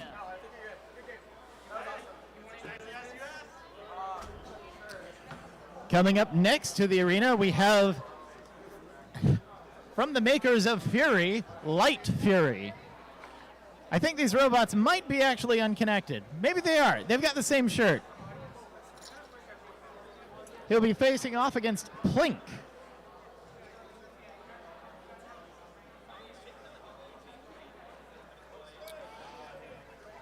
Plink is actually based off of a kit robot that you can buy from a website called FingerTech Robotics. This Canadian company makes a lot of the motors and electronics that we use in most of these, but they also sell a kit too, which is a super educational way to get into combat robots. They've got all of the hard stuff figured out. All you need to do is learn how to solder and put everything together. Plink is based off of that kit. He's 3D printed an extensive amount of the robot.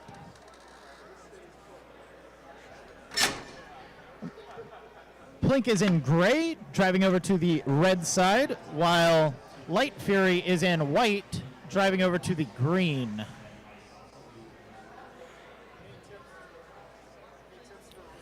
Light Fury seems to be having a little bit of hesitation, but I'm sure he'll be just fine. 2 minutes on the clock. Thumbs ups. Yep.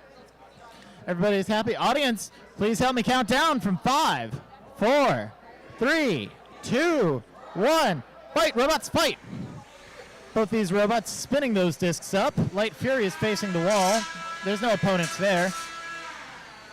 Plink is really trying to make the best of that, but still going weapon to weapon. Plink's now in that awkward corner, but he's working his way out. His weapon's not doing a whole lot of damage to Light Fury. So far, nothing serious, but they're going over towards the pit, and they're not anymore. Oh, and then they are! That's okay. Plink's here to have fun, and also to go back into the pit. Both these weapons getting back up to speed. Neither of them seem to have a hardness edge so that they could cut through the armor of the other. If I didn't know any better, I'd say that the tooth came off of Light Fury. And if you look at it, his entire disc has melted.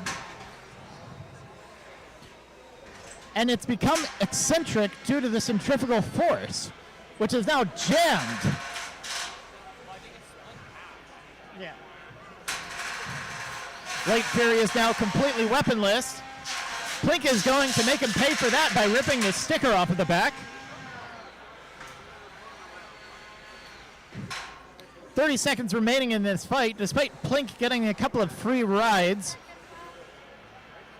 It looks like we're seeing some hesitancy from Light Fury now. Is he about to get knocked out? Are we seeing a count out on Light Fury? Can he still move?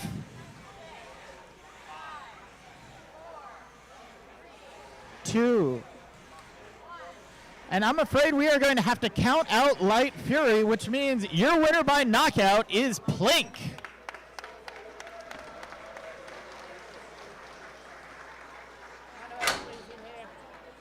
Oh, yeah.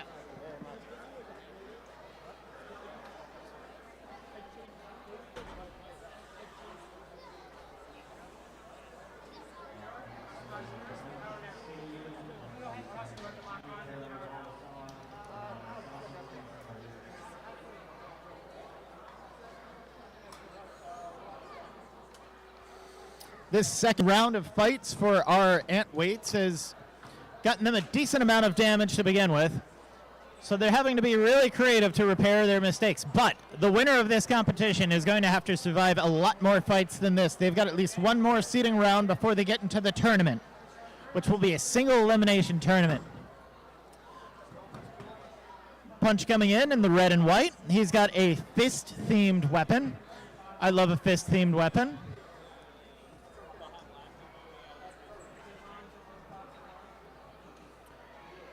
Stygian over in black is also another vertical spinner. We love to see vertical spinners.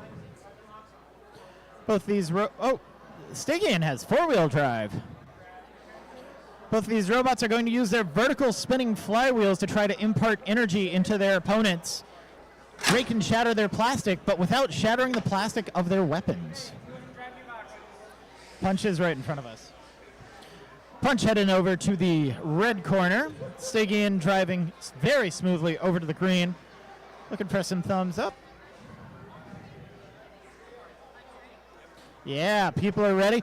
Audience, can you help me count down from 5, 4, 3, 2, 1. Fight, robots, fight. Both these robots spinning up. Very large hit from the go. It looks like Stygian has lost some armor. He's trying to get Punch into the pit now.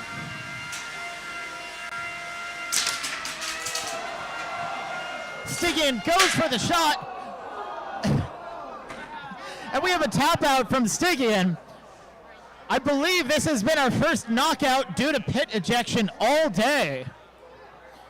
A wonderful hit there near the end where Stygian gets underneath Punch, but drives himself directly into the pit.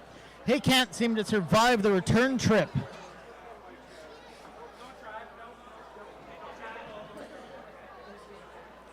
Your winner by tap out is Punch. Weapon lock first, yep.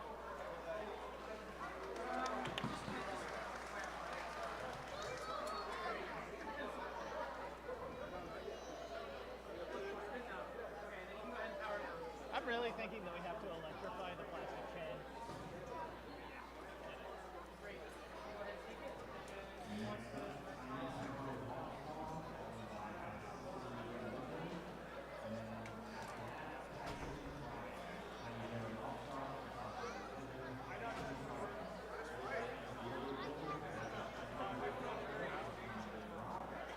Yeah, it's really crowded.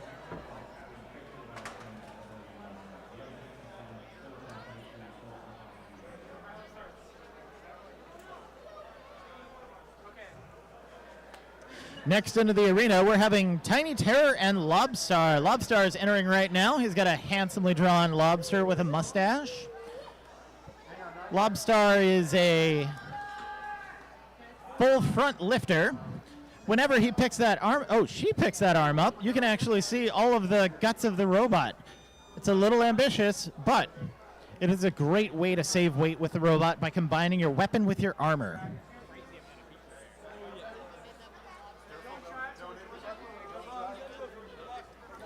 She'll be going up against Tiny Terror. Tiny Terror is another vertical spinning robot, this one with a very wide drum. This weapon is designed less for cutting and more for smashing. There you go. It's a little less precise, but it can still really do a massive hit. Okay. Wanna say hi? Ready? Give thumbs up. Give thumbs up. Thumbs up. Okay, you ready? Yeah. Love seeing that thumbs up. All right, two robots in the arena. Nice little wave there from Lobstarr. Audience, please help me count down. 5, 4, 3, 2, 1. Fight, robots, fight! Lower pick. Lobstarr decided to drive right in front of her so she could look at her own robot. It's a bold strategy, but it seems to have worked because Tiny Terror is now inverted. He's since re-inverted himself. Lobstar's just... Oh, wonderful little lift there from Lobstarr. There we go. Push. There you go. Try and spread them up. Lobstar's using the back of her robot to try to fend off Tiny Terror. Tiny Terror is going to eat those wheel guards up. Lobstar's having a little bit of difficulty driving today.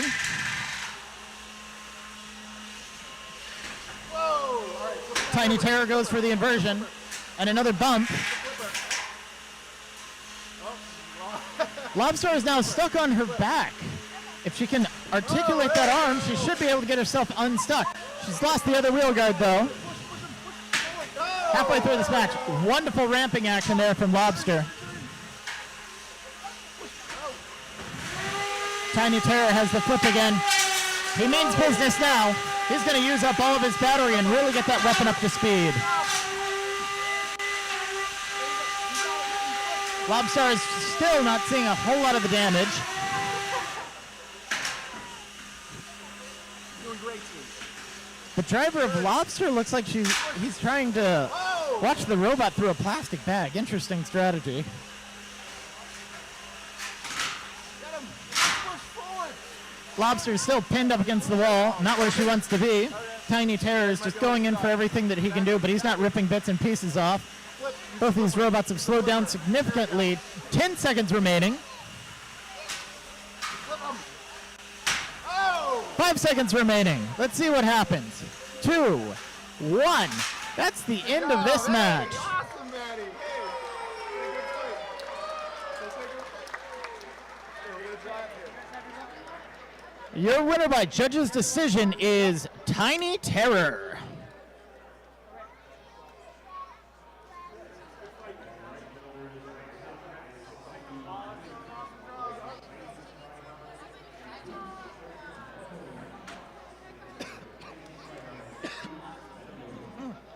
Can you check the feed from the pit cam real quick? I bumped it off. Okay, we're good.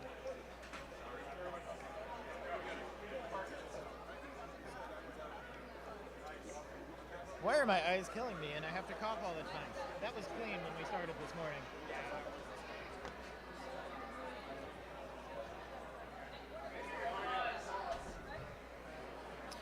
We're going to get Gabe to sweep out all those nice little parts of Lobstar that have been sitting around the arena. Looks like there might have been a disc from Light Fury 2 that he found. We should have gotten that earlier. No worries. You're good, dude. You're good.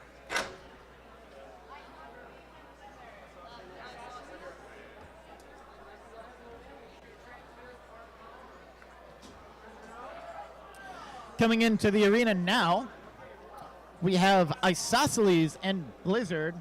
Isosceles had one of the more riveting lifter versus lifter fights that I had seen this morning, so I'm very excited to see them back in the arena, especially against Blizzard, who is one of the most dominating ring spinners that I've seen in this class. They normally have a bad habit of just exploding, but her robot is very well built and seems to have outlasted the competition every chance they get.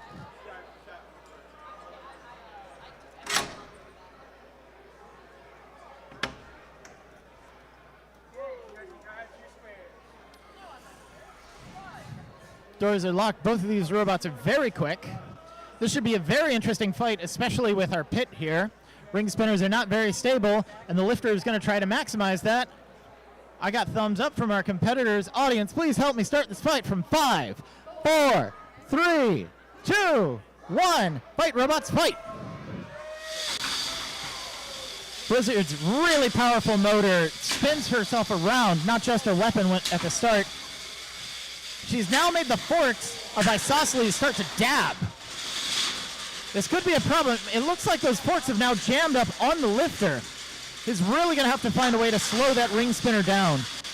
Some parts seem to have just flown out of Blizzard. That can't be good. Isosceles still tanking those hits. Blizzard slowly but surely pushing him across the arena.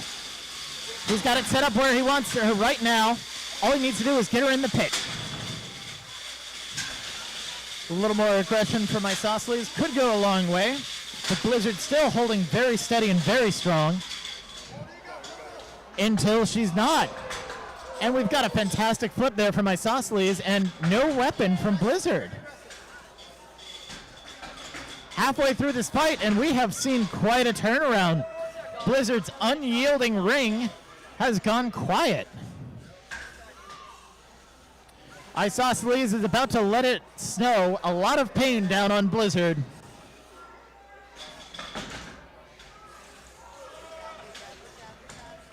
We've really seen quite the turnaround here, with Isosceles now bullying Blizzard as much as he can.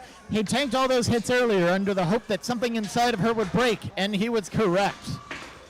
I wish he would have used the pit, though. We built a brand new pit just for this sort of situation. 20 seconds left in this fight. If there's a chance for Blizzard's weapon to magically come back to life, I'd love to see it. Fantastic flips and suplexes.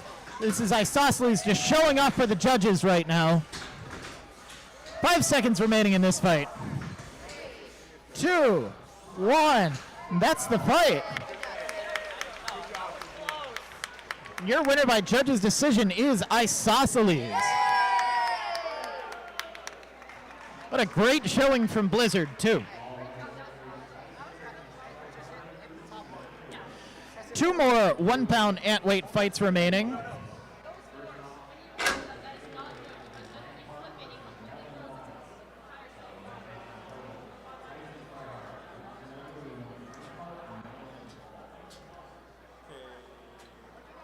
Controller off. That one? I don't know. Old Navy, I think.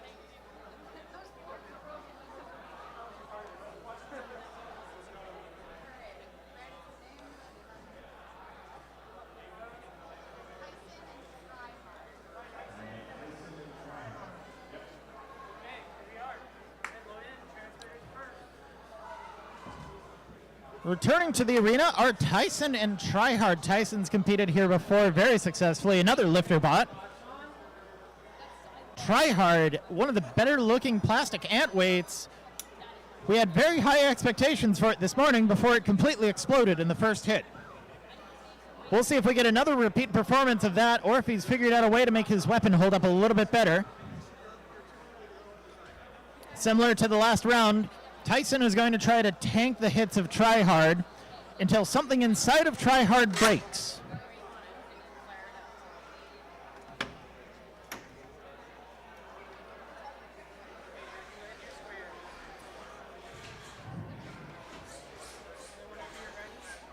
Both of these competitors driving over to their squares, nice and easy.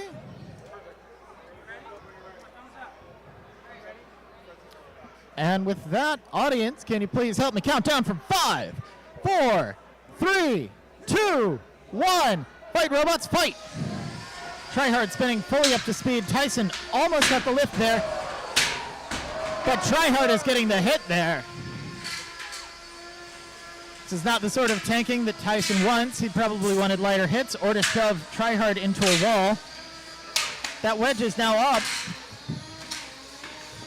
If he can smack him against the wall, that's going to hurt really bad for Tyson.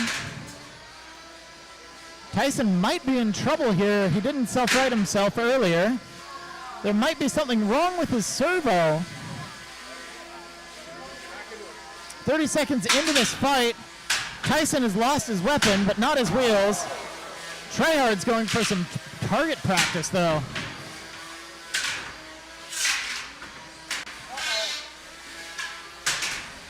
Even without his lifter arm, Tyson's still hanging in there. Halfway through this fight, Tryhard has decided that they don't want to see a repeat of the weapon explosion.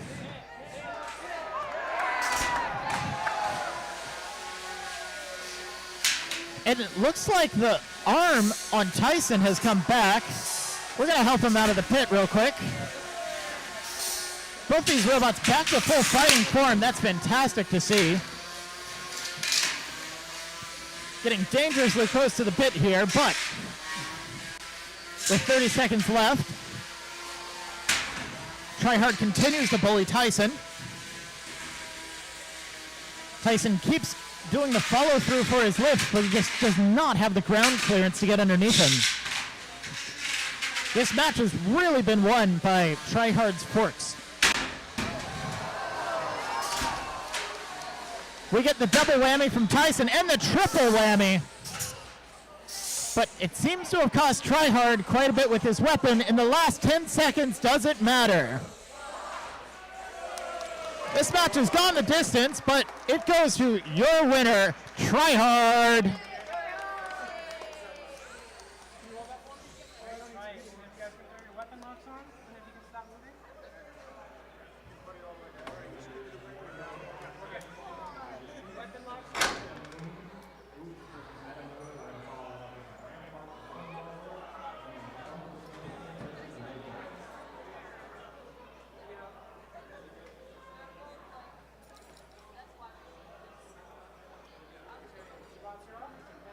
Do you want to do Rampart Melon Baller for? Yeah. No, I agree. We've got one more plastic can't wait fight left for you lovely people until we go back to our much more exciting and dynamic 3-pound class, but these have been some really nice 1-pound fights.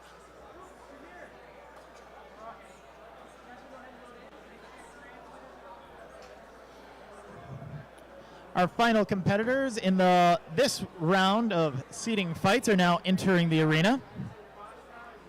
In blue, we've got Oops, and in white and black, we've got MetaMoon. Both of these vertical spinners are going to try to tear chunks off the other robot using their weapons. If they haven't designed their weapons correctly, the other robot's armor could be tearing chunks out of their weapons.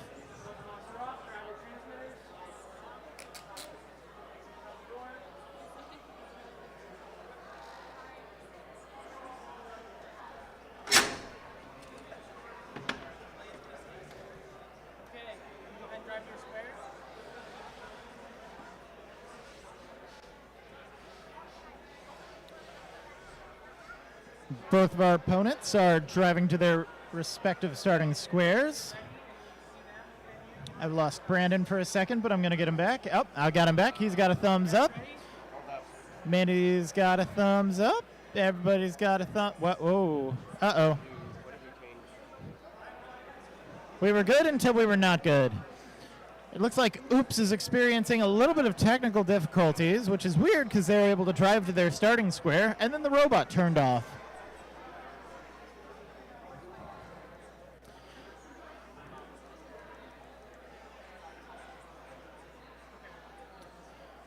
Despite calling them robots, in reality, our creations here are little more than glorified RC cars, and a lot of the time we struggle when it comes to programming or wiring them. And it looks like those are issues that Oops is trying to resolve right now, and he's good. All right, 2 minutes on the clock. We're ready to go. Audience, please help me round out this 1 pound set from 5, 4, 3, 2, 1. Fight, robots, fight. I said fight. Weapon on Metamoon is spinning up, but I'm not seeing anything from Oops. She's now got him pinned against the wall. She's smoothed a lot of play off and sent Oops flying. Oops is stuck on the edge. Metamoon's gonna let him get back up again before shoving him right back into the pit and joining him down there.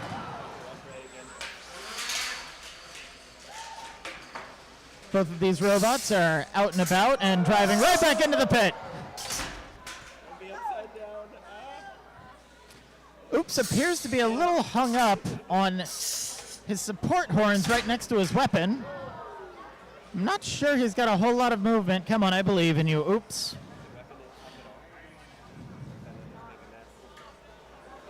Metamoon keeps trying to get stuck in the side slots. That's even more dangerous. Can she go across to try to free Oops? We're halfway through this fight, but we might have to actually start counting them out. 3, 2. That is a knockout. Your winner is Metamoon.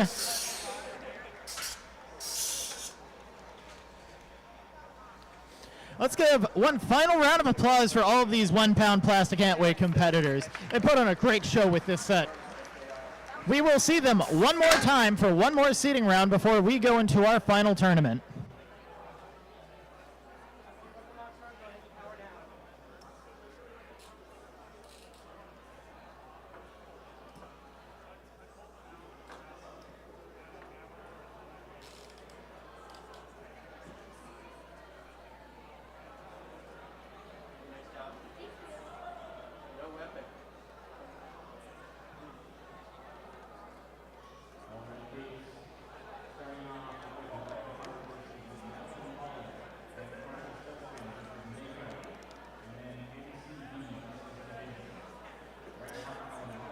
Moving back up to the 3 pound competition, you're going to notice that robots are still delightfully colorful, but they've traded out those plastic weapons that can spontaneously break and explode with sharp metal ones. Rampart, over here in the blue and gold, features what's known as an egg beater bar, which is a vertical spinning weapon made mostly out of aluminum but with very sharp steel teeth. Melon Baller is a horizontal spinner, featuring an all-steel bar that he's spinning in the horizontal plane. The arms race between horizontal spinners and vertical spinners is a tale as old as time, but it almost always ends in very energetic, very fun fights. So let's see how this one ends up.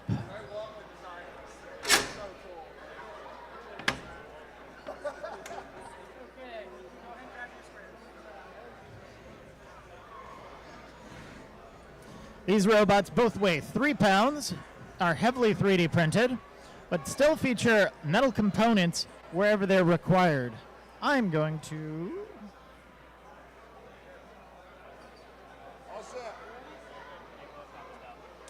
We got 3 minutes on the clock. Audience, are you excited to see some 3 pound robots fight? Help me count down from 5, 4, 3, 2, 1. Fight, robots, fight! Both these robots spinning up super fast. Huge hit right from the start, throwing Watermelon directly into the wall, and it looks like he might have lost his weapon in that one hit. Rampart's going to take the best advantage of that, though. and see if he can't chew on Watermelon for the rest of the match. Rampart is either selectively slowing down his weapon or he has lost control of it. That hasn't stopped Watermelon Baller from driving into the pit. Weapon on Rampart's coming back up. And back down. These two robots have decided to take on competitive hugging instead of fighting. Not my favorite sport. Rampart still has a little bit of weapon in him, but it looks like that bar on Watermelon is very bent and very broken. Cheeky little pop from Rampart. Turned to be effective because Rampart is now upside down. Whenever he runs into anything with that weapon, he's going to throw himself into the air this time. Watermelon is driven into the pit. A little hung up on it. Rampart's trying to catch up.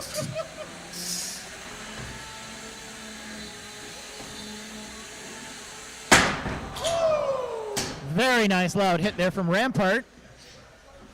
Continues to bend and break the weapon of Melon Baller. Except Melon Baller has gotten himself stuck in the wall. Rampart has thankfully freed him up, and both of these weapons are spinning until they're not. What a back and forth with 1 minute left in this fight. Melon Baller is stuck on his weapon belt, but Rampart is going to free him again if he can get over there. And if he remembers that he's upside down. I keep losing weapons. I'm sorry. I'll give it a shot. Are you stuck? Both these robots are working collaboratively to try to keep this fight running, but they could just stop. Oh, and Melon Baller is free. Rampart is once again spinning that weapon down. Next time he runs into something, he's going to get himself stuck like that. Thank you. Much appreciated.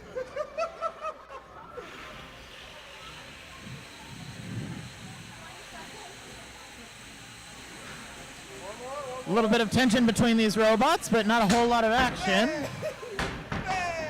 Couple of cheeky little hits onto Melon Baller, flipping him around and throwing him back into the pit with 10 seconds remaining. I'm loving the speed and the drive. I just wish that there was a little more accuracy. And that's the end of the match.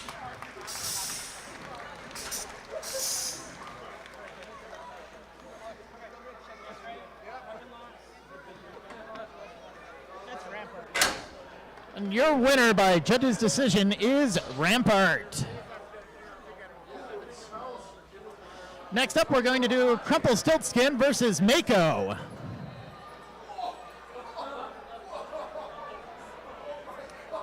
I've never seen a weapon get fixed like that in the middle of a fight before.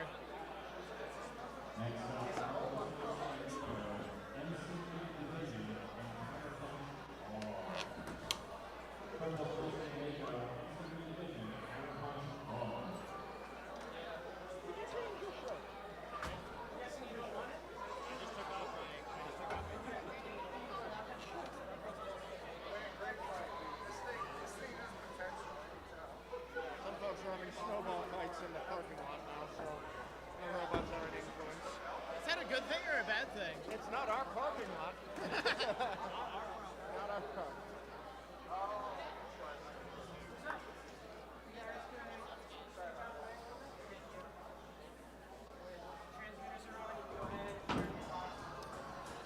Coming into the arena now, we've got the twin overhead cutting robots of Mako and Crumplestiltskin.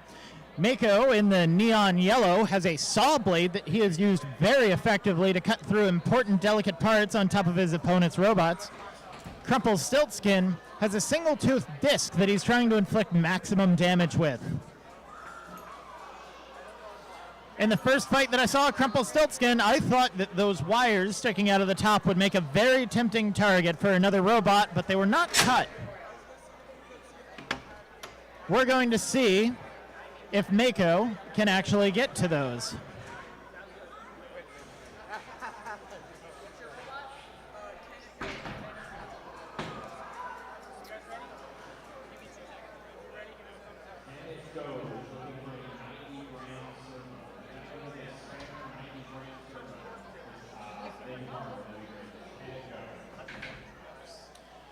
We've got these two top attack robots ready to go. Audience, please help me count down from 5, 4, 3, 2, 1. Fight, robots, fight. Insane first hit there from Crumplestiltskin. And Batteries right there. I believe we have a knockout in about 5 seconds. Your winner, Crumplestiltskin, who in one hit completely removed the top armor of Mako and exposed his very flammable battery. All of these robots here at MassDestruction are using lithium polymer batteries, which are very powerful, very strong batteries, but unfortunately they're made out of metallic lithium.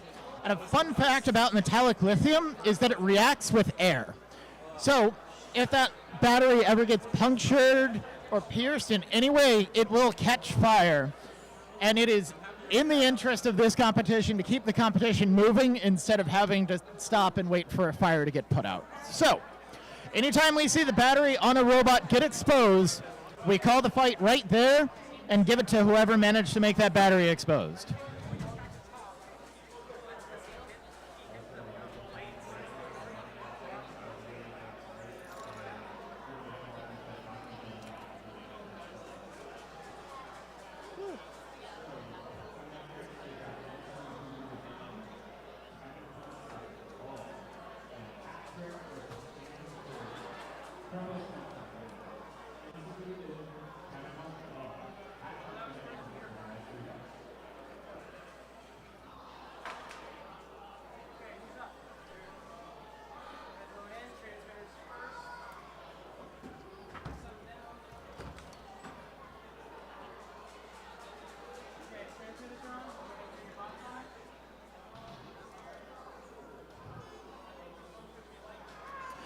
Coming into the arena now, we've got the giant vertical spinner of Division over here in orange, going up against MCB, or Master Control Bot, in blue.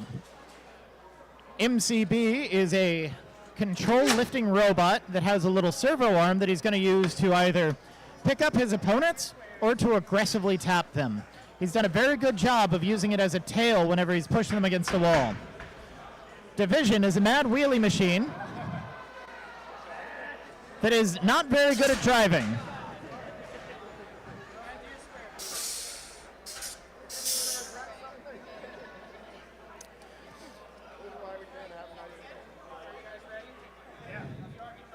I'm going to guess that both of our opponents are ready. Audience, please help me count down from 5, 4, 3, 2, 1. Fight, robots, fight! Division is getting up to speed and getting himself stuck in the floor right off the line, which has given Master Control Bot plenty of time to teleport in behind him. MCB pivots over towards the pit, but doesn't fall in.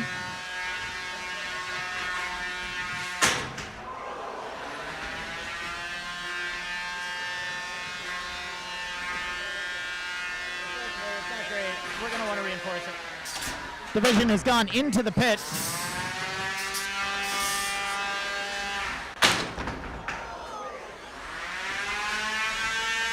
Great hit up against the wall. MCB so far doing a great job of controlling this fight, but Division finally gets that hit in.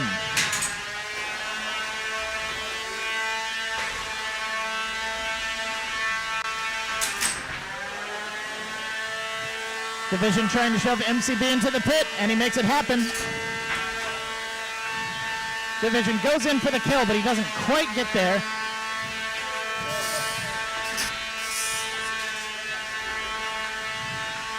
MCB nearly into the pit and fully into the pit, but he's back in action. He's a little stuck on the wall, trying to inch his way out. Division trying to get that kill shot. Explodes one of MCB's forts. Wonderful pirouette there. Division has increased the speed even higher. Nice hit on the top plate, sending chunks all over the place.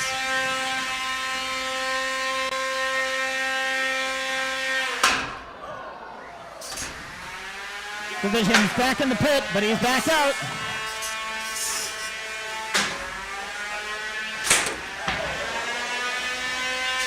MCB doing his absolute best, but parts are coming off that are not going back on. 1 minute left in this fight. MCB is limping. He's a little potato chip, but he's still going to keep trying. Division still trying to get that kill shot with a disabled MCB. He's pinned up against the wall.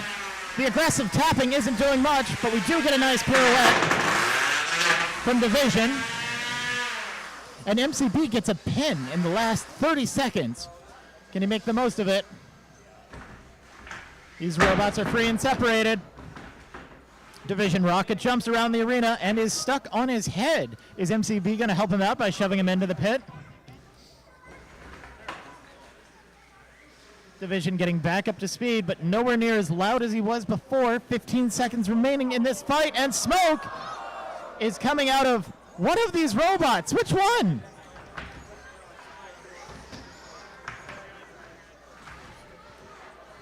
And that's the end of this fight. Let's give a round of applause for both of our competitors.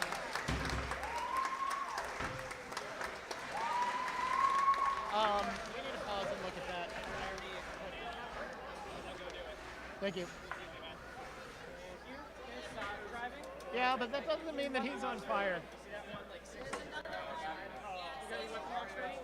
So that's MCB there. Yeah. And there. And all over there. But I think all the splinters that you see right now are all from Division. So he was fighting the arena just as hard. I don't know what's his name. Sir Slicer, yeah. I thought he was from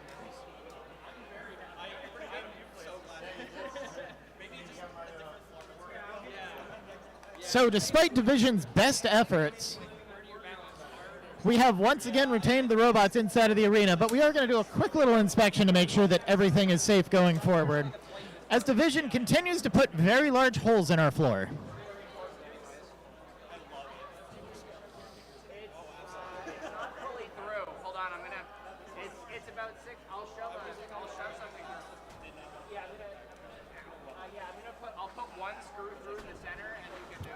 We're going to take a quick break here, hopefully less than 5 minutes, while we try to reinforce that floor. Make sure everything remains completely safe going forward. Could you help me communicate with Adam? Because I can't talk to him directly. Just be telephone. The arena designer and builder Brandon now making his way over to inspect the damage.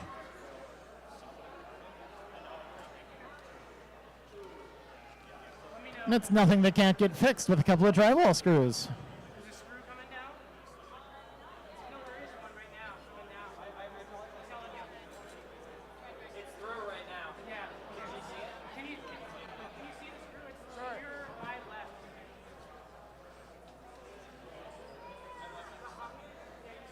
She sees it. Okay, I'm gonna pull it out. He's gonna pull it out. I'm not going to physically move She's them. centering it on that Yeah, screw. it's Hat Trick and Phantom 3 next. Go for it.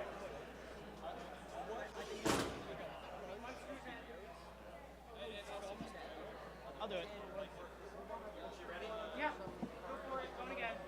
I'm gonna put in 2 more. He's gonna do 2 more.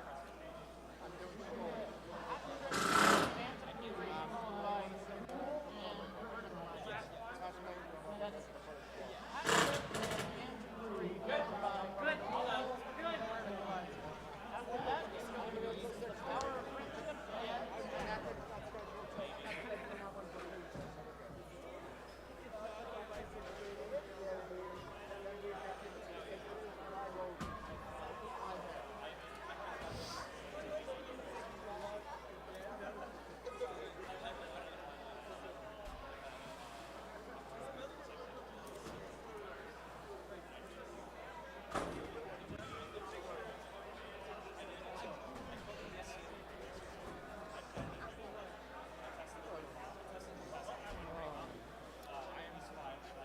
I think we're about crap.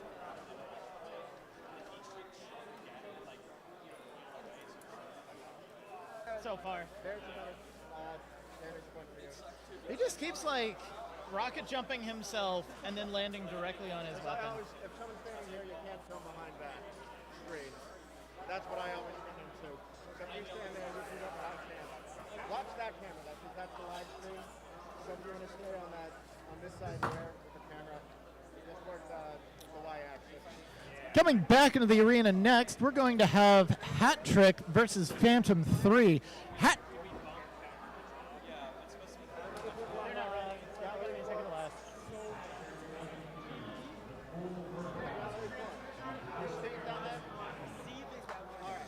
Hat Trick coming to us with a 2-0 record, both of those being very powerful knockouts. So it's been great seeing him. Phantom 3's previous fight, they won by a judge's decision. We'll see what these two very powerful horizontal spinners can do.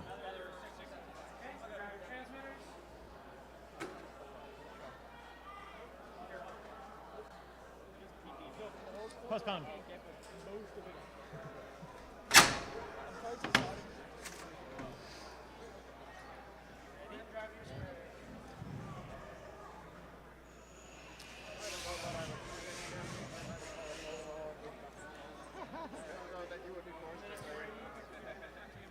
I would.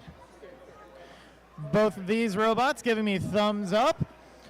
We got two very powerful horizontal spinners about to go face to face on this. Audience, please help me count down from 5, 4, 3, 2, 1. Fight, robots, fight. Big, loud, scary.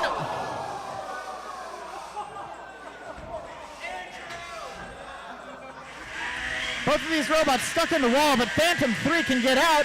He's going in for that hit. He's going to try to free Hat Trick. Yeah, and he does.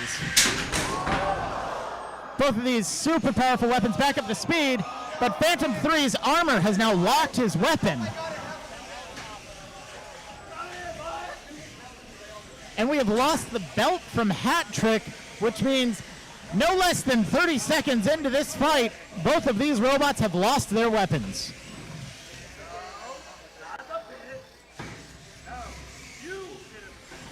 There's a slim chance that Phantom 3 could fall into the pit in such a way they could get their armor to stop locking their weapon, but it seems like they're more interested in the shoving match.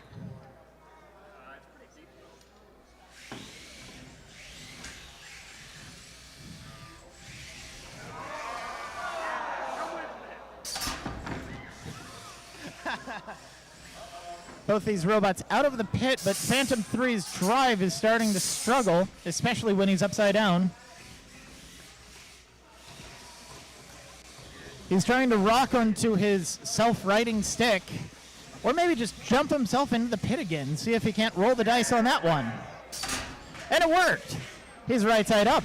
And what's more, that armor looks like it might be out of the way of his weapon. Can he start spinning it again?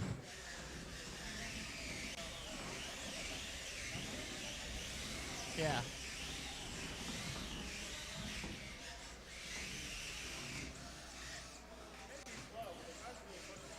Phantom 3 doing a very good job of pinning Hat Trick against the walls here, showing that four-wheel drives are great for control. Hey, he's in the pit.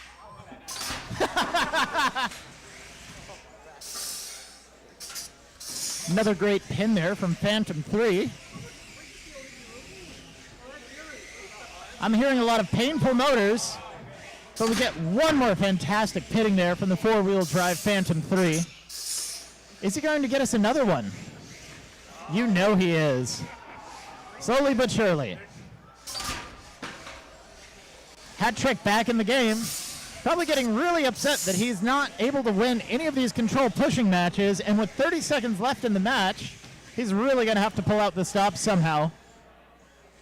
Another great pin from Phantom 3. Not my preferred kind of fight for sure, but still fantastic to see the driver skills going head-to-head like this. Are we going to get one more pit? No. He turns away at the last second. Very disappointing. 7 seconds left in this fight.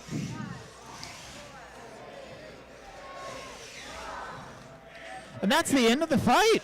Round of applause for these both very destructive horizontal spinners. And your winner by judge's decision is Phantom 3. This is the first loss all day for Hat Trick. but he's still finishing the day with a very reputable score.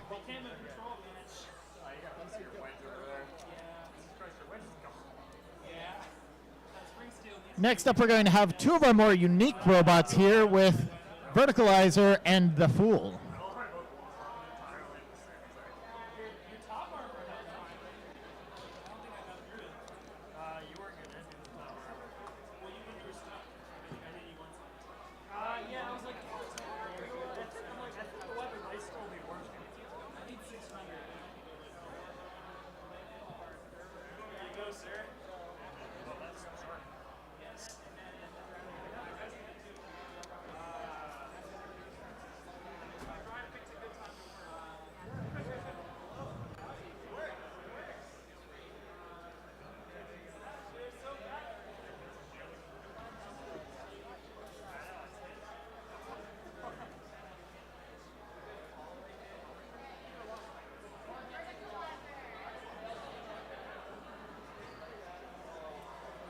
Coming to the arena now is the twin tail weapon of Verticalizer in red.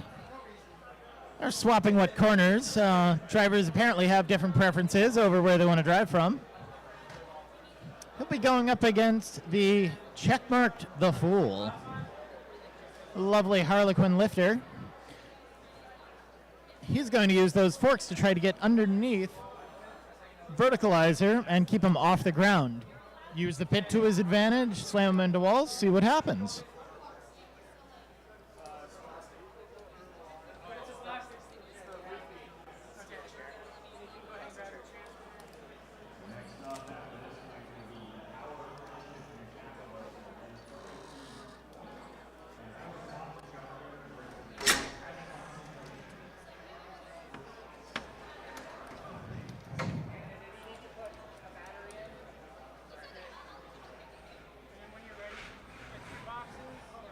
Both these robots driving over to their starting squares. Both of them so big they can't even fit in their starting squares, but that's okay. They tried. Audience, please help me count down from 5, 4, 3, 2, 1. Fight, robots, fight! Those twin weapons of Verticalizer are up to speed. He's spinning, and he's in the pit!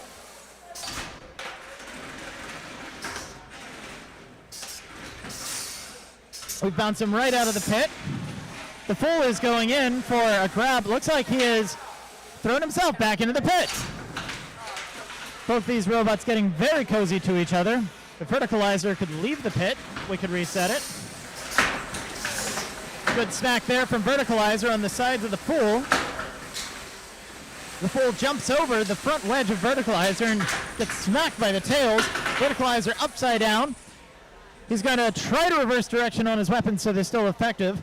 We're now seeing some very aggressive lifting coming from the Fool. It's a little disturbing, and I kind of want it to stop.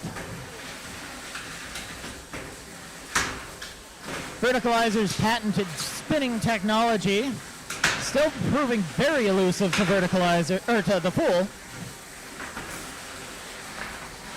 which has put the Fool into the pit. Fool is upside down, but that's not going to stop him. Verticalizer dancing around the edge there. Verticalizer! We gave him a preemptive shove, just to help him out. Fool gets a nice pin on Verticalizer, both of them in the corner. He's doing that awkward thing I don't like again. He's trying to use those razor edges on his lifters to cut wires going to Verticalizer. Verticalizer's just going to jump into the pit. Verticalizer appears to be confused since he's driving upside down as he just drove himself directly into the pit. Another great pin from the Fool. Those wires are sawing right across where those rakes are. It goes into the pit. This might be the biggest number of jumps we've seen in a fight yet, and there's only 1 minute remaining. Another fantastic pin from the Fool. He releases after a 10 count. Verticalizer struggling with drive on one side, but it looks like both wheels are still spinning, so we've got full functionality going into the home stretch, which won't stop people from intentionally driving into the pit.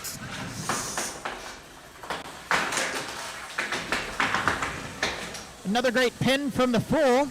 He's managing to shove Verticalizer's weapons into the ground. He's going to slowly but surely try to chip away at our wall and wear those weapons down.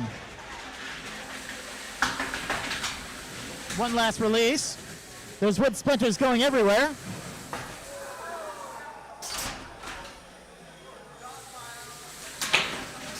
Both of these robots get one final trip to the pit. There's no such thing as a final trip to the pit as we end this match. Round of applause for both of our competitors for a very fun and dynamic match.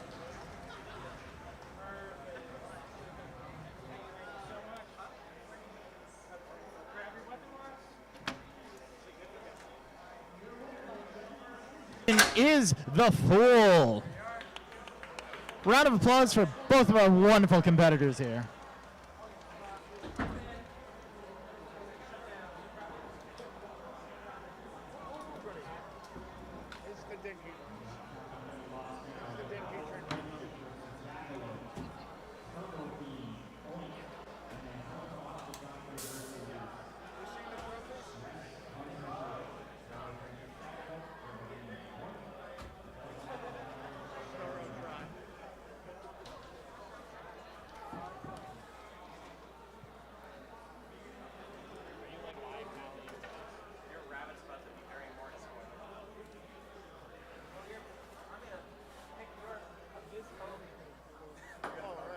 We replace it every time, or every other time. I'm waiting for someone to hit me with light bulbs. That's when everyone goes nuts.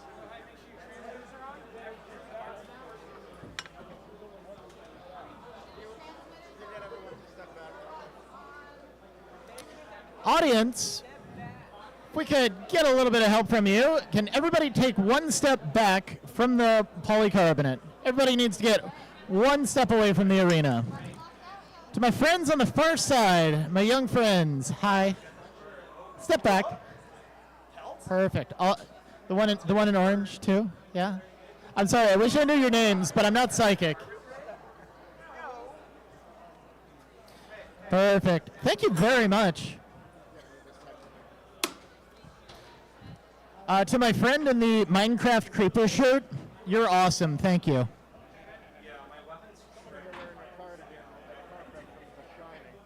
Yeah, I saw that.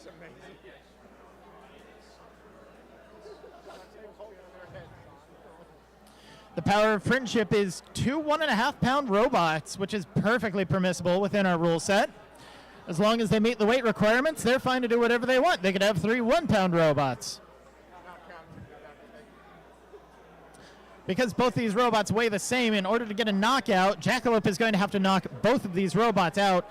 One will not do. It's both or go home.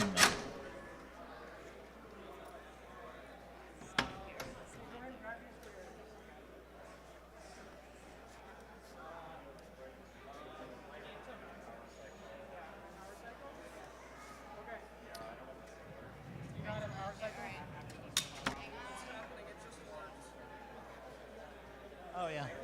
Whoops. I should be doing that right now. Okay, we both need a power cycle? Do we want to delay the fight? I keep pushing them back, and then the kids just keep pushing them back.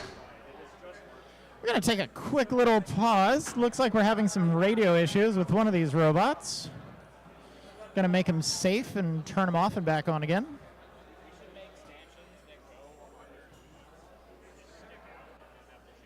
No, electrify the chain. Electrify the chain. Yeah.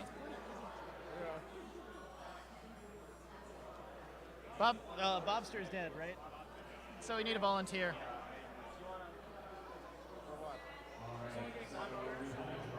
Somebody can fight a second time, and we'll take their best 3 scores.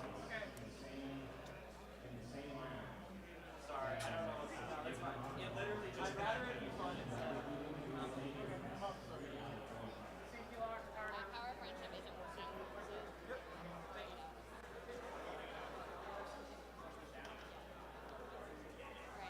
We have TurboFIEND.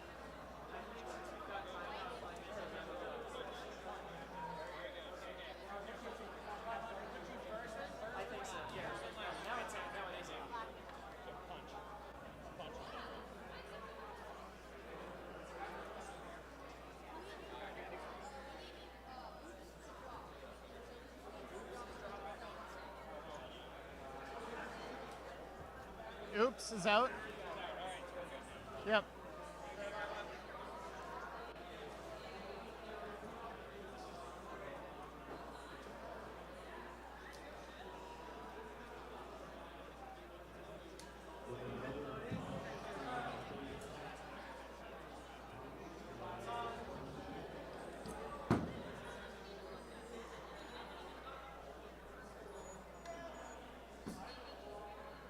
We just had a second drop. Oh, okay for now. I'll let you know though if we have a third. That's good. Yep.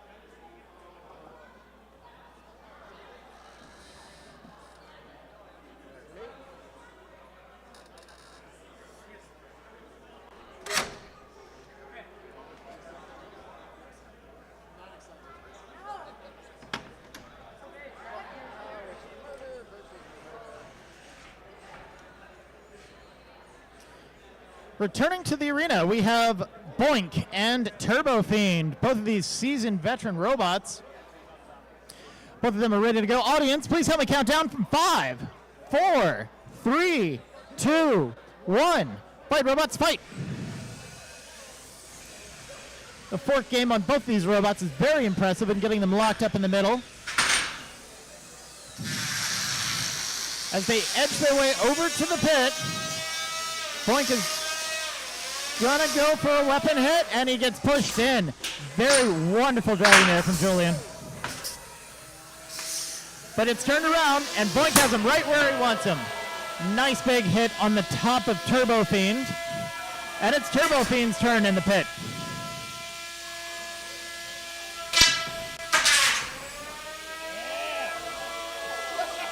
And it would appear as though TurboFIEND, upside down, has destroyed the top of BOINK, knocking him out. So your winner by knockout is TurboFIEND.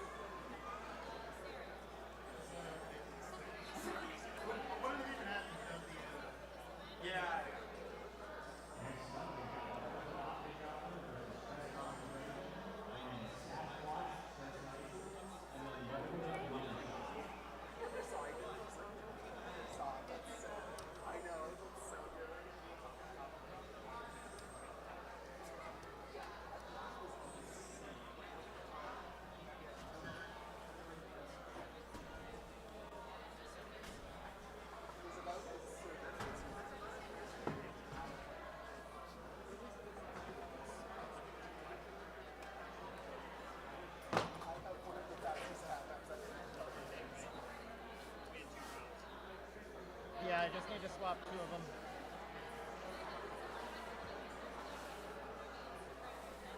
Okay, you guys ready? Make sure your holds up first.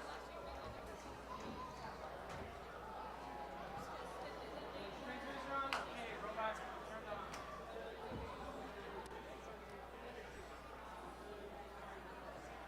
Okay, robots are on. Go ahead and remove your weapon locks. Grab your transmitters and don't move till the doors are shut. Can you review that list to make sure I didn't do any dubs? Like we're going prior round. Yeah. Okay, go ahead and back your square. In the arena now, we have, in the red square, stress concentration. He'll be going up against Helicoboptochopter, a robot whose name I think that I have never pronounced correctly.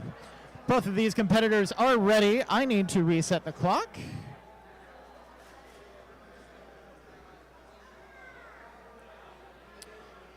Three minutes on the clock. Audience, please help me count down from 5, 4, 3, 2, 1. Fight, robots, fight!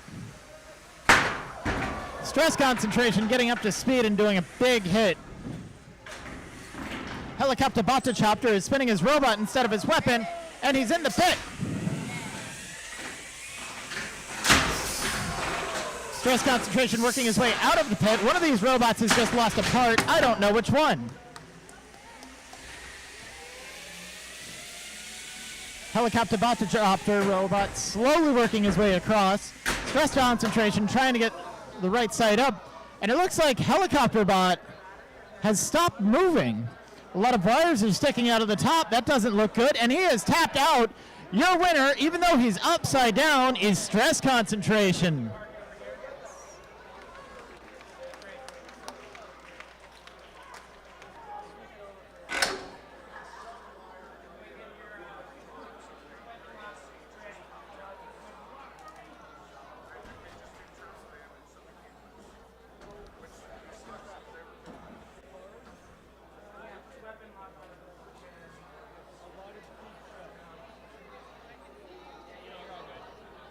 Sweet. And then we get rid of the colors, and then we're all good. God, you completely ripped my front off. There's a totally gas. Gash in the light bulb. Just gonna take it outside for now.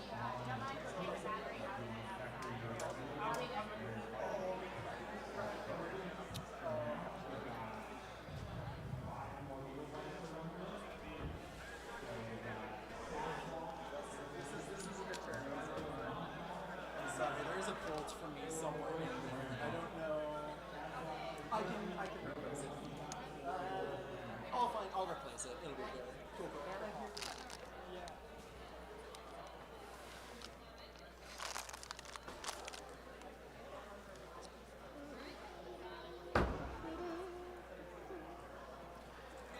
A quick sweep later, and we are ready for our next two competitors.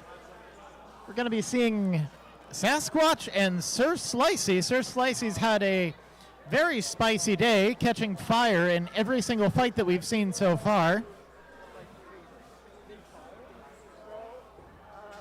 they both have spinning blades. However, one of them last 100% put several holes for. No, I thought that was division. He also didn't do great. Yeah. Yeah. Two very powerful four-wheel drive vertical spinners that have both suffered with a little bit of reliability issues this competition, but still have a lot of energy in those weapons. We're going to see a pretty fantastic first hit here, and then after that, it's anybody's guess to where this fight is going to go.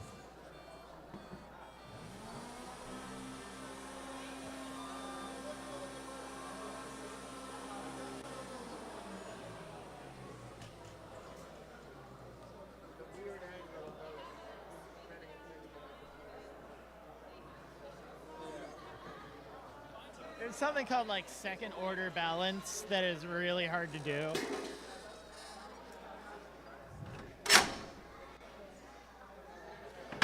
Closing the bulletproof glass doors on these two very spicy robots.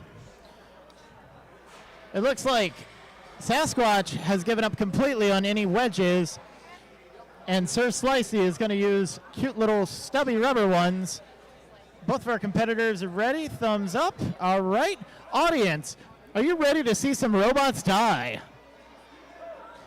Can you please help me count down from 5, 4, 3, 2, 1. Fight, robots, fight. Both these weapons getting up to speed. No weapon-to-weapon hit yet. Fantastic spinning there from Sasquatch. Coming from Sir Slicey.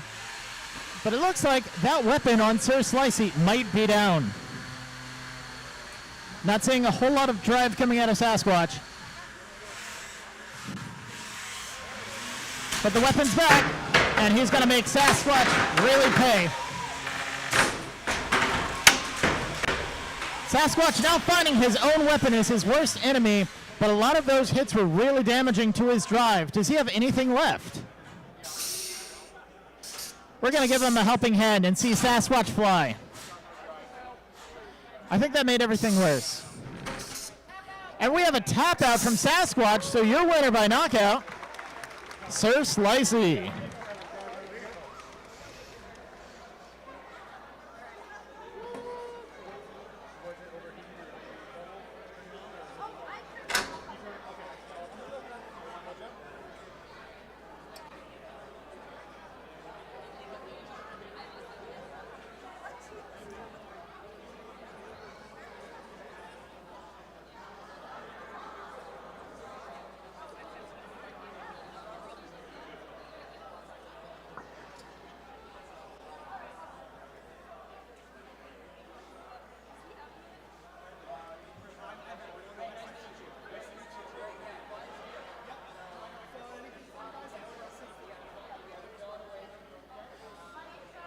3 more 3-pound seating robot fights remain before we work our way into a single elimination tournament to see who really has the most mass destructive robot.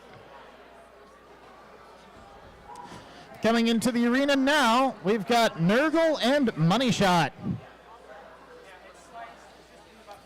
Money Shot with a very impressive starting fight, but getting his top plate ripped up pretty succinctly in the previous match. Nergal, who's struggled with driving for a lot of these matches, but maybe he's got it figured out.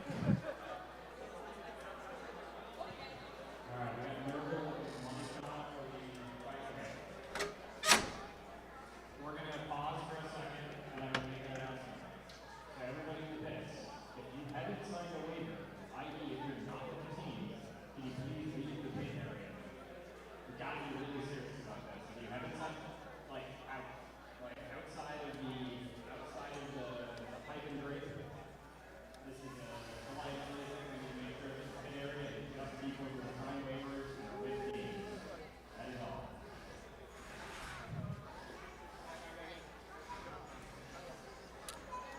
Love seeing that very fancy bent titanium armor on the front of Money Shot. And Nergal has figured out how to drive. I'm excited. Audience, are you excited? Audience isn't very excited, but who cares? Help me count down from 5, 4, 3, 2, 1. Fight, robots, fight. I said fight.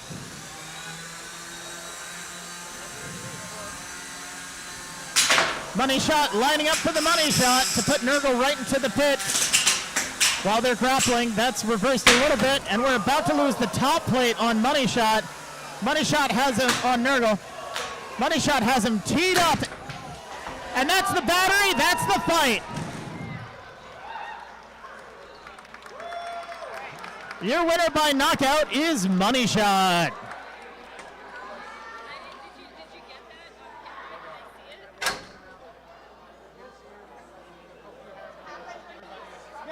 Thank you so much for helping. Yeah, me too. That'd be nice. That'll be fine. Yeah, I hope you had fun. I sure know I did.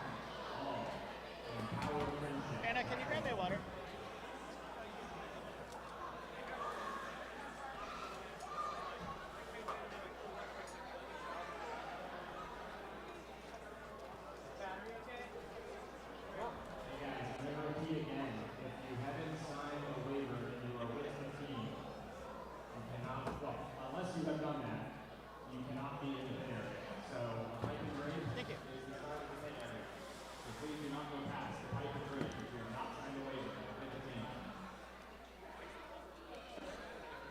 I want to give a quick shout out to a lot of our little friends here right at the front row.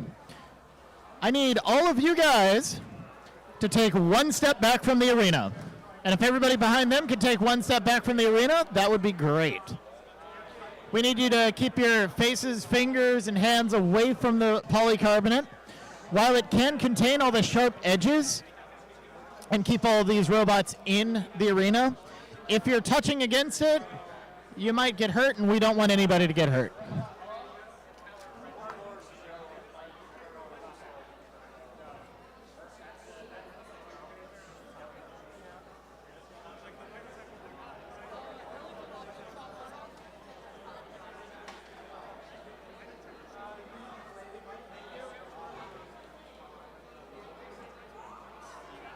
Yep.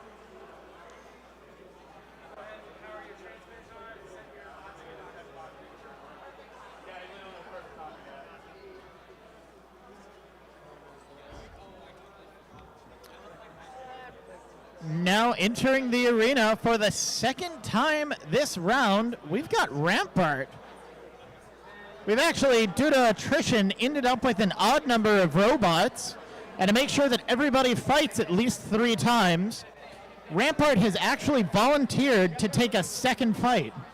It's a very bold and ambitious move by him, but it might help him get better seating in the tournament later. He'll be going against Oroborus, the green undercutter.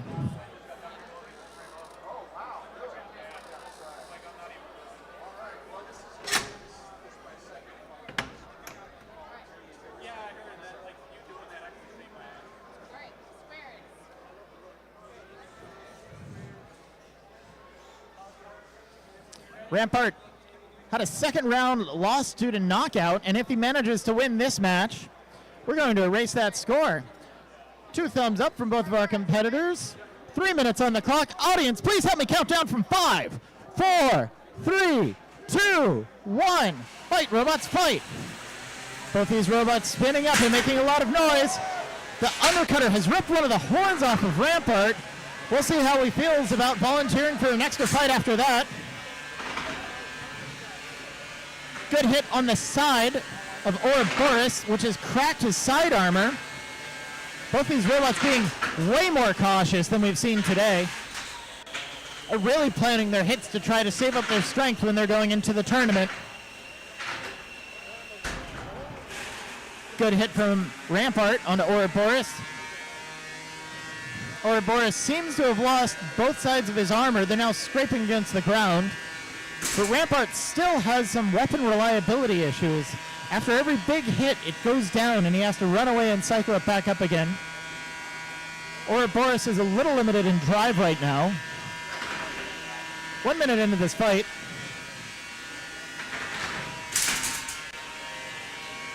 Rampart has done a nice cheeky hit from the back. He's trying to avoid that weapon if at all possible. That's going to put him in trouble. But he's stuck on drive and he doesn't get a choice anymore.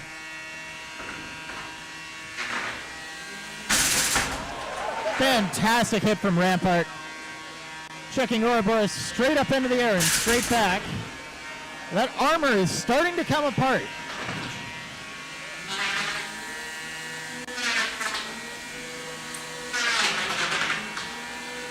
Rampart is learning to use his weapon as a drive system and also as a weapon.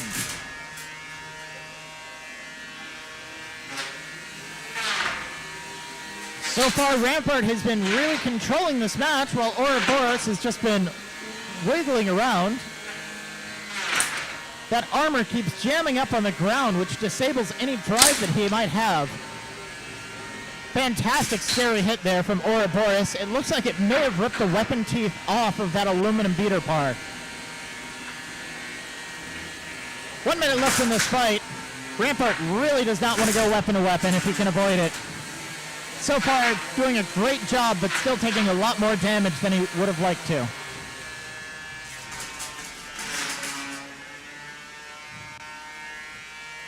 Both these robots starting to show that they're very tired at this point.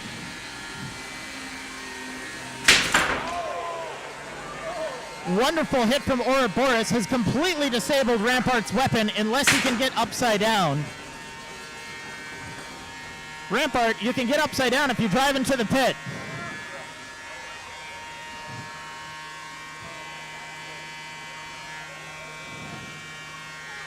Ten seconds remaining in this fight. Both of these robots very hurting. And that's the fight. Give a round of applause for both of our competitors. I think I filmed that one in slow-mo.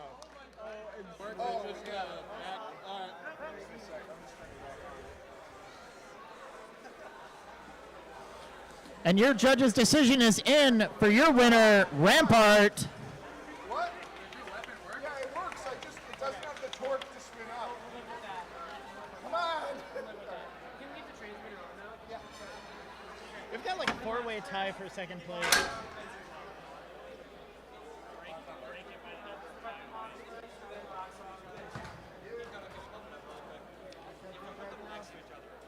Oh no. I'll grab them for the volts.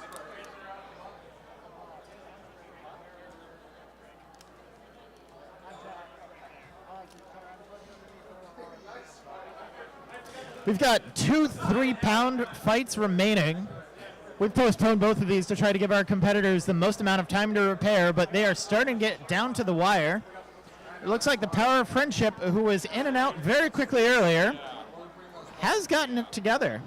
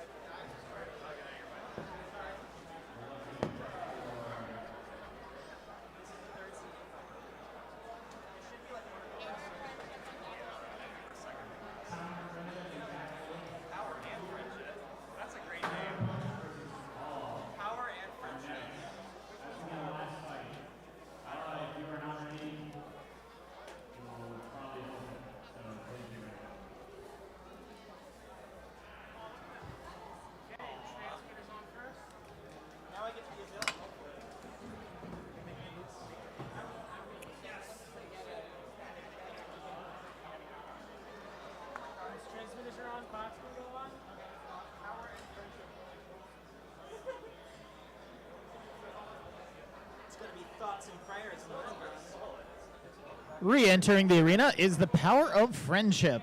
One of them is a blue body with an orange head. The other is an orange body with a blue head. They've both got these powerful pecking drills that they're going to use to try to get inside of other robots, mess up their wirings, or punch their LiPo batteries.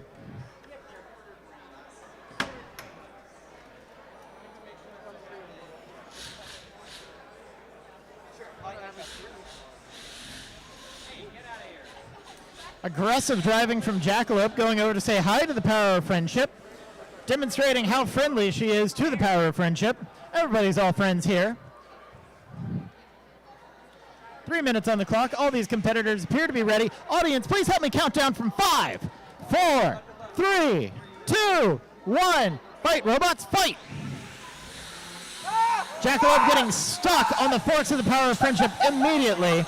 One of those drills has gotten well and fully punched off, while the other one goes in for a second time. Jackalope flipping itself over. Tremendous hit there. Hard metal on metal action. Through the power of its own drive, it has flipped one of the power of friendships over. They're both now stuck in the floor because their forks are too aggressive. Both these robots of the power of friendship struggling to get good drive performance. But in return, Jackalope is struggling to get under them. Jackalope appears to have lost her weapon, and it's back. Yes, my weapon's totally down. We should be less afraid. The power of friendship continues to try to get close to each other, and Jackalope goes in the pit. Hot coming out of the pit. It goes right in between the arms of the two power of friendships. And Jackalope has lost a drive belt. The aggressive tapping has finally shown some results. That weapon, though, seems like it might be in trouble. Oh, I spoke too soon. Jackalope using that weapon defensively now. Anytime that aggressive tapping comes from one of the power of friendships, she spins that weapon up to threaten them off, and then flips herself upside down. The power of friendship now is one giant robot pile.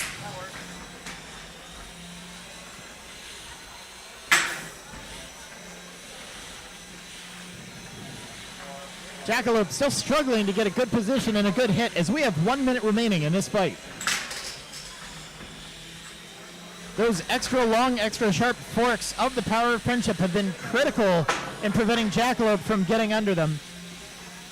But they also keep getting them stuck in the floor. Nice hit there from Jackalope before ending up in the pit again. But we'll help her out.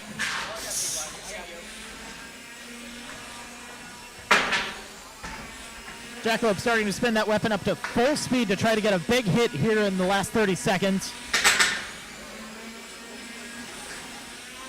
She started to chip some off of one of the heads. Neither of the power of friendship have a drill bit anymore, but that's not going to stop them from their aggressive tapping strategy.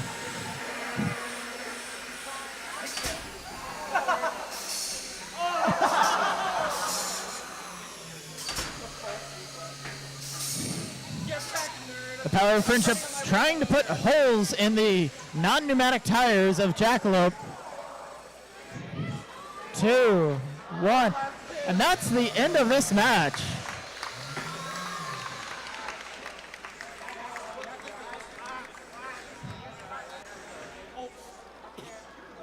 Send me up. Stop touching my face. I guess not.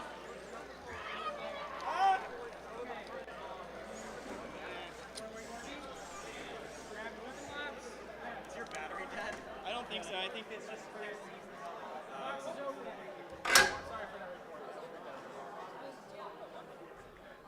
I'm going to once again have to ask for your help. We've got the two robots, the orange and blue and orange are the power of friendship, and then we've got the black and orange Jackalope closer to me.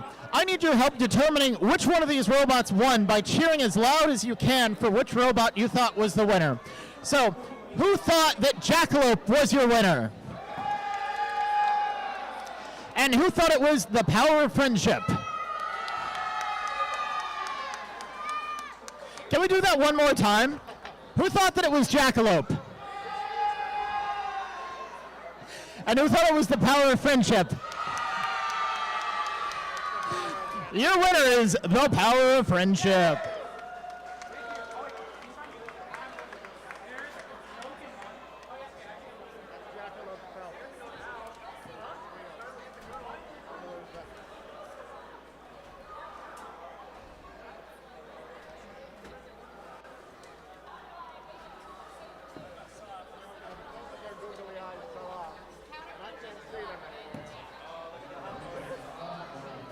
We have one more 3-pound fight before we go back to our final round of 1-pound fights. And this is going to be Uhhh versus Counterpunch.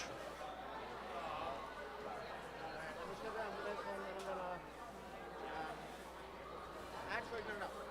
I'll stick around for this one. You go check on the thing, the upload. Yeah. Then when you come back, I'll go down.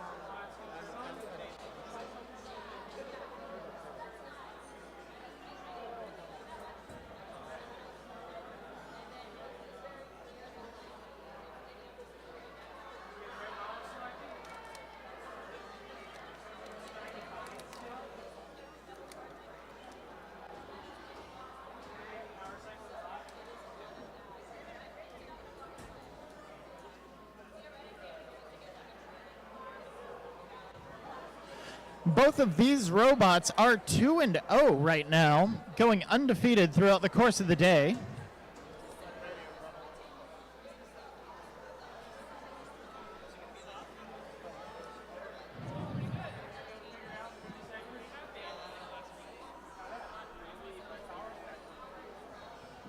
Looks like we're seeing a little bit of that last-minute diagnosing and programming from Uhhh. He's going to try to turn the robot off and on again.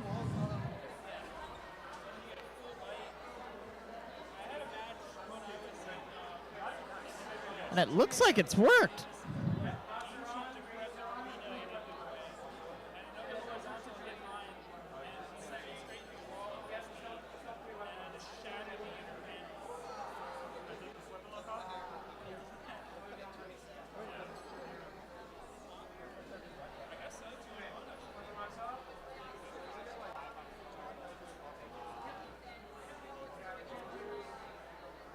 Hi, what's that?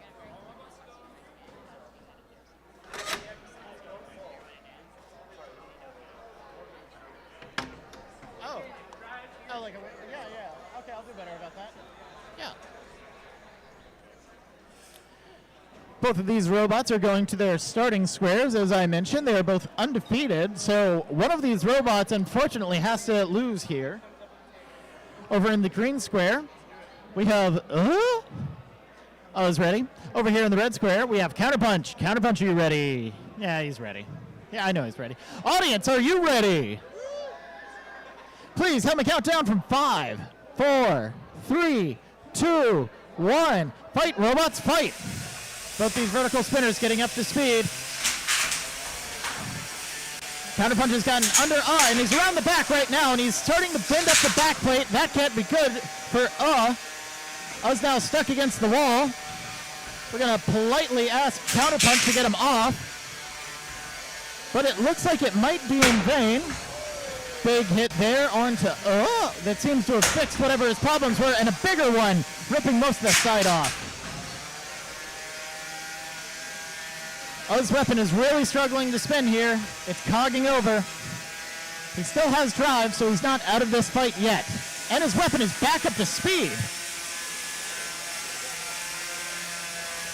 Both these robots getting hung up on Counterpunch's fork. Massive hit from Counterpunch. He's got teed up for a very nice hit. Right against the wall. This is exactly where he wants to have him. That side armor on Counterpunch is starting to be his worst enemy and hold him apart. We've got that top plate is cracked on but he's not spilled his guts yet. And we have a tap out from Your winner is Counterpunch.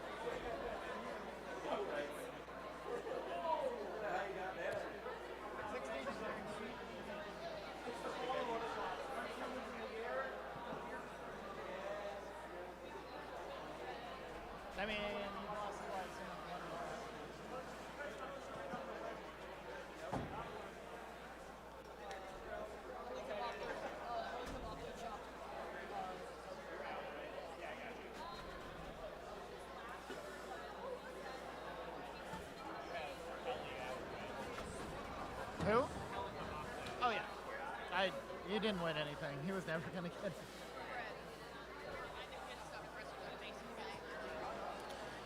Attention audience, and especially my younger competitors up in the front row. I know I'm starting to sound like a broken record, but I really need all of you to take one step back from the arena.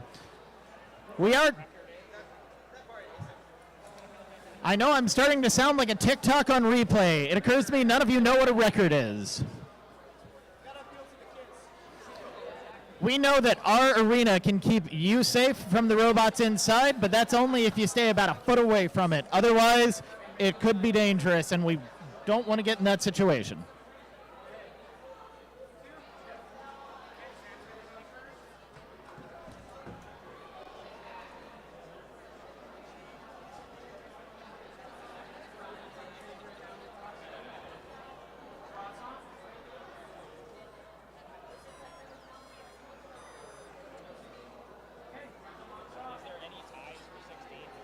Oh, everybody's tied.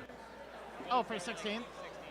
Three-way tie before, or four-way tie for 7, but like, yes, there's a clear delineation. There's nothing of last time.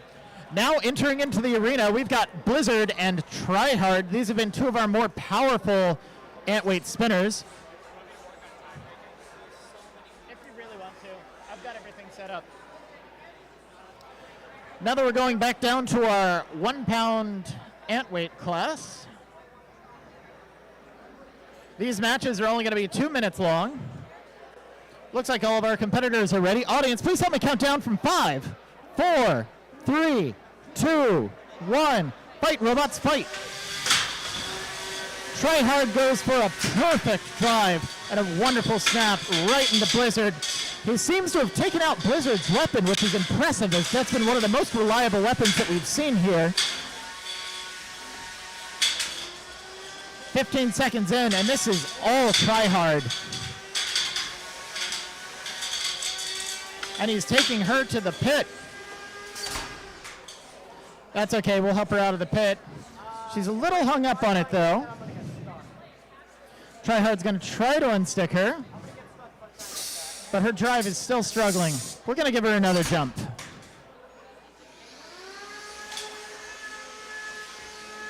Tryhard's a little worried about that pit surface and not wanting to get stuck on it as well. We do appreciate all of his effort.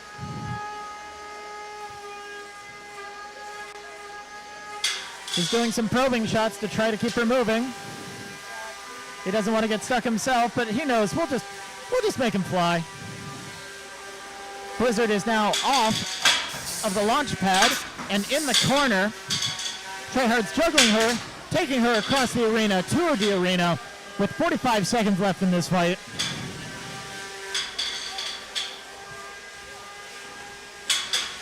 While anything can happen, so far this is going strongly in favor of Tryhard. Blizzard once again stuck on the edge of the pit. And she's worked her way off of it. Tryhard taking her to the wall. 20 seconds left in this match. It's been all control and all damage from Tryhard as Blizzard just struggles to hang on. She's in again. But with 5 seconds left, this match is over.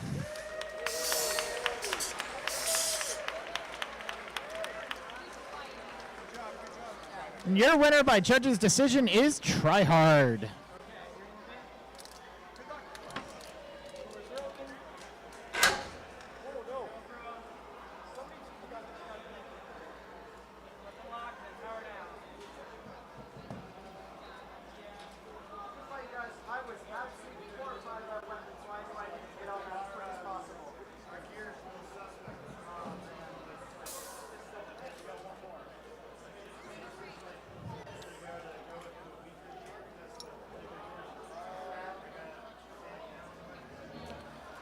Next up, we are going to have the angriest fight imaginable as we pit Fury against Light Fury.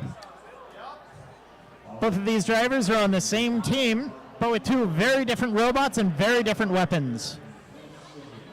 Light Fury is going to be in the white, and regular Fury is going to be in the black.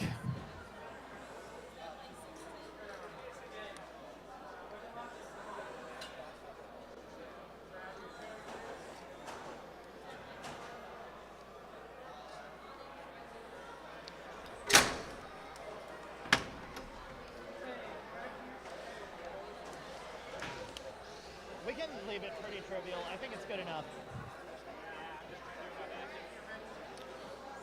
2 minutes on the clock. Fury and Light Fury are both good to go. Audience, please help me count down from 5, 4, 3, 2, 1. Fight, robots, fight. Both these robots are spinning up, not driving towards each other, but they're dancing around it. Fury has just gotten Light Fury stuck in a crack in the floor and ripped one of those horns off. Fury is just driving circles around Light Fury. Maybe that's why he's regular Fury instead of the lightweight one.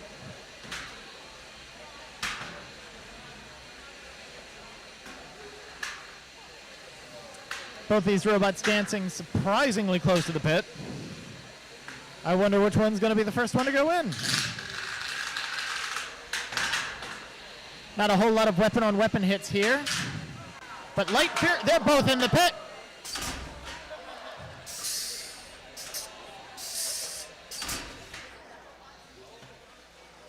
Light Fury having some driving difficulties on the pit floor. As we're halfway through this fight, Fury goes in to try to help him out and knocks him free. But he just drives himself right back on. Nice flip there, and we've gotten Light Fury onto the right side, but his weapon still is not running. Light Fury's drive is looking pretty intermittent as well, as Fury continues to weave his way across the arena. Regular Fury's weapon has also gone down, and Light Fury's has come up. It looks like they only have one working weapon between the two of them, and they have to share.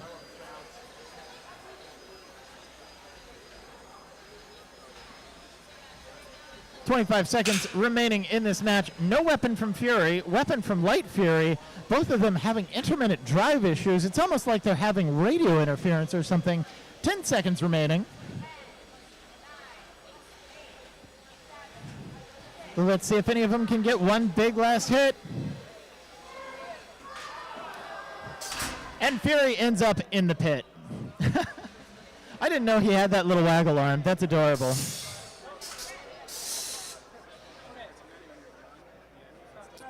That's this match. Your winner by judges' decision is Fury. Heavy Fury, normal Fury, anything but Light Fury.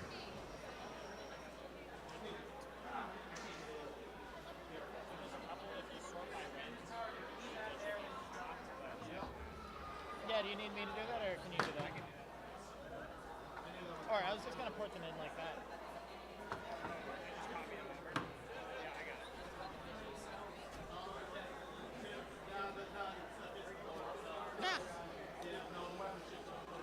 My hat is too big. I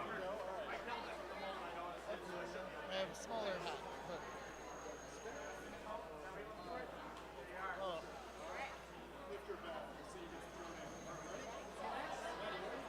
After this round of pants, we should sand down the Tegris again. It's gonna be tight. We gotta pick up this pace.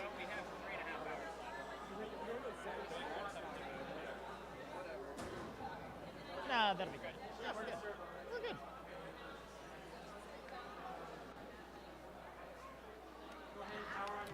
Yeah, I cleared it with Joe beforehand. Both these robots now entering the arena. You may have noticed that many of them have clamps or bolts sticking in positions that keep their weapons from spinning up. We call those weapon locks. They're an important safety mechanism that means whenever we turn the robot on, it doesn't immediately try to cut our fingers off. It's one of the many safety requirements that we have for our competitors here. That means even though they make something that is inherently dangerous, they themselves cannot get hurt by it through good practice, good process, and good design. Closing the doors now on two red robots. Closer to me in the red square, we've got Lobstarr. Drive into your spot. Drive to the And in the green square, we've got Can It Go. Can It Go doing an impressive display of breakdancing in the last match. Let's see if they can repeat that again. Thumbs up, Maddie, if you're ready. 2 minutes on the clock. Audience, please help me count down from 5, 4, 3, 2, 1. Fight, robots, fight!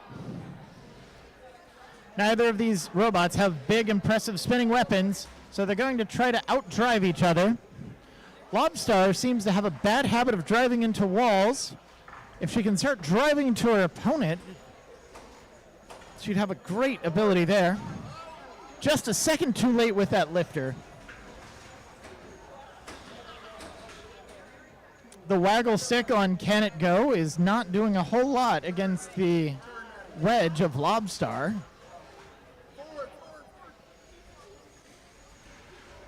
I'd love to see either of these robots try to shove the other into the pit. Both of these two red robots. Lobstarr now using aggressive tapping.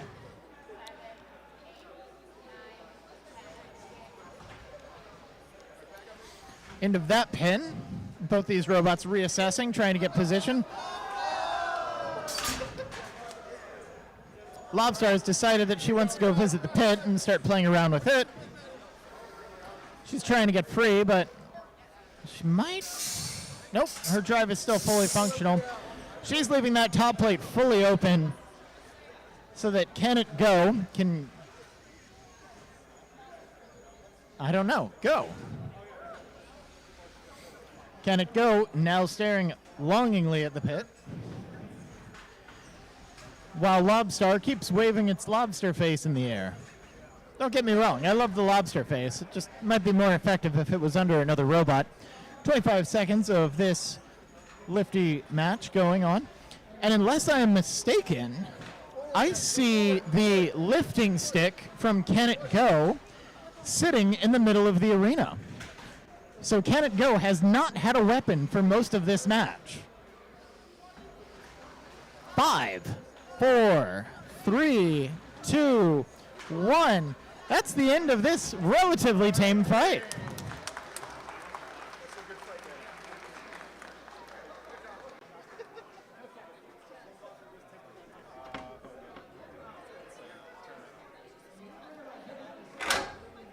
Can It Go? From the battle of the twin red robots, we're going to move our way to the battle of the twin orange robots with Tiny Terror going up against Charmander.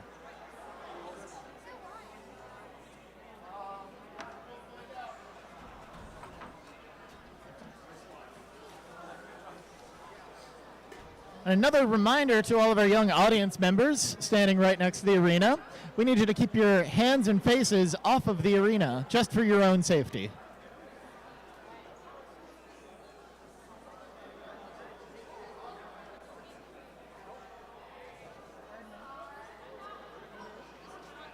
Can we step back just a little bit? Perfect, that's good.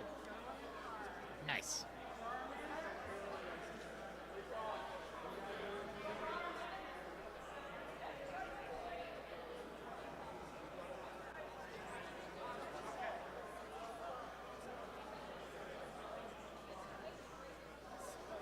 Announcing matches? Well, no, I mean for who needs sticks on them? Okay. Got a battle of two orange robots happening in the MassDestruction arena right now. Closer to me in the red square, we've got the drum spinner of Tiny Terror. He's got two-wheel drives and a big drum that he's going to use to try to throw his opponent into the air. Over in the green square, with 4 wheels and a horizontal disc, we've got Charmander. Charmander! He's going to be using his disc to try to cut through the armor of Tiny Terror, which he did in his last match, managing to snag and cut open wires.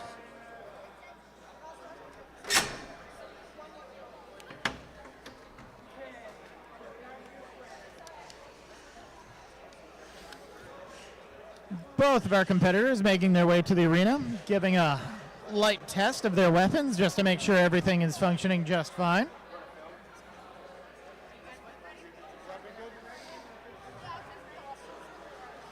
Thumbs up all around. Audience, please help me count down from 5, 4, 3, 2, 1. Fight, robots, fight! Both of these weapons spinning up to full speed. Let's see what happens when they touch. And Charmander's weapon has dissolved into tiny parts and gone all across the arena. Tiny Terror's drum is still at full functioning power, but he's upside down from that hit and not driving as good as he could. Tiny Terror is now right side up, and he's going to take the hurt back to Charmander. Charmander taking hits, but Charmander is very split in hat and has tapped out, which means your winner by vivisection is Tiny Terror.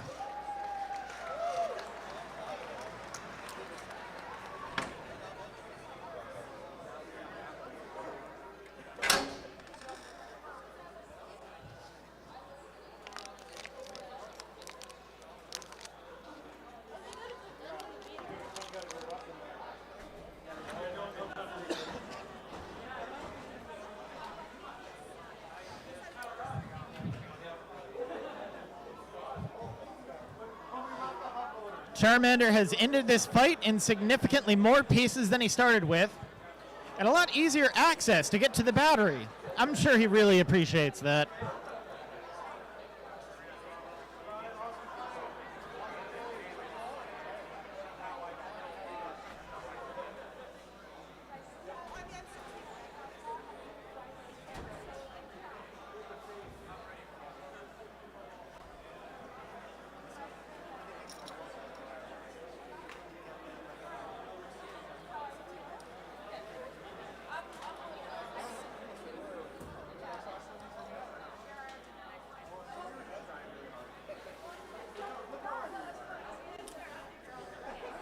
Next up, we're going to see two more plastic ant weights with Plink and Stygian.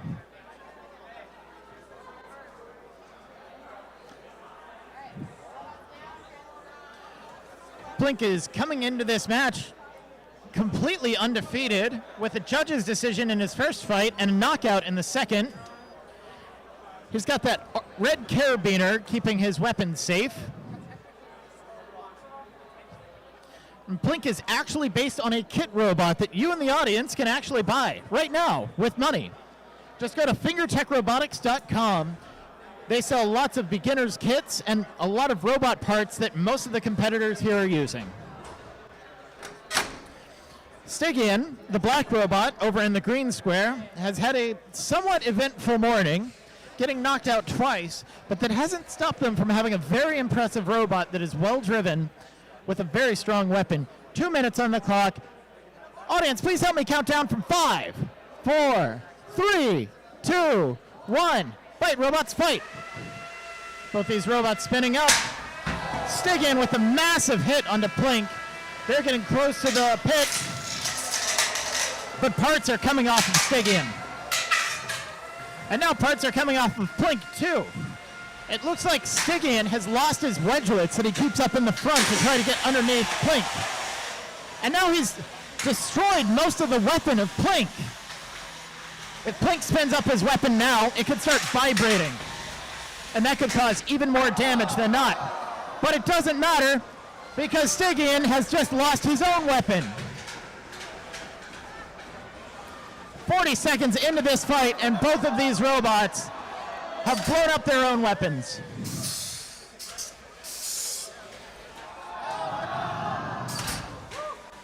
Armor chunks from Plink are all over the arena, while Stygian is stuck upside down without a wheel on the ground. Without his weapon either, he's having a hard time driving.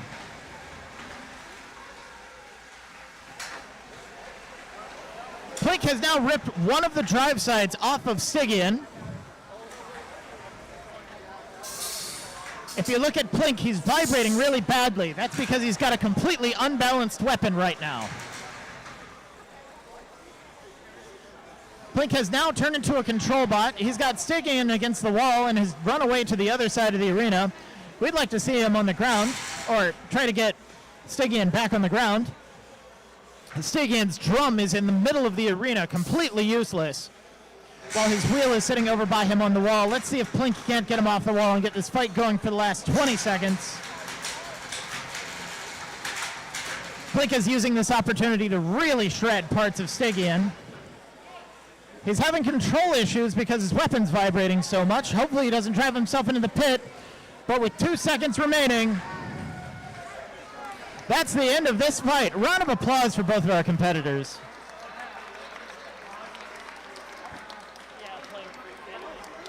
And your winner by judges' decision is Plink.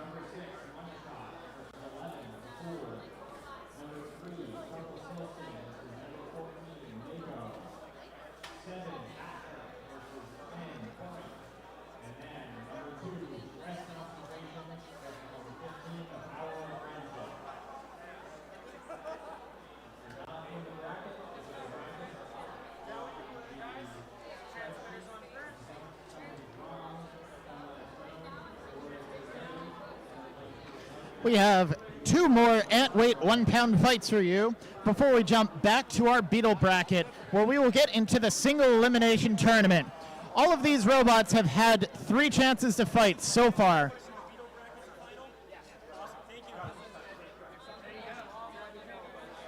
If anybody drops, it'll change, but nobody has told us that they've dropped.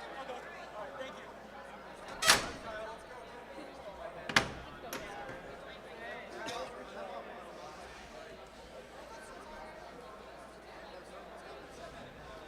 In the arena now, we have MetaMoon and Isosceles. MetaMoon is over in the green square. Isosceles is the lifter over here in the red. Going to set the time to 2 minutes. Both of our competitors giving me thumbs up very enthusiastically. Audience, please help me count down from 5, 4, 3, 2, 1. Fight, robots, fight! MetaMoon not spinning up her weapon. Isosceles going for position and gets a lovely flip right as she spins up. Counter reaction torque, throwing her all around the arena. MetaMoon's weapon has gone down just as fast as it came up. Isosceles still trying to go in and tank for some sort of grabber position. They've lasted fights before, but both of these robots are in the pit.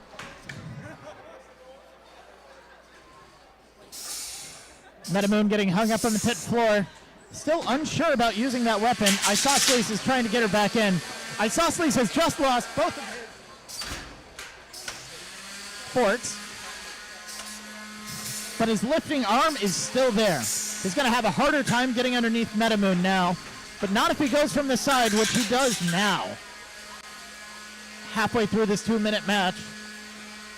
So far, Isosceles has been winning with a little bit of control, but MetaMoon has been doing a great job of ripping parts off of Isosceles. Isosceles is trying to break that MetaMoon weapon with his face. It's not working out great. She gets underneath him and tears him up a little bit. Good pop there from MetaMoon, and she takes him to the wall. Not a great place where Isosceles wants to be. He normally has a fork on the front of that lifter that he can use to try to get under people, but MetaMoon has completely grounded away.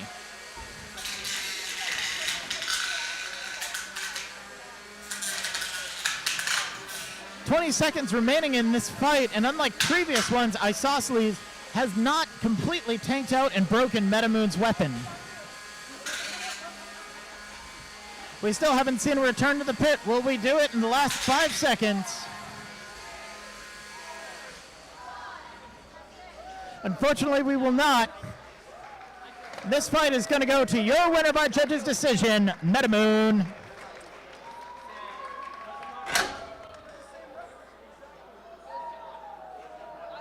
Yep.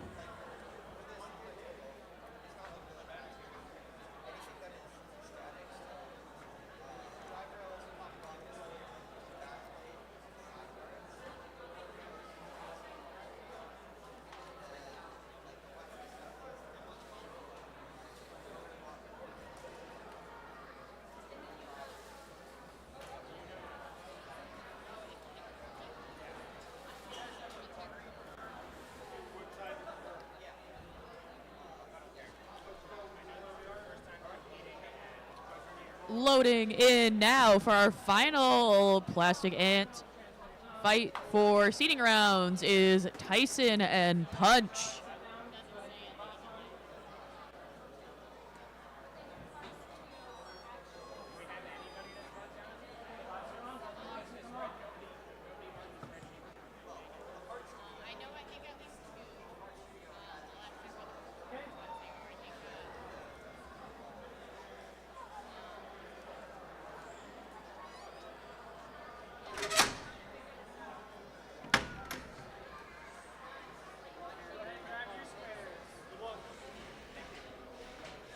In our green square over there, we have Tyson, and in the red, Punch.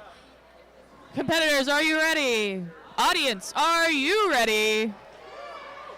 All right, 5, 4, 3, 2, 1. Fight, robots, fight.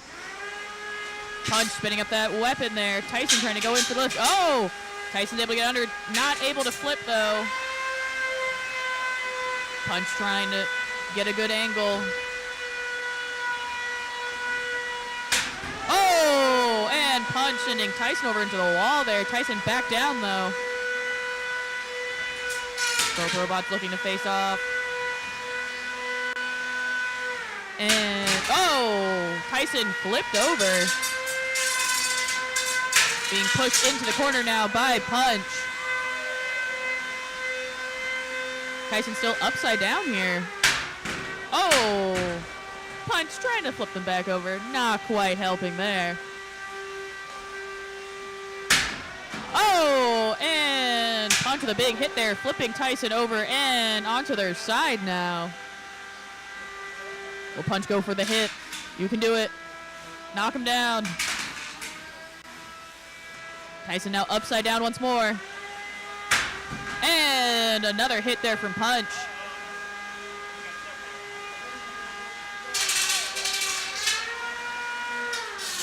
Punch grinding away here. Oh, Tyson into the pit and back out now.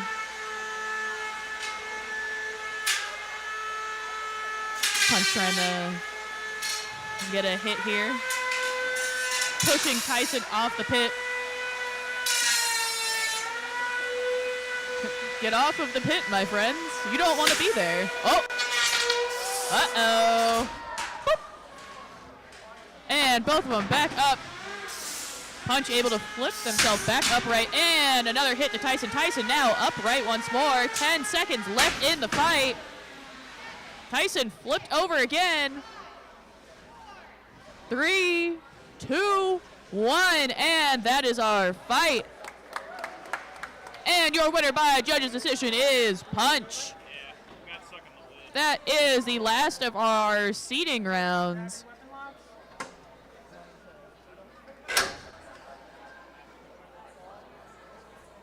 And our first fight for the Beetle bracket coming up next will be Master Control Bot versus Counterpunch.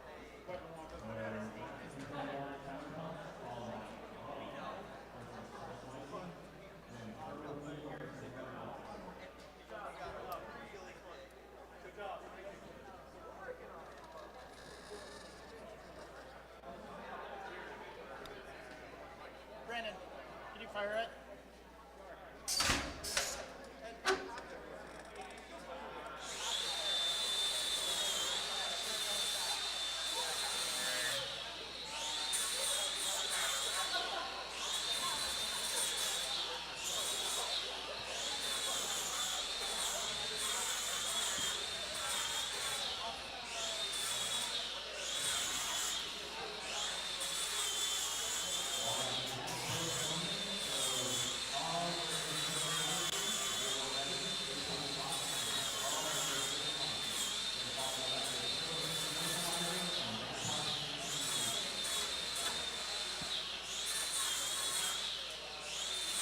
We had a little bit of shuffling we had to do for the bracket. Our next fight will actually be versus Sir Slicey.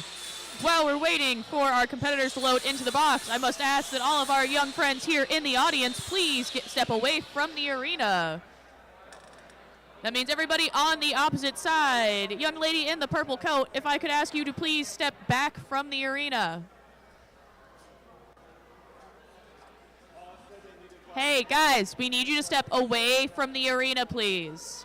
Take a step back from the arena.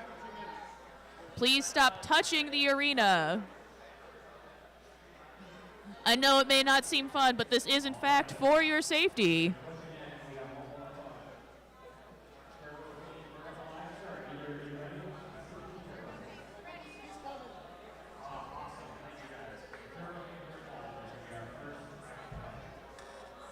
Another shuffle around. Looks like our first fight into the Beetle brackets will be TurboFIEND versus Verticalizer.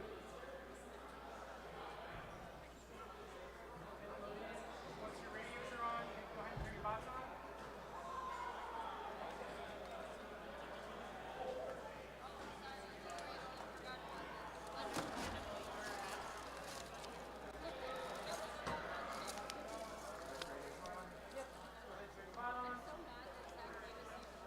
Nice sneaky to make the weight brackets.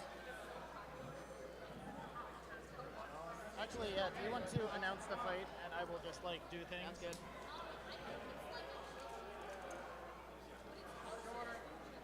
Hello, dear. I know. I'm my knees. Okay, you can grab your squares. All right, loading into our green square, we have TurboFIEND, and in the red, Verticalizer.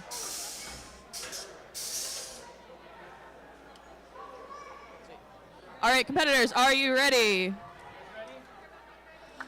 Audience, are you ready? All right, in 5, 4, 3, 2, 1, fight, robots, fight!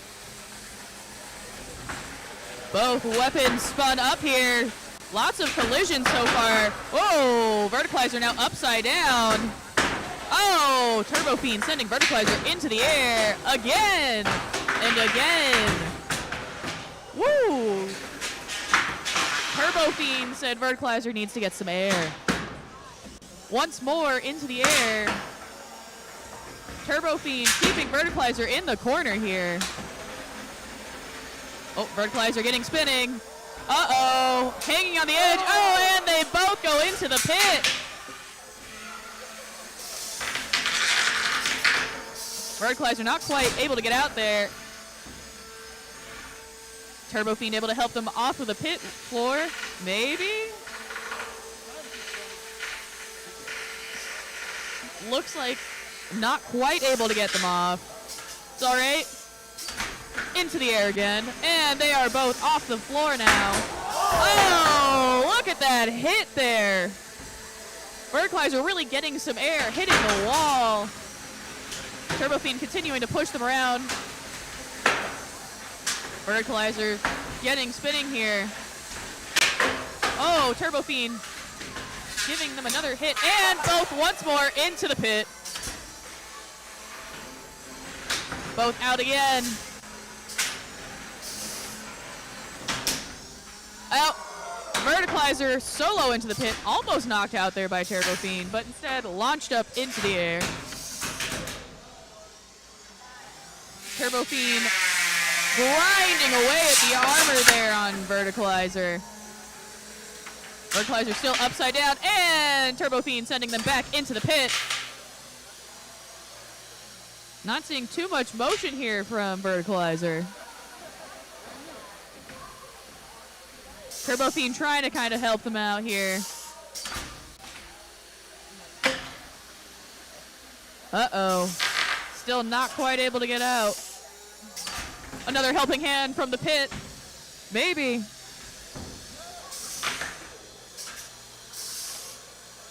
How many times do we have to try and launch them up? Uh-oh. TurboFIEND is under the pit floor.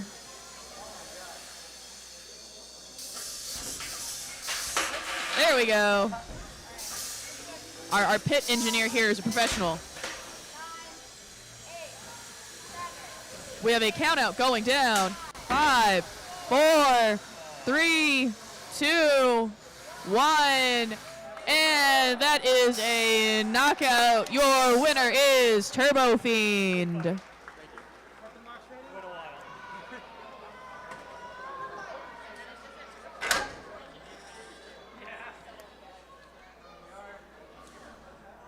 We back on.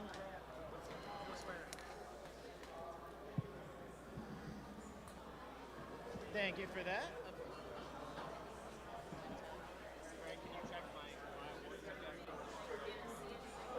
On the secret spreadsheet? Oh, chat.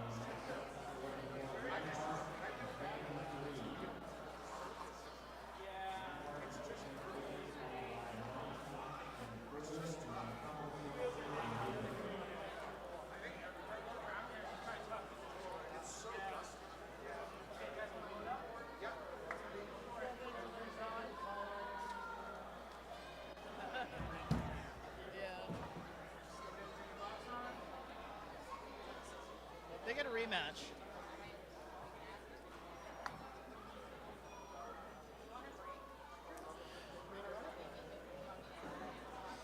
Coming into the arena now, fresh off of one extra fight that not everybody else had to have, is Rampart in the blue and gold. Did he use that as a learning experience, or is the damage really starting to build up on his robot? We're about to find out. He'll be going up against the Purple Pain of Phantom 3.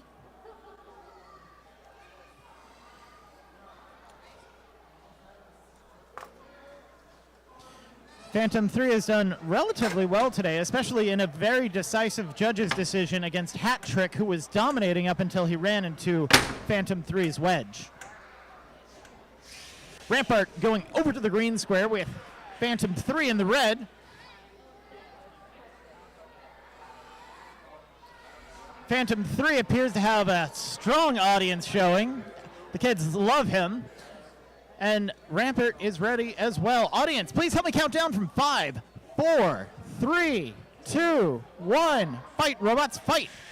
A little bit of premature driving from Rampart, and he goes directly into the pit for some reason. Maybe it was strategic. His weapon is not spinning up, but he really likes being in the pit.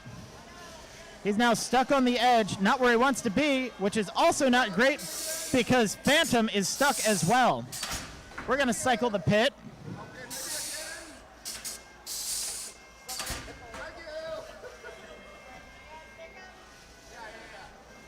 Now, if Rampart could reward the generosity given to him by knocking Phantom 3 free, that would be great.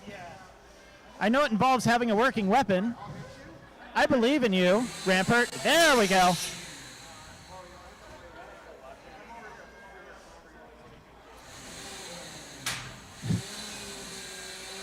Rampart is still working out a lot of the bugs of having a new robot, and he has gotten Phantom 3 free. Another plucky hit onto that weapon bar. Has gotten Phantom 3 stuck into the wall one more time. Let's see how much that motor enjoys that, or if it's going to overheat and break. Fantastic hit there, taking a lot of the armor off of Rampart and flipping Phantom 3 upside down. 1 minute into this fight, Phantom 3 hasn't moved outside of their starting square.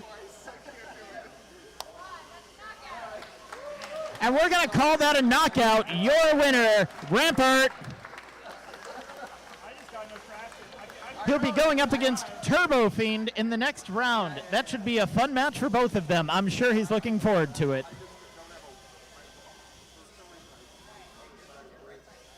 Well, this is the hard part of the competition because we make it like faster and faster. I lost my belt guard again. They don't have as much time to prepare. The belt's ready to go, and I only have one belt.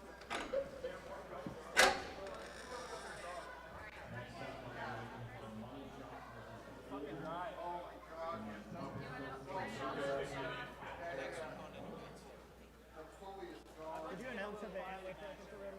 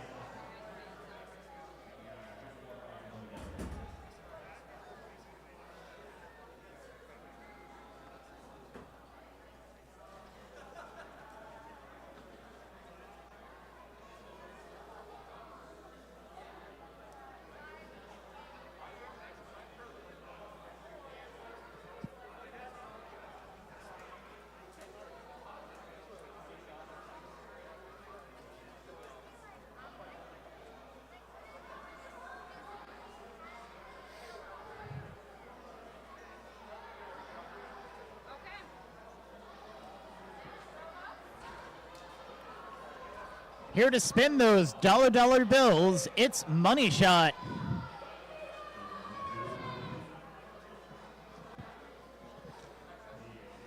He's green, he's bling, he's got dollar bills sitting on his self-riding horns.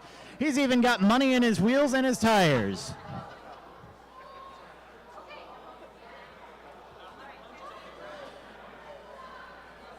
We're going to be running ourselves into an interesting question. What happens when you separate a fool from his money, namely the fool from the money shot?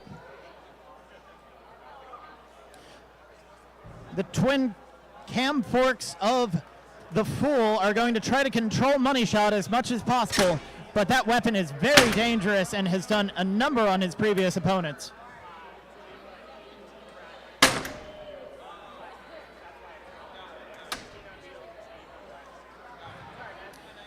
Doors are locked and closed while the fool is figuring out his GoPro situation. Both these competitors doing a nice easy drive over to the arena, testing their weapons. 3 minutes on the clock. I get the feeling that they're ready. Audience, please help me count down from 5, 4, 3, 2, 1. Fight, robots, fight! The fool is hot across the arena, and they're both in the pit. The pit. Money Shot's back up to speed, but the fool is going to make him take that hit right into the wall. Fantastic control coming from the fool. The more he gets Money Shot to hit the wall, the less he's going to get hit himself. Eventually, he might break something on Money Shot. In the meantime, he tanked that hit on one of his ports pretty strongly. The fool now has Money Shot pegged against the corner. Money Shot has both of his wheels off the ground, not a place where he wants to be. Is the fool going to help dislodge him?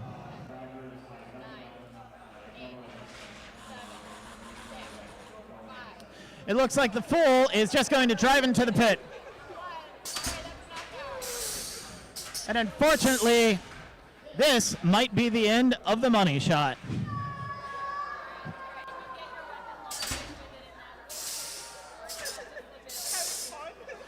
Your winner by knockout is the Fool.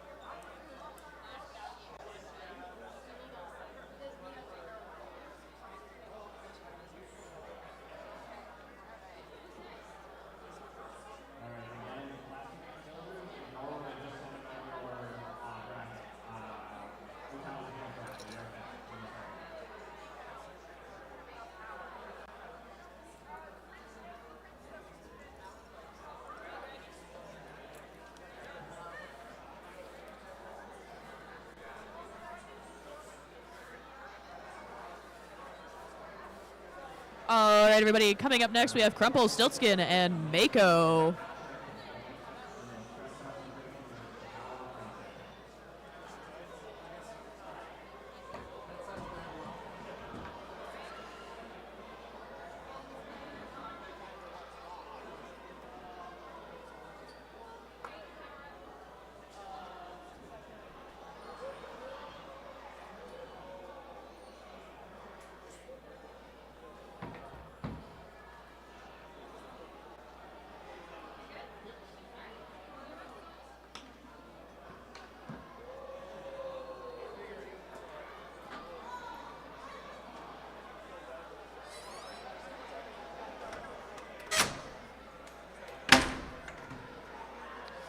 All right, looks like we're going to have in our green square, Crumplestiltskin, and in the red, Mako. I'm not happy about it either.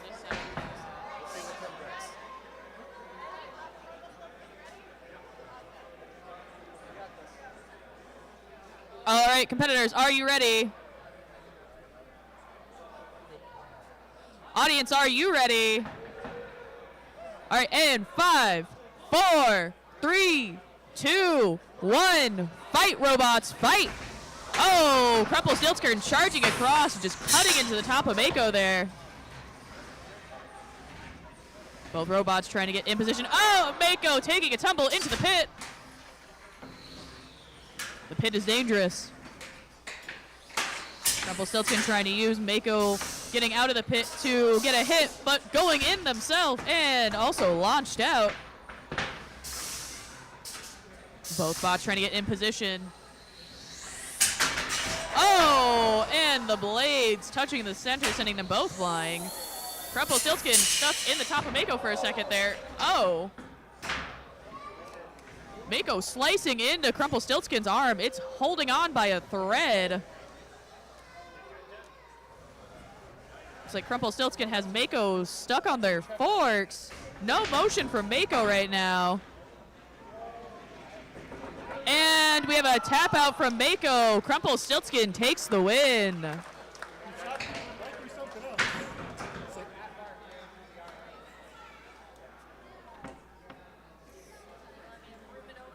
Yeah.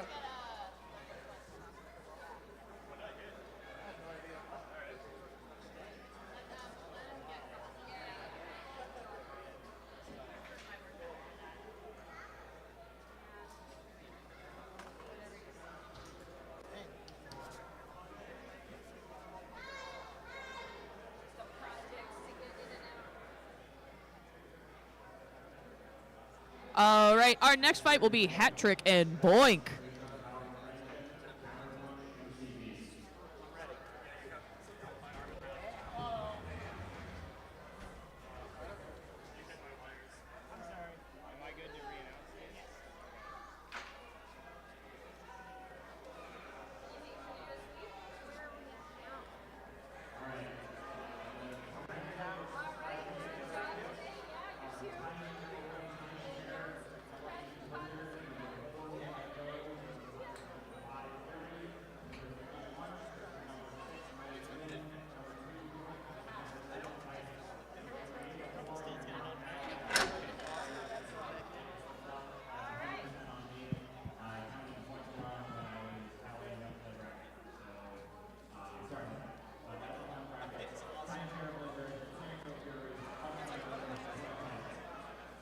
they can blame me.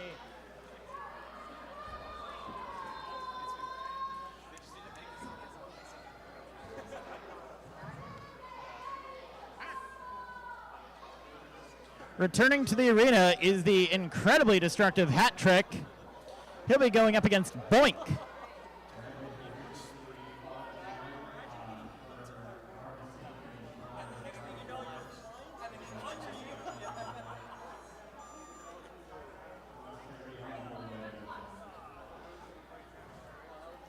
That horizontal spinning blade of Hat Trick was tearing through the competition until his last fight against Purple Phantom, or Phantom 3, where he lost his belt. BOINK has been doing reasonably well, having strong control over his opponents, but this is definitely going to be a challenge for him.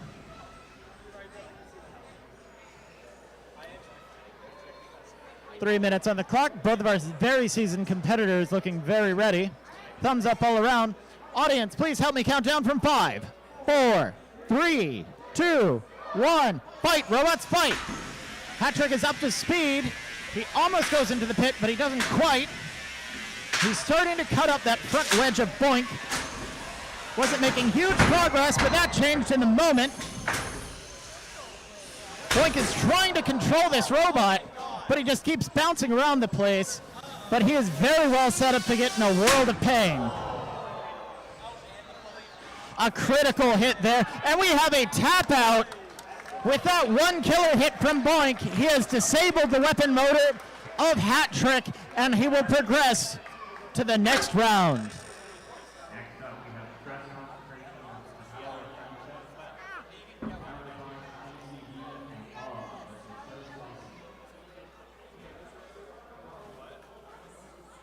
Sir Slicey.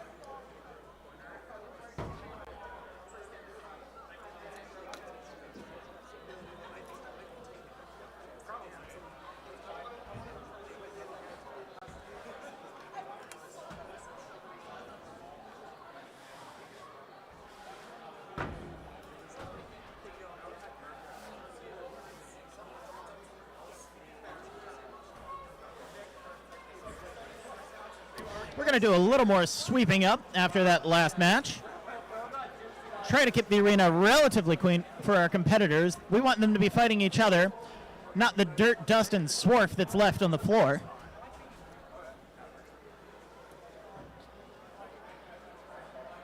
Okay, also I haven't really had much take action yet, so on this side just all driving into the pit and starting to guess this bolt rush on it, and I'm down.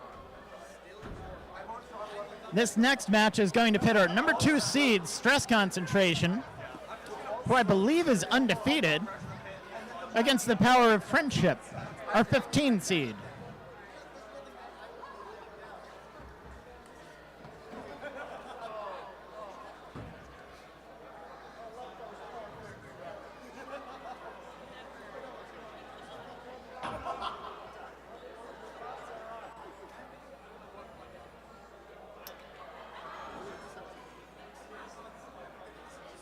The Power of Friendship so far has not been knocked out, whereas Stress Concentration has 2 KOs to his name, which is what's given him the 2nd seed. These are 2 very dangerous robots. Stress Concentration is a very powerful and dangerous robot. Let's see if he can't get that first knockout over the Power of Friendship. But we could always see a turnaround. The Power of Friendship could use those drills and teamwork and friendship and even a dash of love just to try to get into the top plate and set the battery of Stress Concentration on fire.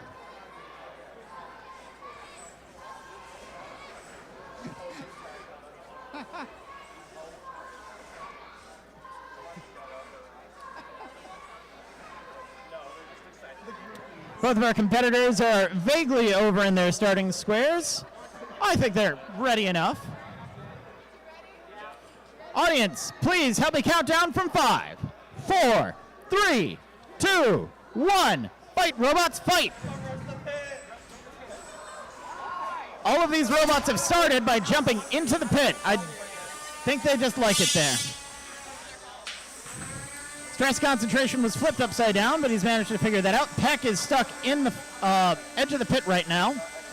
We might give him a little bit of assistance on the way out. It looks like the fork of stress concentration is stuck there too. He's not using his weapon right now. This is not a happy place for robots. I don't know why they're all hanging out on this messed up piece of Tegris. Oh, Poke is going for the poke. But we're going to give stress concentration a little bit of a reprieve. Peck is going. Peck has managed to drill into the top plate of stress concentration and lost his drill in the process. It's gone directly into his wheel, and it may have shredded his tread.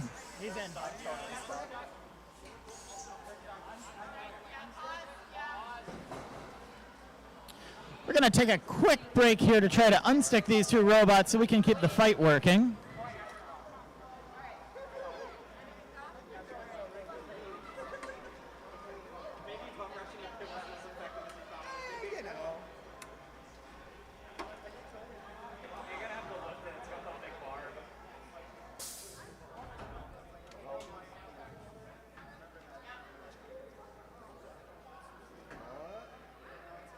Oh no, the bit fell out. My added armor. Thank you. The bit was already gone. No, I was thinking it was Round of applause for the head of our event here, Sarah. All right, this fight is going to resume in 5, 4, 3, 2, 1. 2 minutes are remaining.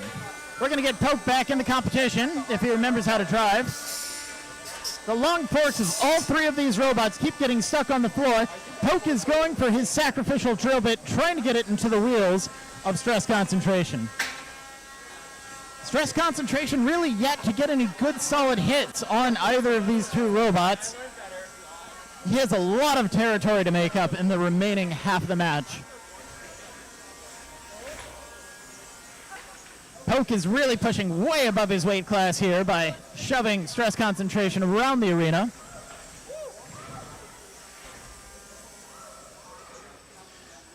The power of friendship is slowly but surely getting him back into the corner. Let's see if they're going to get him into the pit. Stress concentration seems angry. He wants blood. He doesn't like friendship. He hates friendship. 1 minute remaining on this very forktacular match.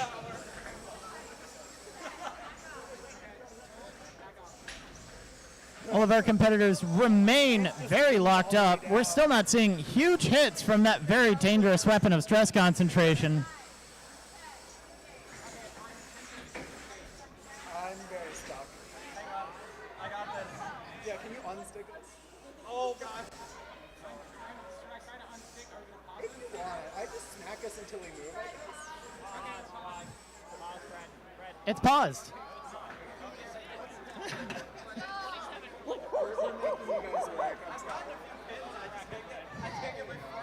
We're going to go in for one more unstick just to try to see if we can't make our competitors have one more big hit in the last 30 seconds of this match. Oh, you know what? I think the fork has turned into a literal hook. I think the AR has turned into a hook. Just cut off the back of the hook. You have a hook on the back. Because you will get TKO. All right, 27 seconds remain. We're not stopping this match again. Let's see if anybody can get a knockout in the last 30 seconds in 5, 4, 3, 2, 1. Fight, robots, fight. No, just kidding. They're going to get stuck again, but that's a very nice drill there from Poke.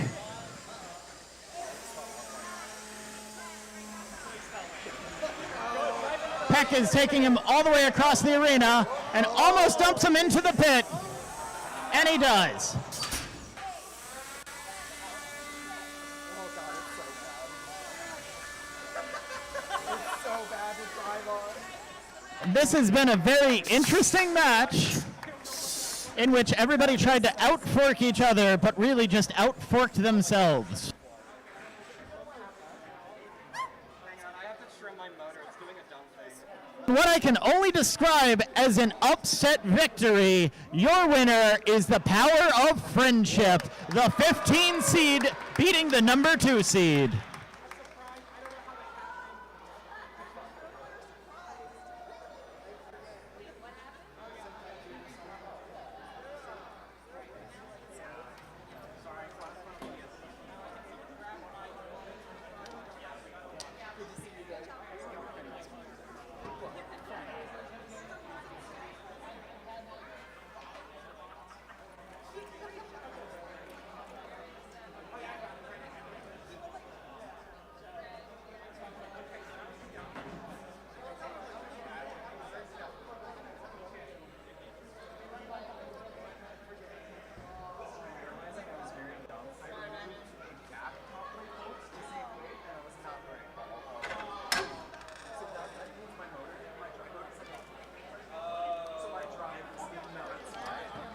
Time. I was behaving like a animal.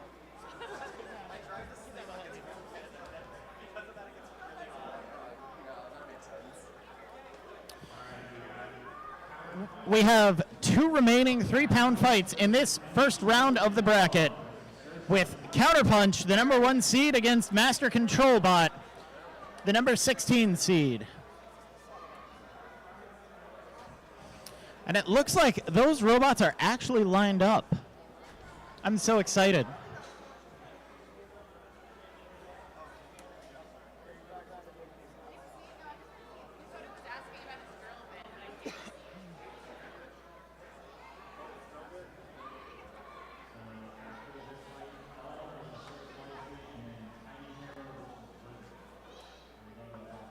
Lazard.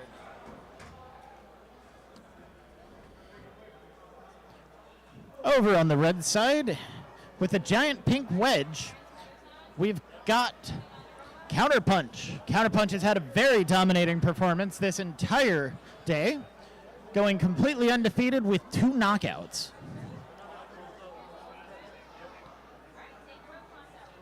The front is modular.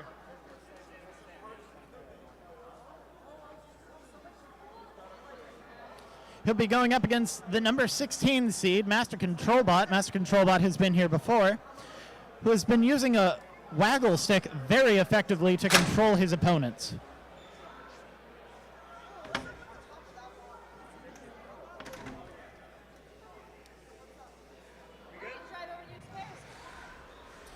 Both of our opponents are smoothly driving over to their squares. I think they're both ready.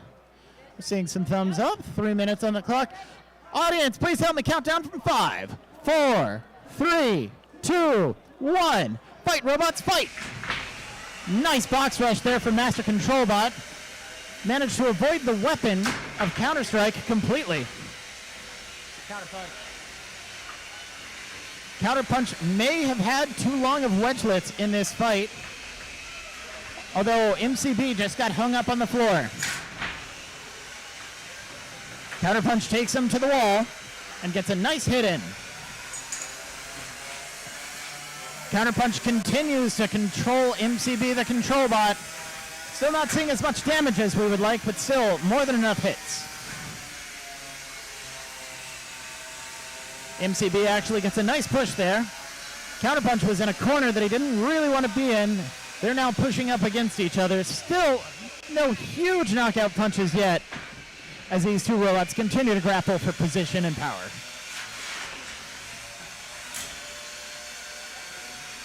Cute little hit there from Counterpunch, takes the tip off of one of those wedges. Maybe it's going to be less effective, but MCB turns around and he gets Counterpunch in the corner and shoves him up against the wall.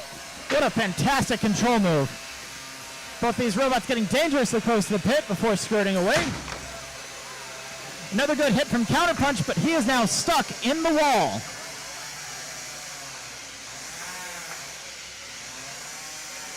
Is he going to be able to get himself unstuck?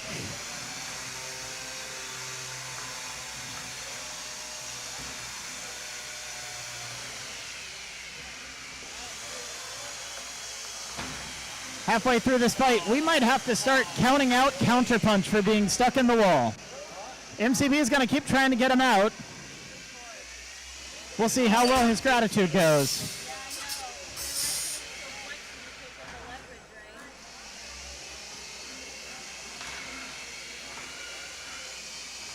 1 minute remaining in this fight.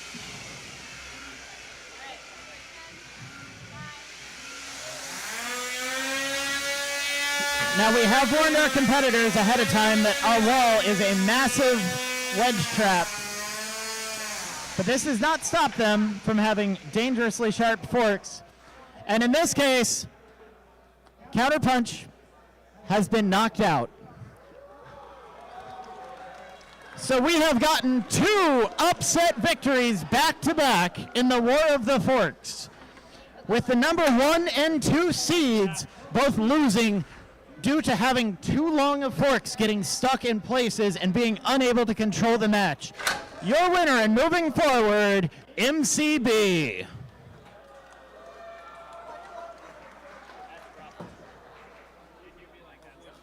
Yeah, but it was literally just like that.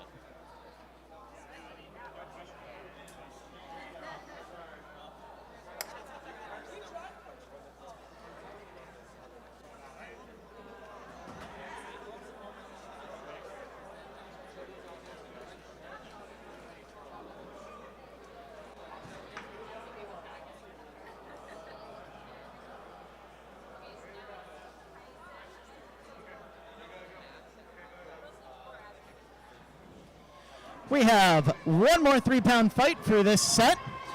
We're going to keep moving on.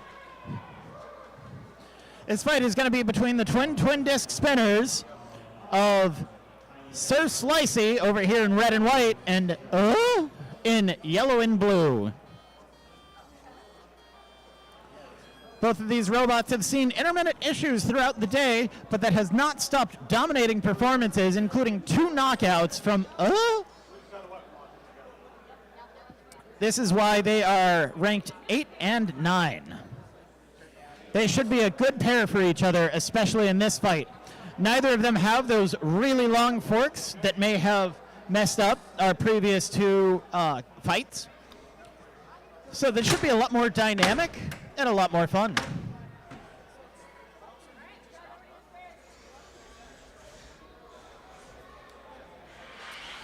Three minutes on the clock. Both of our competitors driving to their squares, spinning their weapons up. We're seeing good functionality. People are happy.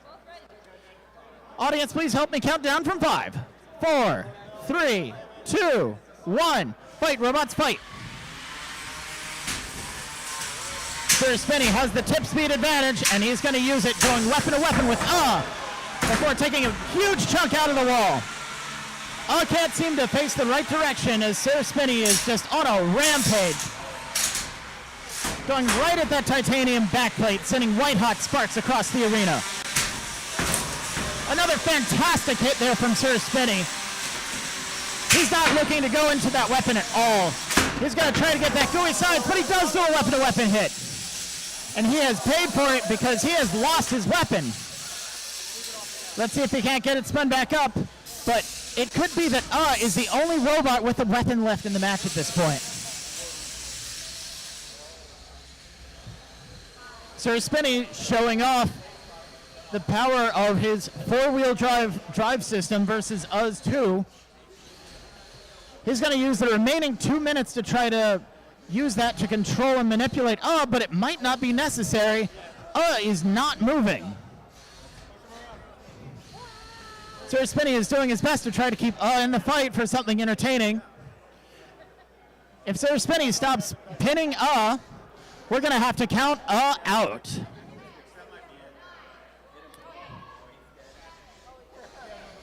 Five more seconds for to start moving. And that is a knockout. Your winner and moving forward, Sir Spinny. I lost internet. Oh, Slicey. Sorry. Well, I'm dumb.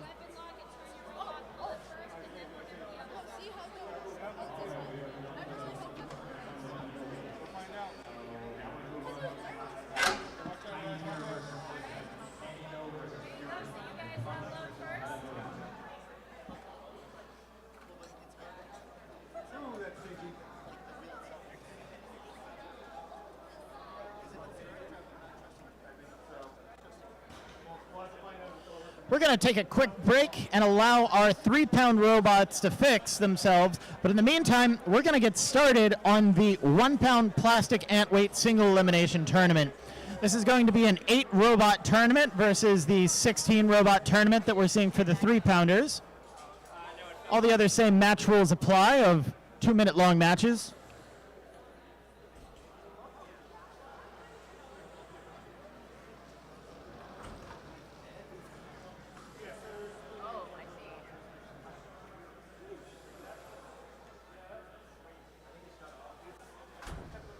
We're also going to try to clean up the arena a little bit. We need to mega vacuum that before we're done. It's a ton of sand.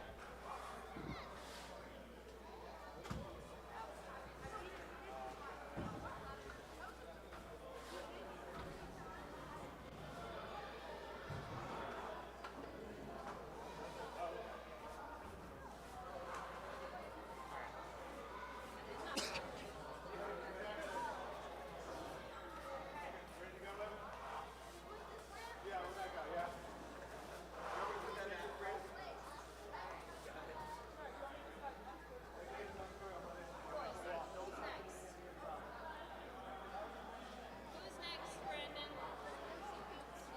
Tiny Terror and Blizzard.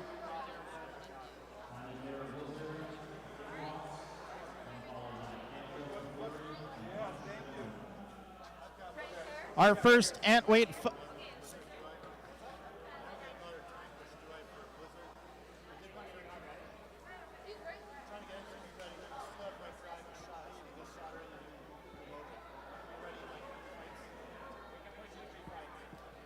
That's it. There's only 4 fights. That's it.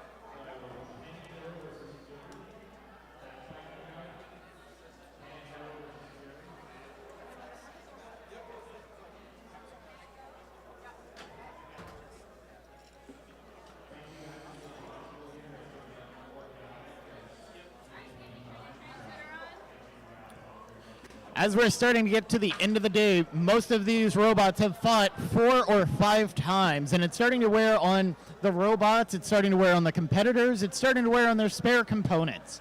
Things are getting rough, and not all of them can return back to the arena. 3 robots have already retired from the competition, and as we move through the remainder of this bracket, we're going to see increased time between matches as those repairs get more and more difficult.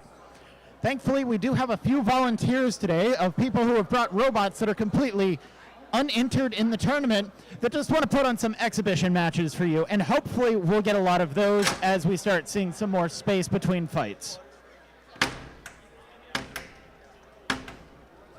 We've now closed the doors on Fury and Will It Go. Fury is over in the green square in black. Will It Go is closer to me in red.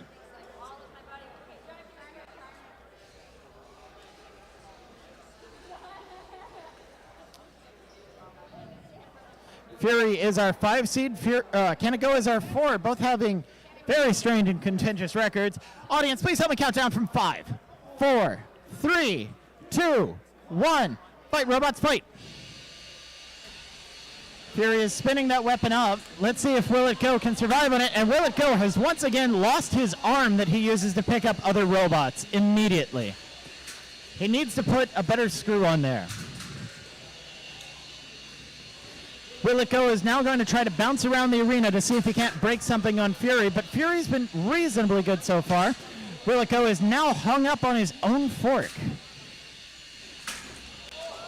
He's now spinning to try to make himself a weapon, but really this has just made him feed himself into Fury's weapon even harder. Fury's sending little robot bits of armor all across the arena.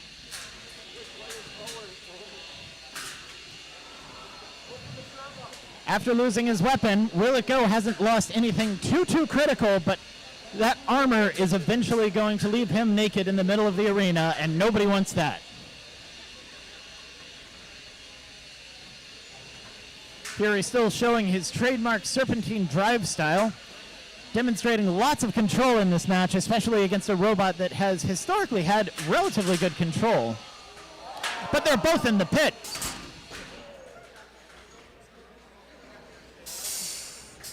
Fury spun his weapon down while he was in the pit, worried that something bad was going to happen.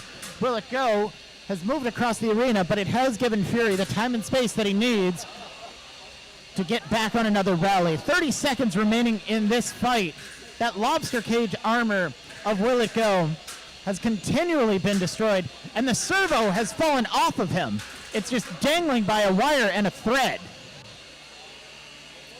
Looks like Will It Go has been high-centered. 10 seconds remaining in this fight, so this is going to go to the judges, but I think it's going to be pretty obvious who won this one. Your winner is Fury. I got internet back. Yeah, it just wanted me to refresh cookies.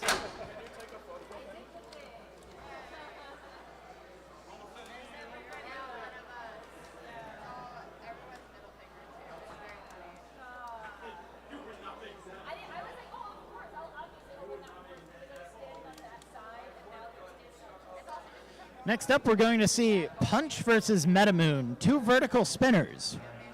P.U.N.C.H is at the 3 seed and MetaMoon is at the 6.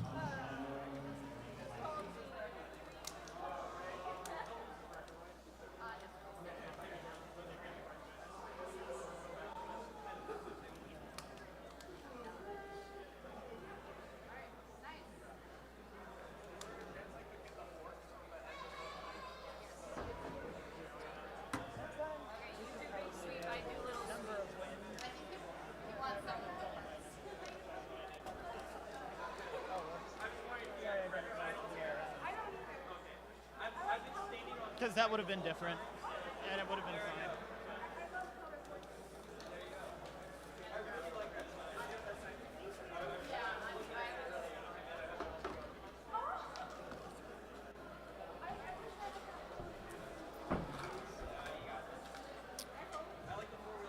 Our event organizer, Sarah, is now going into the box to pick up all the various bits of Will It Go. And there are a lot of bits.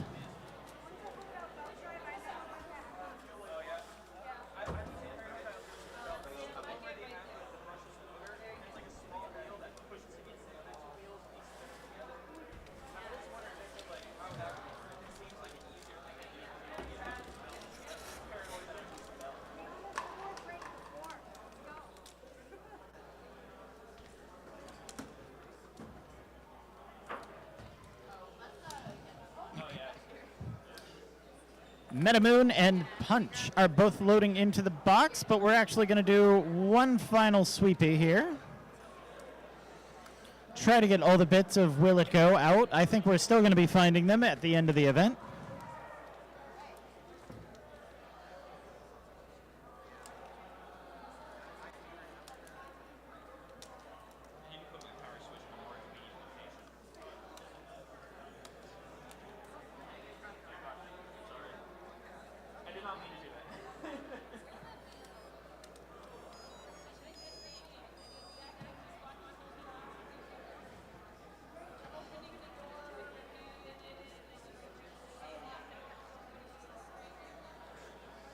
You've all got matching scars now. It's like you're in a cult.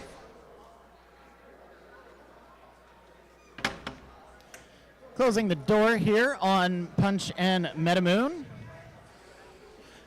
Two big vertical spinners. This should be a relatively exciting fight. 2 minutes on the clock. Thumbs up all around. Audience, please help me count down from 5, 4, 3, 2, 1. Fight, robots, fight! P.U.N.C.H fast across the arena. MetaMoon going straight into the pit. But we'll help her get out of the pit. P.U.N.C.H is now upside down and not working. It would appear as though in that one hit, P.U.N.C.H has knocked himself out.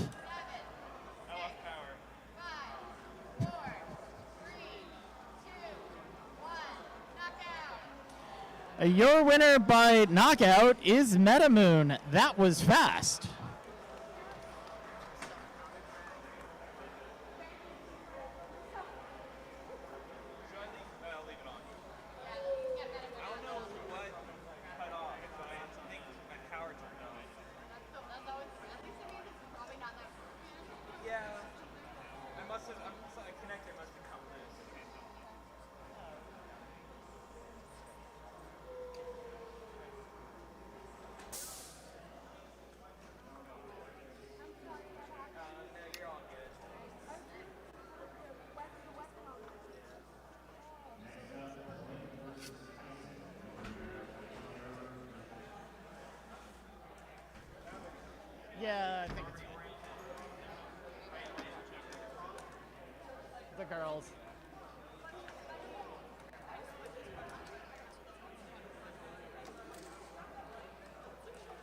Brandon all of the awards.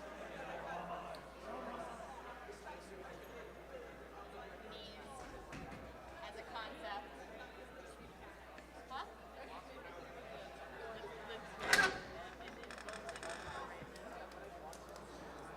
Is this the true meaning of Dark Brandon?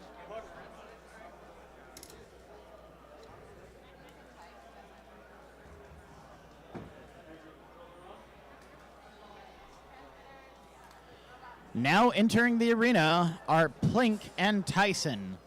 Plink is the gray overhead spinner. Tyson is the delightful red and blue lifter.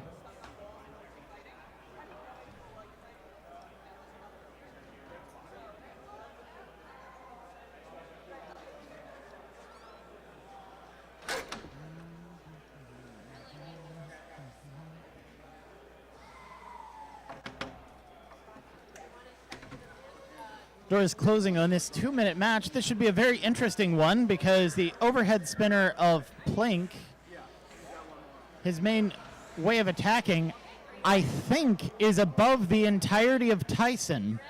And there is no way for Tyson to actually hit him. 2 thumbs up. Audience, please help me count down from 5, 4, 3, 2, 1. Fight, robots, fight. Plink not spinning up his weapon and driving directly onto that wedge of Tyson. Tyson has him flipped upside down, but that might not be a feature, because now the weapon can hit him. He's got Tyson pegged up against the wall right next to me. I can't see exactly what's happening, but it sounds miserable. That undercutting weapon of Plink is now starting to shred up that front wedge of Tyson, but he's got him right side up now, which is where he really wants him. If I were Tyson, I'd be using this time to start taking Plink to the pit. Good toss there from Tyson, maximizing the gyroscopic procession of Plink. Get him to dance all weird and funny. Plink has now turned off his weapon. Bold strategy.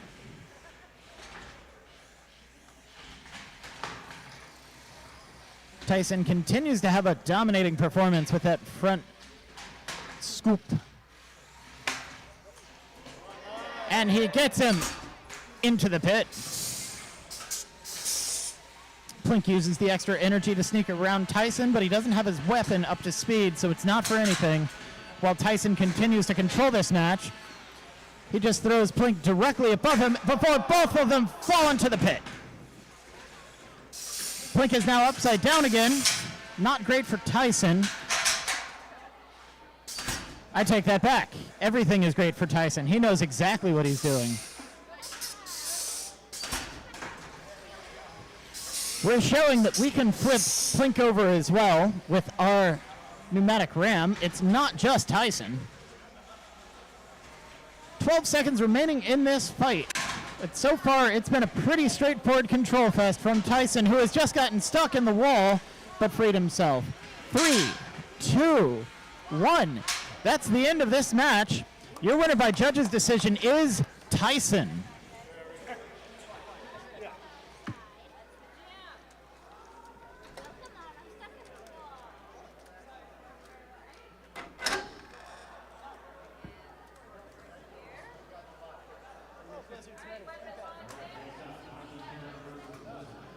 Good play, Andrew. Good play. Good job. That was fun. Yeah.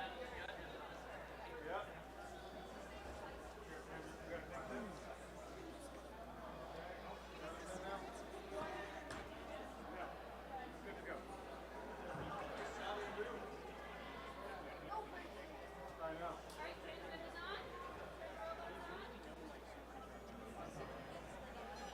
Don't know yet.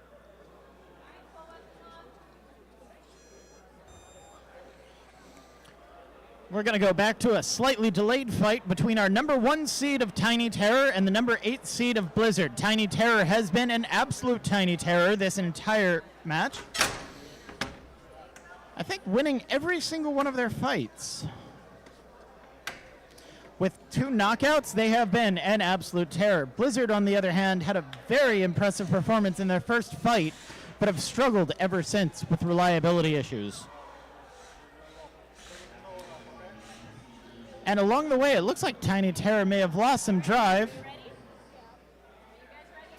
But they're both ready. Audience, please help me count down from 5, 4, 3, 2, 1. Fight, robots, fight.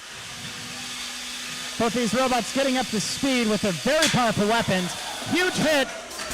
Blizzard goes into the bin. Hopefully she can come out. She's struggled here before.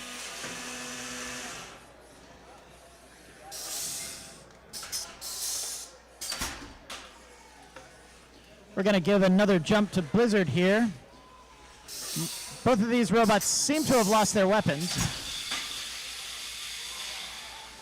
Blizzard is now trying to use her weapon to get off of the platform, whereas Tiny Terror is not spinning up his weapon. I don't know if he's preserving it or if it's gone down.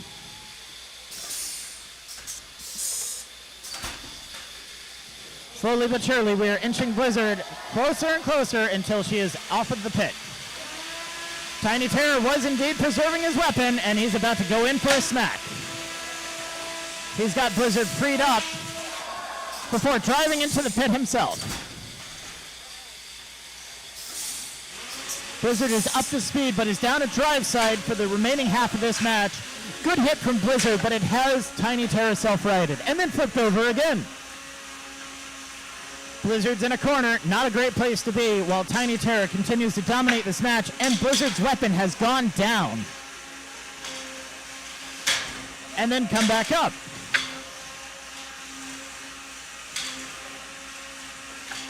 Tiny Terror has good positioning, but his weapon is having difficulty penetrating that ring of Blizzard. That still hasn't stopped him from getting good hits. Blizzard lands on his face before coming right back out of the pit again. 15 seconds remaining in this match.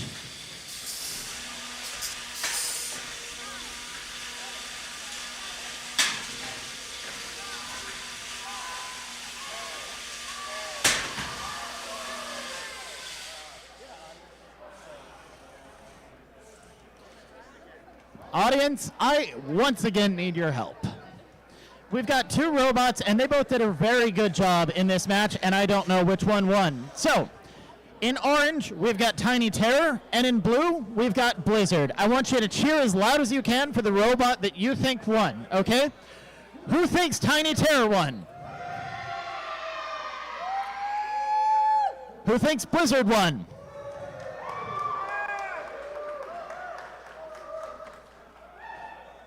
Oh, man. I think it's actually louder on the other side of the arena where I can't hear y'all. I'm so sorry, but your winner by audience decision is Tiny Terror.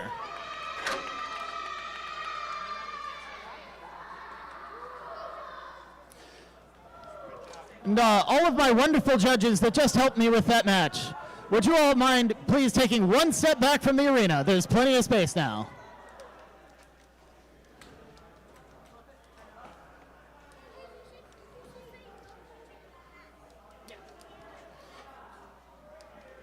I've just been informed. I should tell you all, please do not touch the glass. It's dangerous. It's not actually dangerous. But we'd prefer if you didn't. Just helps us keep fingerprints off. That way we don't have to come through and clean it up all the time.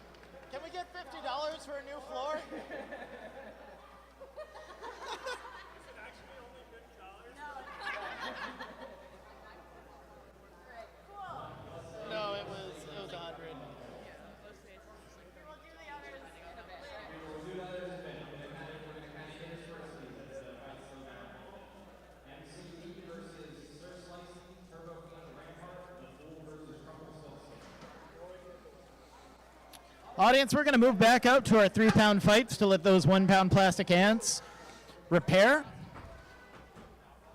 As we get along with some of our quarterfinal fights in the 3-pound weight class. And it's going to start with a huge Cinderella story here with MCB, who upset the #1 seed of Counterpunch. Counterpunch's extremely long forks got him stuck in the floor, which MCB was able to use to his advantage and eventually get the knockout. Sir Slicey had a very fun back and forth fight against but eventually the damage just built up on until only Sir Slicey remained.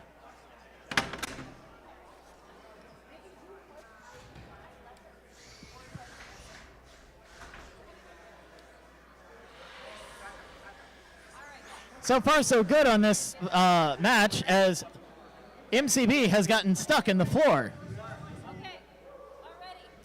3 minutes on the clock. Both of our competitors ready. Audience, please help me count down from 5, 4, 3, 2, 1. Fight, robots, fight. Sir Slicey is spinning up his very loud weapon, but MCB is using control before getting jumped right into the pit. MCB having some movement issues on the pit wall. Sir Slicey is going to make him pay for that. We're going to give him a helping hand. And he's back on solid ground. Both these competitors dancing around the edge of that very dangerous pit. Not a place anybody wants to be. Sir Slicey is getting some hits on the big keep-away corners of MCB. These are made out of rubber, so they're designed to take that impact without actually damaging the robot. But that wasn't. That hurt, and so did that. Sir Slicey starting... Sir Slicey starting to make those hits count. He's got MCB in the corner, and he's doing a lot of punishment there. MCB completely off the ground right now. Sir Slicey was hoping he'd get a knockout that way, but he's not that lucky. The waggle stick on MCB continues to be very effective at getting it unstuck. Sir Slicey juggling MCB against the wall now as we are halfway through this match. Nothing seems to be sticking for that knockout power as MCB keeps trundling along. This is slowly wearing out Sir Slicey, who is now going to come flying out of the pit. Lucky hit there gets Sir Slicey upside down, but he self-rights against the wall. MCB tries to rally, but straight into the fully functioning weapon before they're both in the pit. The enhanced ground clearance of Sir Slicey is really helping him get out of the pit, while MCB seems to be getting hung up on it a lot more. MCB's fork was hung up, but he's gotten out of it. A whole corner has been ripped off of MCB with 40 seconds remaining. Very close to going into the pit. Sir Slicey is now in trouble as the magic smoke has left the robot.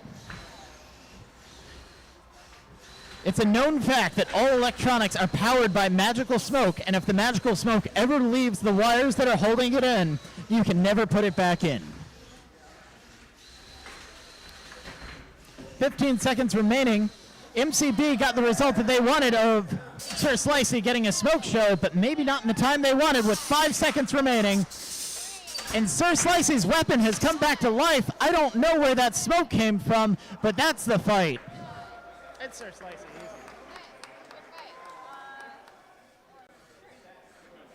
And your winner by judges' decision is Sir Slicey.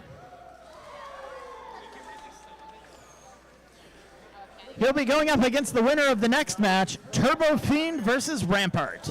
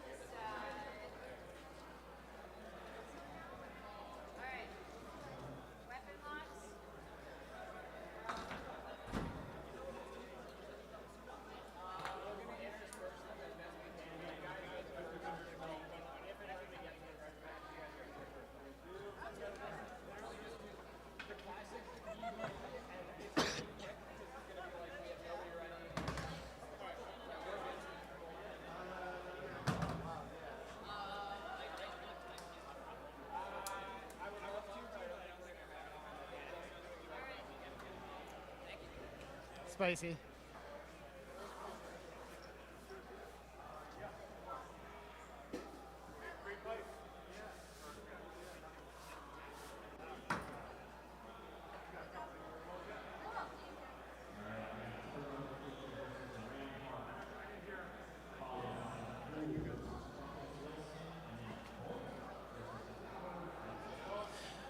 Two two-wheel drive vertical spinners now entering the arena.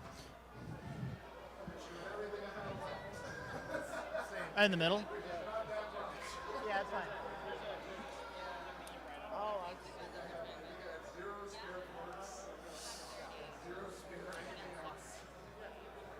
We've got the disc spinner of TurboFIEND going up against the egg beater of Rampart.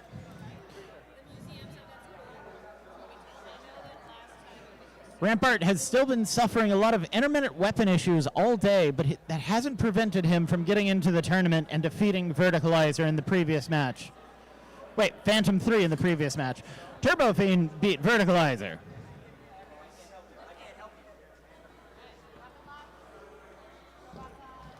Both these robots removing their weapon locks right now.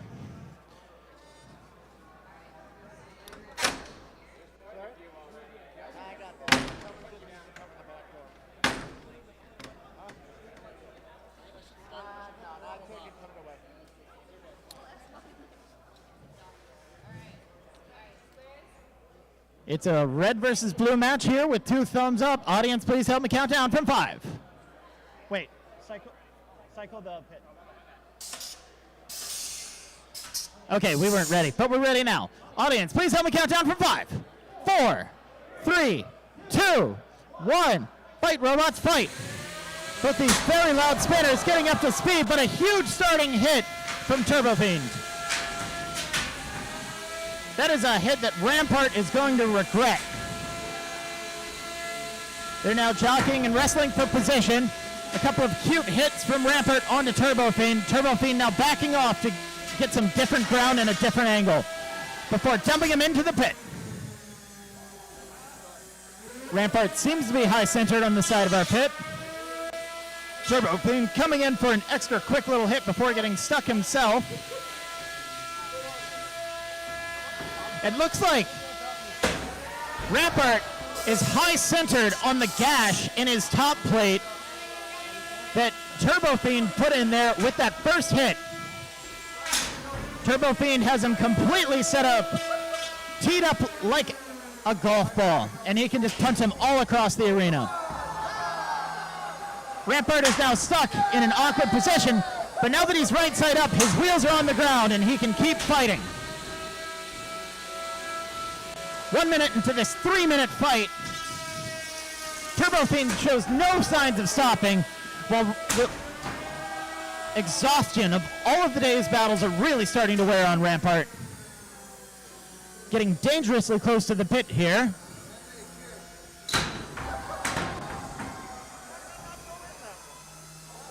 The weapon seems to be spun down, and it looks like Rampart does not have any drive anymore. His robot is completely off. We're going to have to start counting him out. Tap out. And we have a tap out. Your winner, and going on to face Sir Slicey, is TurboFIEND. Great fight, man. That's a great Yeah, fight. that is wild. Holy crap.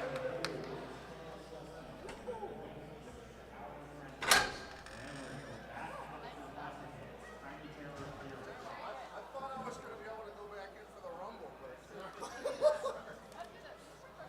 Yeah, it's my first event. Dude, you made it far for your first event? All of these parts were designed 2 days ago. Dude, that's insane. Amazing showing for that. I can't.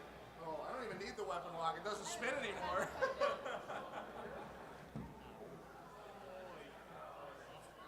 Wow.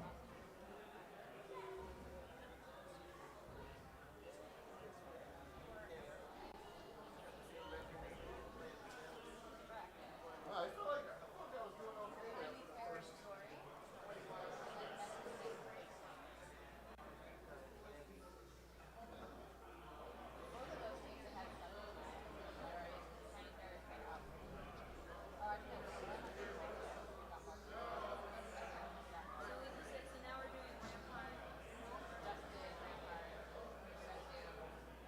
Next in the arena, we have the Fool and Crumplestiltskin, and BOINK and the Power of Friendship.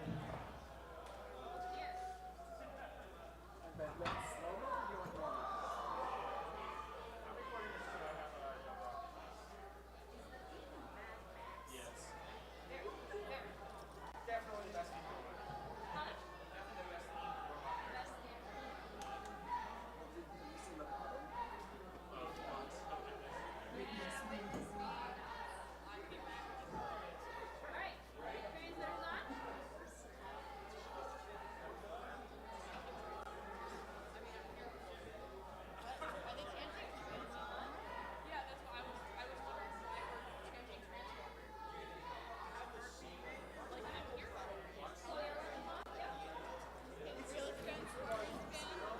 In the green corner, we have the Fool, a very strong control bot who has managed to defeat number 6 Money Shot in his initial tournament fight. He'll be going up against the number 3 seed Crumplestiltskin, coming fresh off of a win against Mako.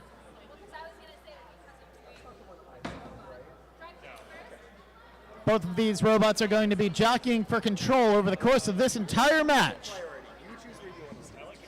And before we can start this match, audience, I have a request for you.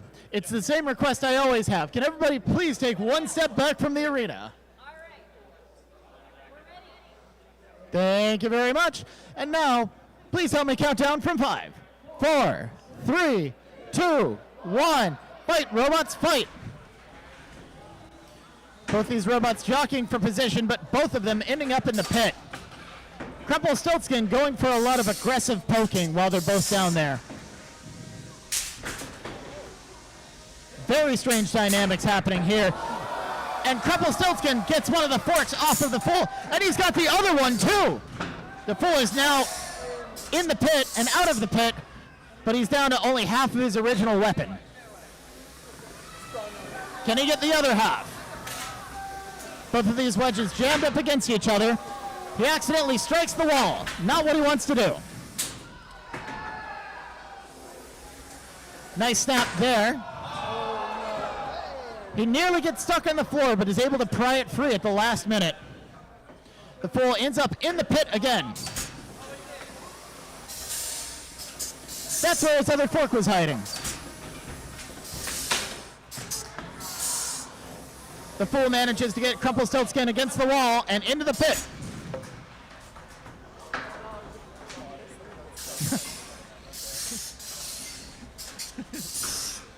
Both these robots are still in a wedge fest just to try to get control of the other one. For the Fool, it's going to be a question of control to win the entire match.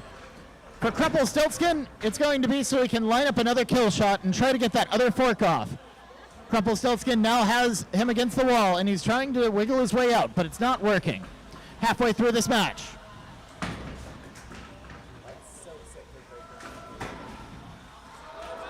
Both of these robots have been pitted again. We're going to let them get out, but a fantastic hit there from Crumplestiltskin, and he is potentially stuck in the top plate of the Fool.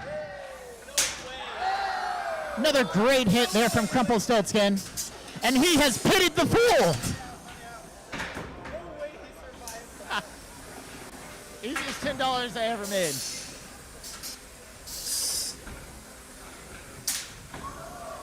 Very dynamic match going on here. With Crumplestiltskin stuck in the floor again, can he work his way out? He's out, but he is pinned. He twists away very quickly, but he is pinned once again by the Fool. Last 30 seconds of this match, neither of these robots have gotten knocked out, but we have seen an incredible amount of damage, which has ripped off the other fork of the Fool and knocked the Fool out. With 20 seconds remaining in this fight,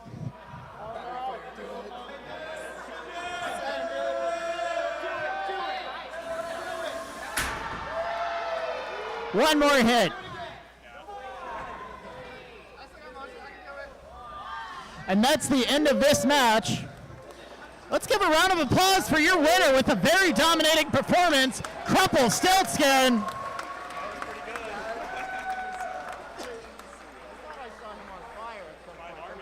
It's his eyes. He has truck lights on.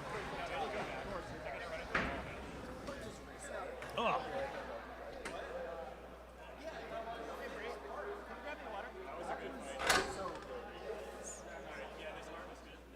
Preferably one without cholera in it.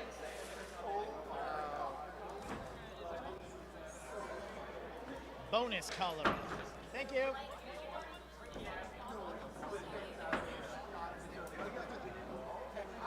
Water with ice.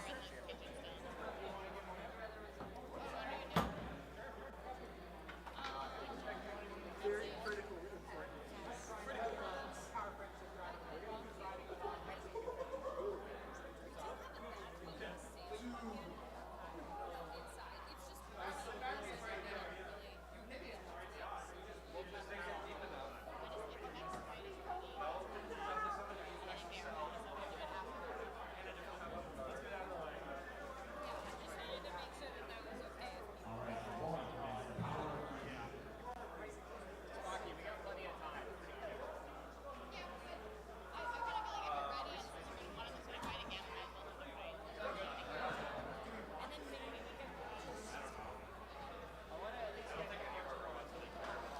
Returning to the arena are the upsets of the Power of Friendship, who took out the number 2 seed, Stress Concentration, in their previous fight.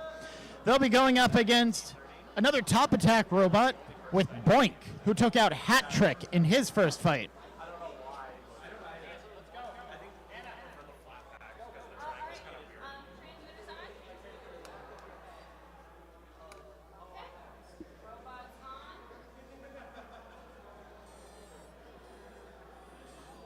All of these robots are turning themselves on with Allen keys. Hidden power switches that can't get knocked out. New googly eyes are on the Power of Friendship. It's the most important part of the robot.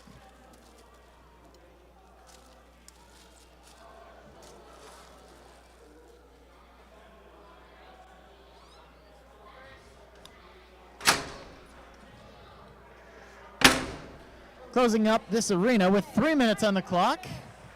As our competitors drive over to their starting squares, it looks like BOINK might actually be down a drive side, which is not good.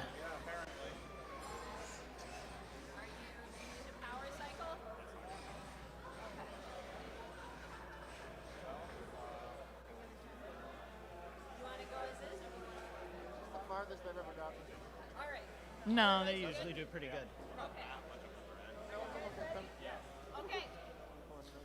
Two thumbs up, even with down a drive side. BOINK is ready to take them both on at the same time. 3 minutes on the clock. Audience, help me count down from 5, 4, 3, 2, 1. Fight, robots, fight. The Power of Friendship apprehensively working their way across the arena. In the previous fight, their forks kept getting stuck on things. And he's going for the drill. We're actually seeing 2 drills at the same time onto BOINK.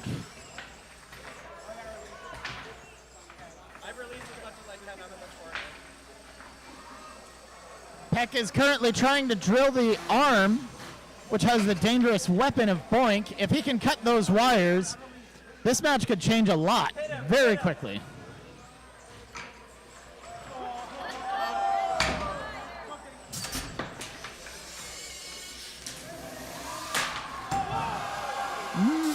Fantastic hit there as all 3 robots go into the pit. Untold carnage comes out. I don't know whose parts are whose. Another good hit there from BOINK. While Peck goes right back into the pit.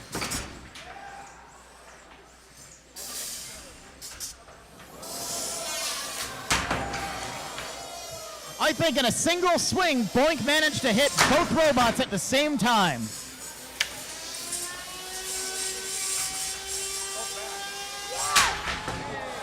BOINK is now solidly in control of Peck and letting him go, eviscerating him, sticking that weapon in and then just twisting it out. Actually, BOINK's full drive has returned as he has cut one of the forks off of Poke.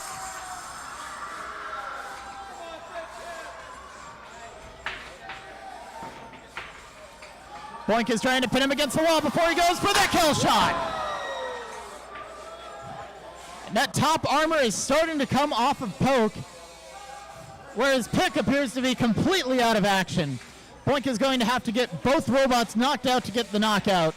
Just one will not do with 1 minute remaining.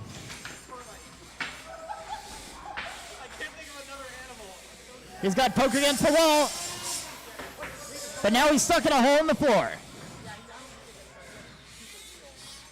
As this match keeps going back and forth, are we going to see one more hit? Both of the Friendship twins are right in front of me, wiggling around. Massive hit, but I think it was to more of the floor than it was the other robot. But that's not the floor.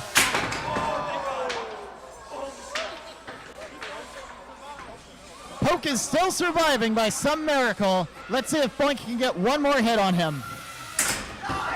And he knocks another teeth of that fork off. 10 seconds remaining in this fight. Let's see if we can get one last good hit from either of these competitors. As Poke runs away to the pick to avoid getting hit. Your winner and going up against Crumplestiltskin in the next match is BOINK.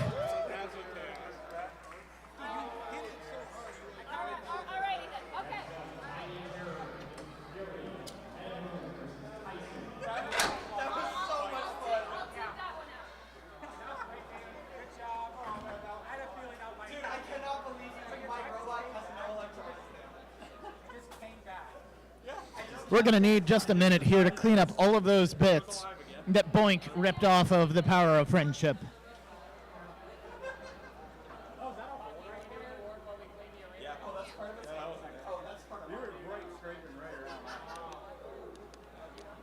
Oh wait, that right there, that me? Could it be Mike? I'm surprised it wasn't me.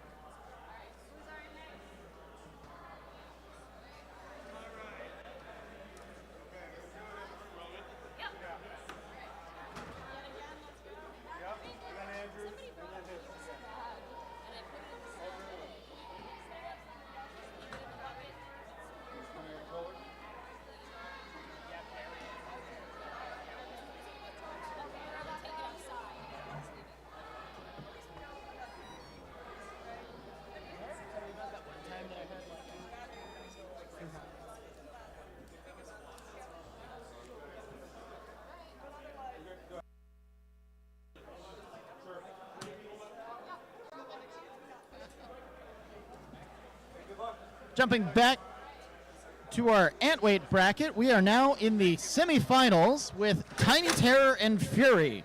The winner of this match will be going up against the winner of MetaMoon versus Tyson in the finals.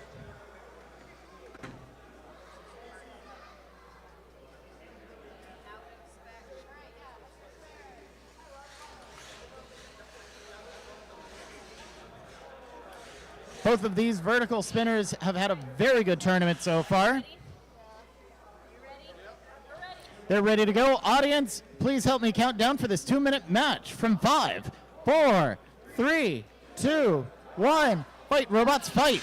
Both these robots getting up to speed before even leaving their starting squares. Tiny Terror with a good hit to the corner of Fury. Now that they're going weapon to weapon, the winner is usually the one spinning faster, and that seems to be Tiny Terror. Fury should be avoiding hits directly to the front of Tiny Terror and trying to bide his time to get around the side. He's trying it, but he just can't get the angle that he needs. Very good technical driving from both of these competitors right now. Fury is starting to get those angles that he wants on the sides of Tiny Terror. Tiny Terror, in the meanwhile, having difficulty turning to point it to the direct face, but he does have Fury stuck on his back. Thankfully, Fury has a stick for that. Good hit there from Fury. Tiny Terror is slightly out of control. Both robots meandering over to the pit. Fury thinks about jumping in, but then rethinks it. Halfway through this 2-minute fight. Good rally there from Fury. Tiny Terror smacks against the wall. And Fury makes him pay for that.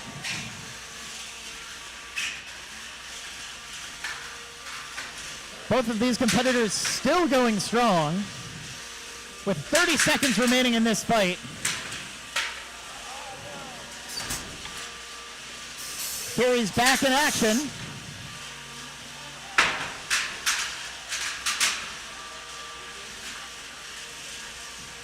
Indecisive coming off from both of these robots on who's winning those hits and interactions.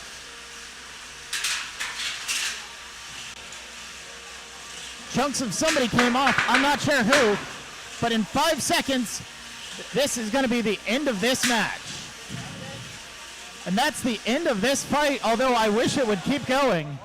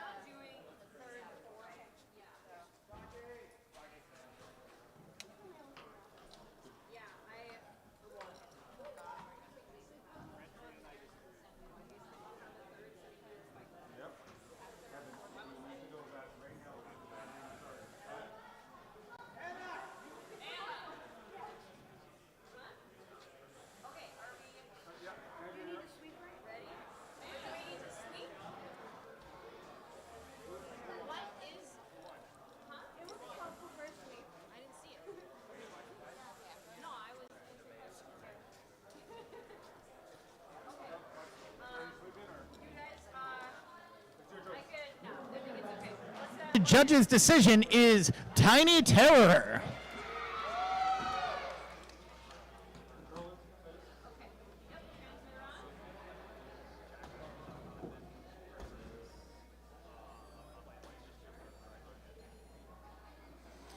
Tiny Terror is going to be facing the winner of this match of Tyson versus MetaMoon. We're moving pretty fast. But it's like, it's always exponential of like the time that we need is more at the end. The closer we get to the end. Yeah. Oh, Jesus.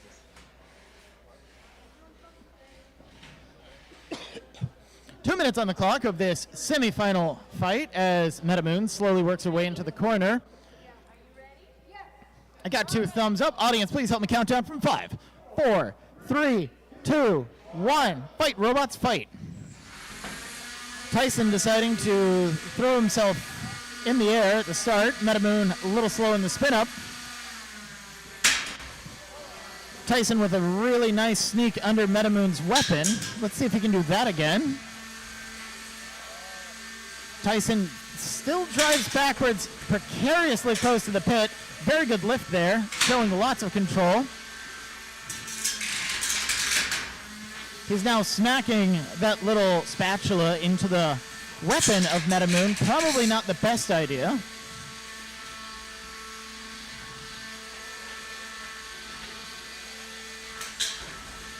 Another good lift there from Tyson.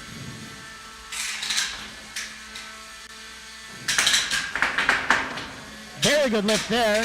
Gets MetaMoon upside down, but she promptly rallies and is now taking him to the wall. Very good hit there from MetaMoon, smashing him against the wall. But she pays for it, and Tyson, through flipping her upside down, has ripped off one half of her weapon support. With one more, the weapon has come off.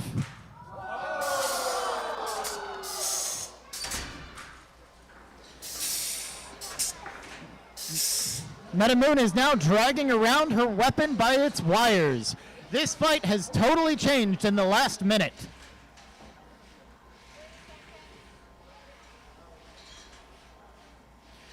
There's not a whole lot offensively that MetaMoon can do, as she is upside down and stuck with her weapon dangling by a thread. Tyson's strategy of outlasting her with cheeky hits and pickups has worked out very well. 10 seconds left in this fight, as they both go into the pit.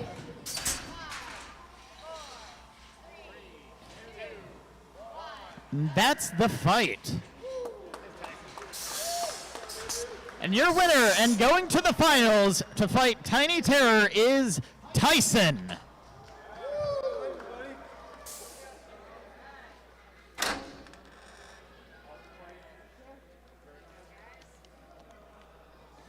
We're going to give them a little bit of time to work on their repairs while we jump over to the quarterfinal or semifinals for the 3-pounders, with Sir Slicey going up against TurboFIEND and Crumplestiltskin against BOINK.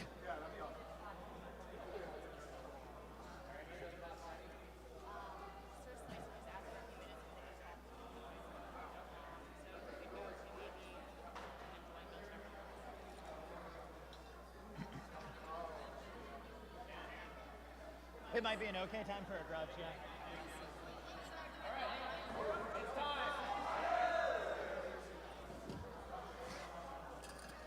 Sir Slicey and TurboFIEND have asked for a little bit of time to try to repair their robots from their previous fights. So we're actually going to throw in a completely unrelated fight with robots you have not seen all day. They are fresh, they have not fought once, and they're just here to show off for you, the audience. We had a limited number of slots, and they're local. They wanted to compete, and all the other slots got full.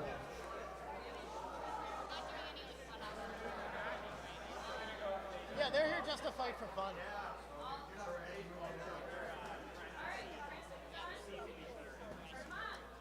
I know, but they're both 3 pounds.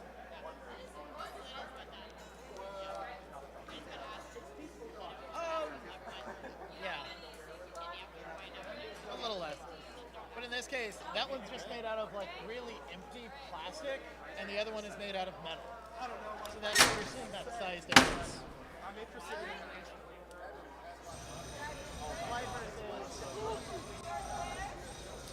We've got 2 extremely special and cool robots for you today. Over in the green square, it's a giant orange robot called Clyde. Clyde normally has a flamethrower, but we don't allow those here because we don't want to burn down the museum, unfortunately. Why are you saying, don't you work at the museum? Yeah, well, this room doesn't belong to us, technically.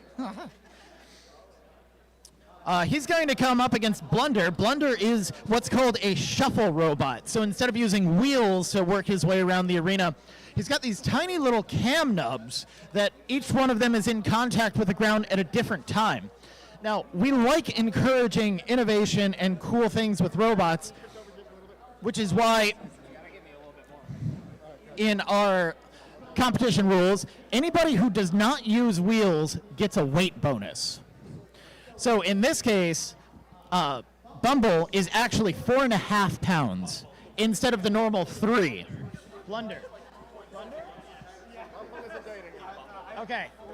Sorry, Blunder is the name of the robot. He's over here in purple in the red square. I'm excited to see what these two robots can do. Audience, are you excited to see these two brand new robots? Please help me count down from 5, 4, 3, 2, 1. Fight, robots, fight.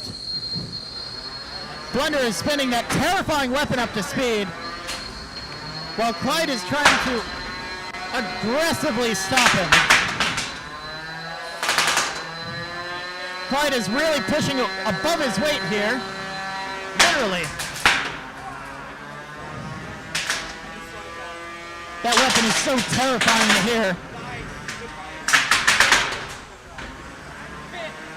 But Clyde's in the pit. And Clyde's out of the pit.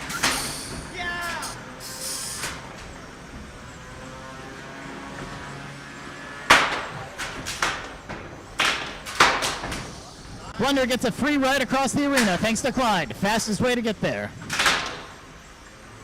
And he's going into the pit, but he misses at the last second, only for Clyde to go back in. Clyde's going to take him to the corner, try to get him to wear out some of his parts, see if he can't twist and turn it into going into the pit. He's so close. That weapon is getting loud and scary. It looks like he's ripped off one of the forks of Clyde.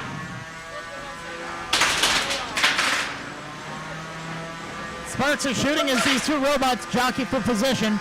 So far we've seen a lot of good hits from Blunder, and Blunder's in the pit!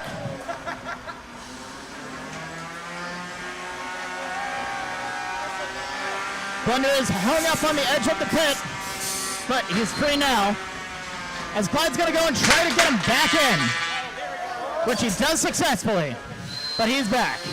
There's no escaping. It does whistle. Why does it whistle? I have no clue. But that's gone now.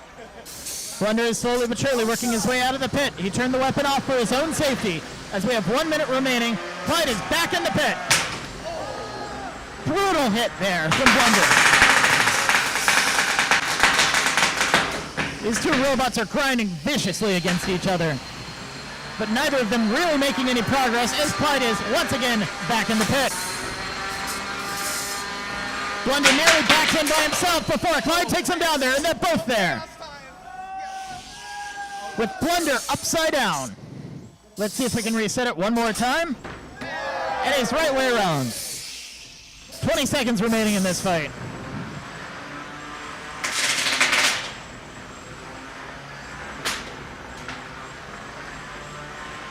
And Clyde goes in the pit again.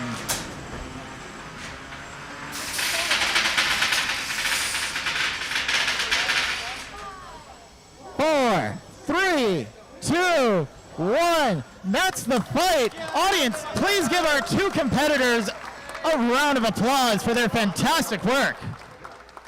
Oh, you got a drive side. Oh, it's still spinning. Let's go. Give me some.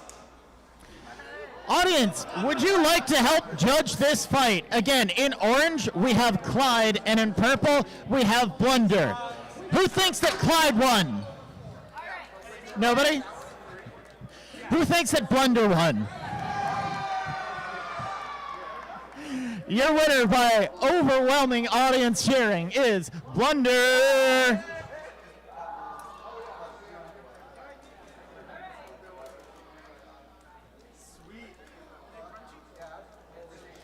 It's way more expensive for us. It's way more expensive.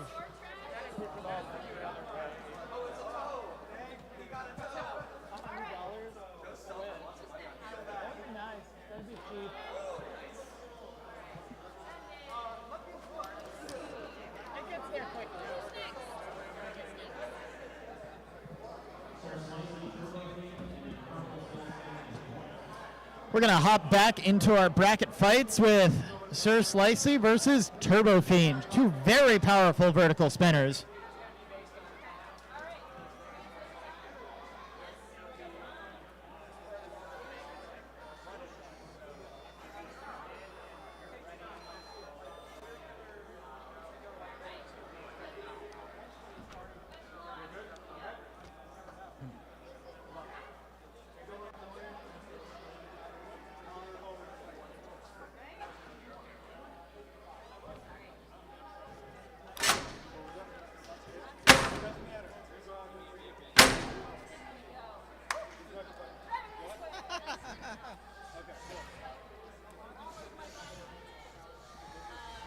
In the red corner, we have the incredibly vicious Sir Slicey going up against, in the green corner, TurboFIEND. Both of our competitors are ready in this semifinal match. Whoever wins this one is going to the finals. Audience, can you please help me count down from 5, 4, 3, 2, 1. Fight, robots, fight. Huge hit from the start, sending sparks and robot parts everywhere. Something has come off of Sir Slicey, and I don't know what it is. Sir Slicey seems to have the speed advantage over TurboFIEND. But TurboFIEND's just so tough.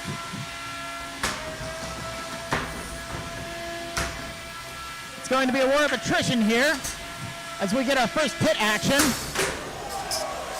TurboFIEND is upside down and has been so for the last 20 seconds. Not a great place to be. He's not showing aggression when he's upside down, but now he's right side up, and smoke has come out of something. It would look like, for the third time, Sir Slicey has smoked up. The magic smoke has left the robot and has left his weapon unfunctional. He's now got to figure out how to keep that weapon of TurboFIEND away from all the delicate parts of his robot. Still, with a four-wheel drive system, he should be able to outmaneuver TurboFIEND. TurboFIEND going in and has cut the belt off of the non-functional weapon of Sir Slicey. There is no way that weapon is coming back now. But they can both come back from the pit. Sir Slicey is upside down. TurboFIEND is showing some drive issues. Sir Slicey is as well. We're going to help him out as much as we can, but we can only help him out so much. It looks like the belt has gotten stuck on the top of Sir Slicey, which is keeping him from being able to drive as well as he wants.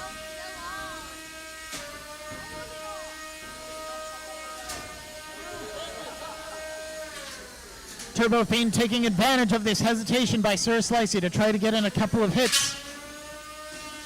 The tables have really turned on this fight. Sir Slicey started out so strong, but now losing the magic smoke and his weapon belt has left him at the mercy of TurboFIEND. These two robots are stuck together. We're going to see if they can't shake each other apart.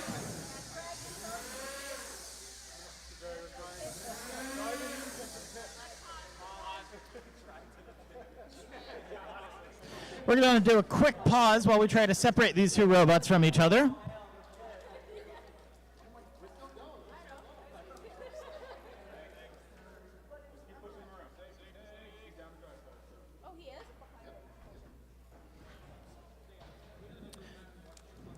And we're going to resume for our final 34 seconds of this fight to see who is going to the finals in 5, 4, 3, 2, 1.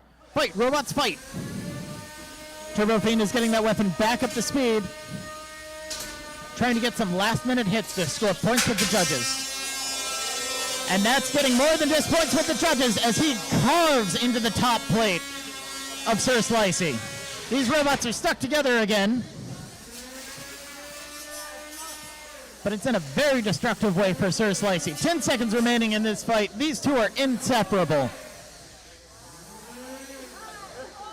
3, 2, 1. That's this match. And your winner going on to the finals is TurboFIEND.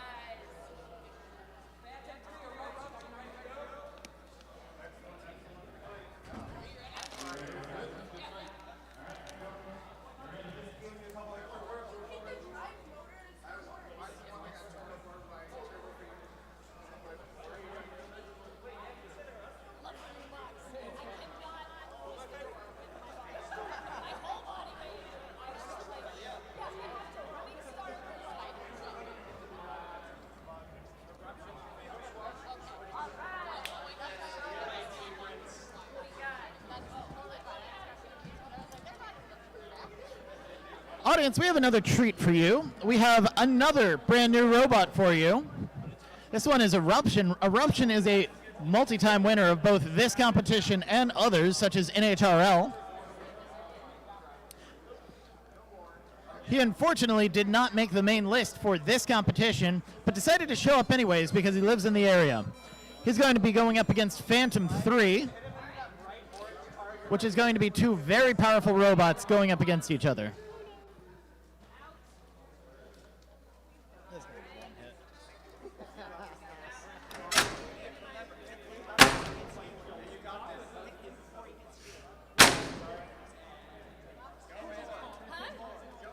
Go, Anna! Eruption is slowly crawling his way over to the green square, but do not be deceived. This is one of the fastest robots in the competition. He's going to be going up against Phantom 3. Make sure our weapons make contact. I have one side of drive. Ready? Yep. Audience, please help me count down from 5, 4, 3, 2, 1. Fight, robots, fight! And even without getting hit, Phantom 3 is upside down. And in the corner.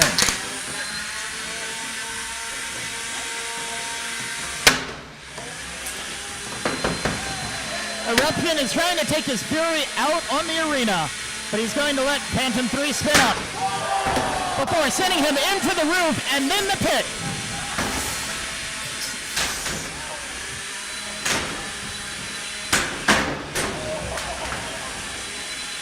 Fantastic hits are slowly tearing up all the 2x4 supports we have on the walls.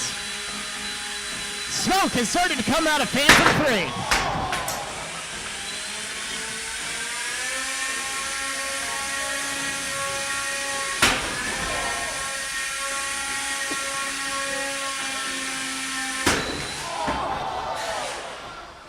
More than just a roof shot, that was a corner shot. And it would appear that Phantom 3 is upside down and in trouble.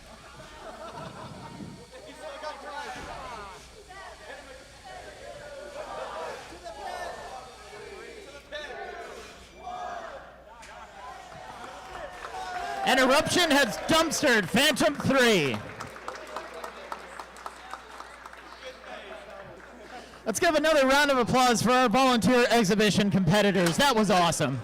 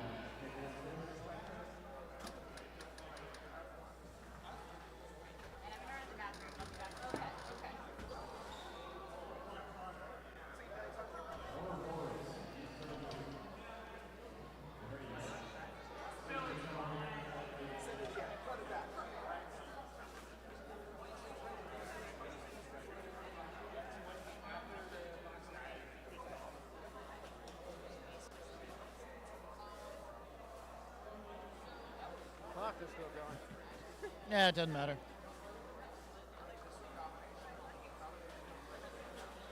It didn't even take one hit for that last one. One hit was ambitious.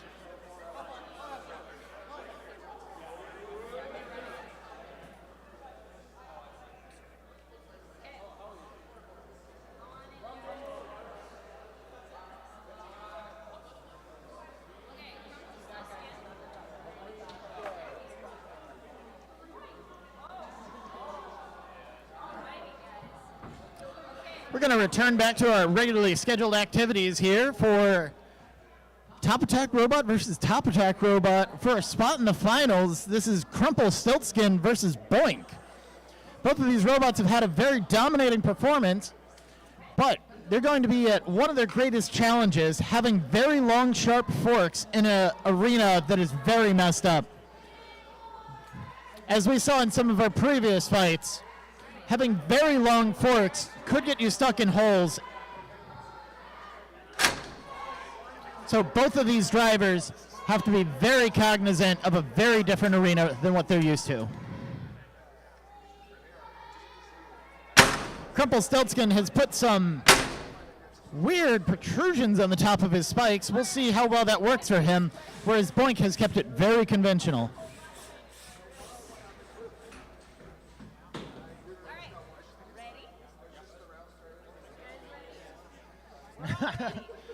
Both these competitors are ready. Audience, please help me count down from 5, 4, 3, 2, 1. Fight, robots, fight. Passed out of the gate from Crumplestiltskin, but it doesn't matter. They're going to be tangling with each other. Crumplestiltskin has spun his weapon up and got it stuck in the top of BOINK. We're going to let them try to separate each other for a couple seconds before we have to intervene.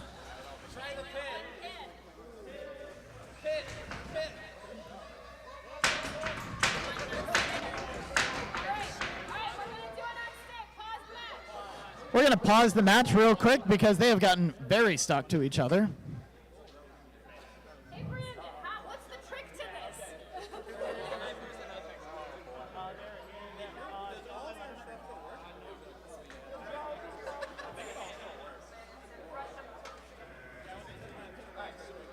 Drag him over, weapon locks in, shut him off.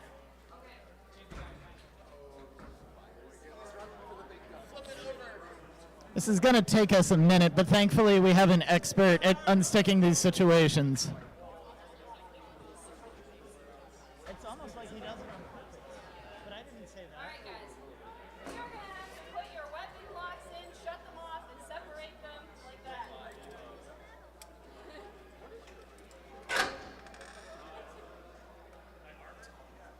I already know how the rest of this fight is going to go.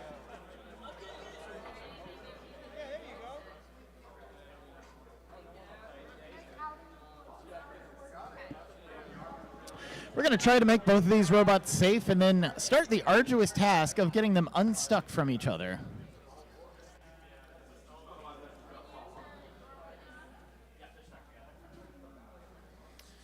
I have a sneaking suspicion that this is not going to be the only time that they get stuck together during this fight.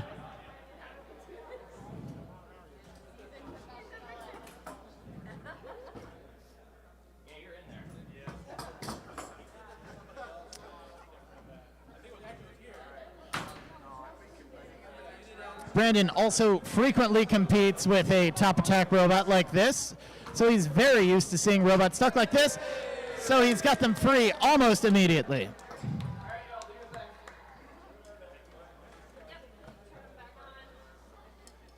It's a very obnoxious hardened steel going into titanium, so it cuts the exact size that it needs, and then the two pieces weld together, just from the heat of the impact and the cut. It's like a really, really mild one, but it's super common. All right, we are going to resume this match in 5, 4, 3, 2, 1. Fight, robots, fight. Immediately, they're both in the pit.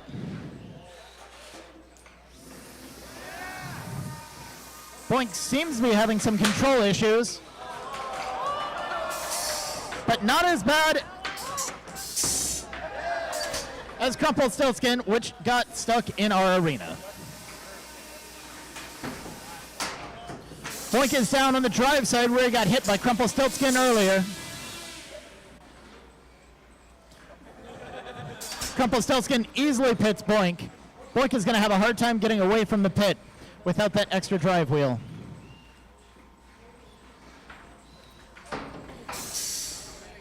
Both of these robots are planning their next attack.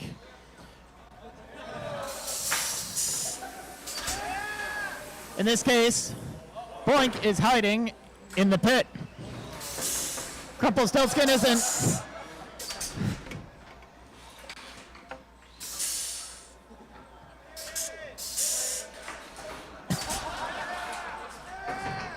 Both of these robots have degraded to the point of becoming pit fighters at this point. They're no longer interested in fighting for your entertainment. It's just for blood.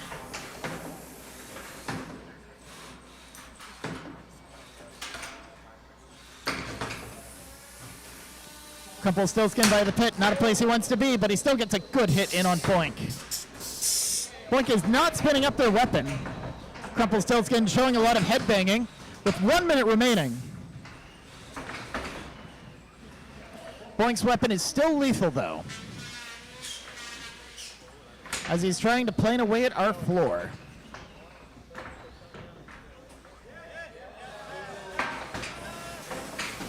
BOINK trying to escape the grasp of Crumplestiltskin. Crumplestiltskin saying no, not today.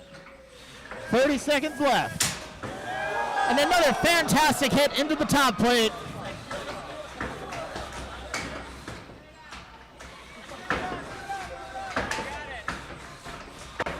With 20 seconds left, we're going to try to let them shake it out.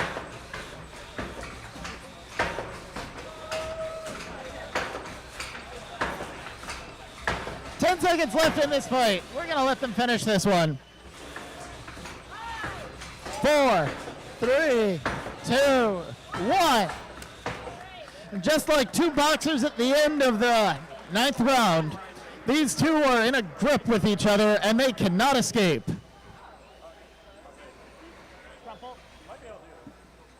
But that doesn't stop us from being able to declare your winner going to the finals against TurboFIEND, Crumplestiltskin!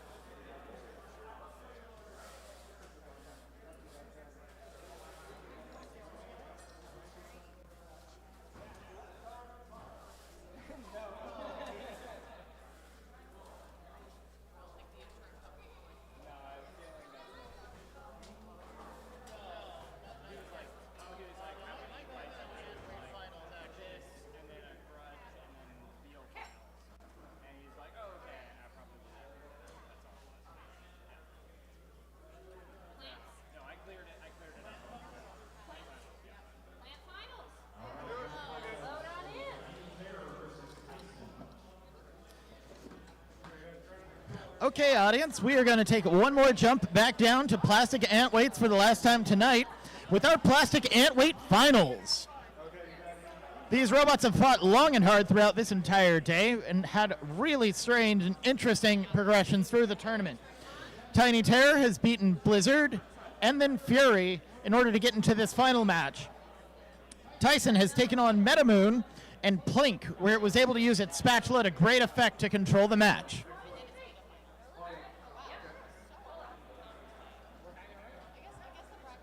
Good luck, guys.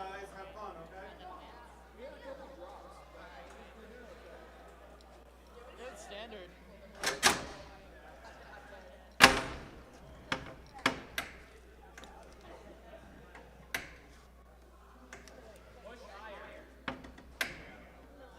Teamwork.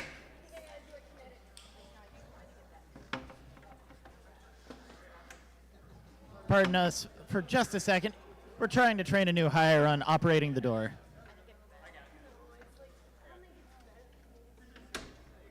There we go.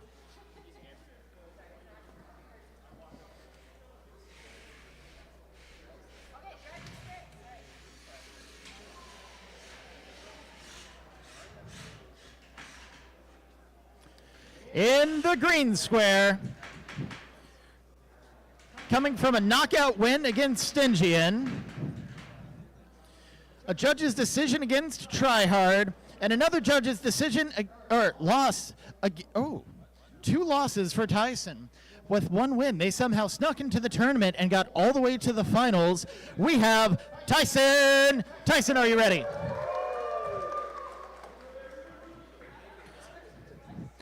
Dominating the competition all day, destroying Bobster and knocking him completely out of the competition, beating Lobstarr after Bobster, and then knocking out Charmander as well before getting into the tournament. We have the absolute Tiny Terror. Tiny Terror, are you ready? Audience, you have all been so lovely today, so thank you for paying attention, cheering on your favorite competitors, but I think we're ready to start our ant weight finals. So if you could, please help me count down from 5, 4, 3, 2, 1, fight, robots, fight! Tyson with a very good grab right off the start, which has Tiny Terror completely out of control. A little bit of a premature lift there, as Tyson continues to follow through, but he does it again, really relying on that gyroscopic procession to send Tiny Terror flying.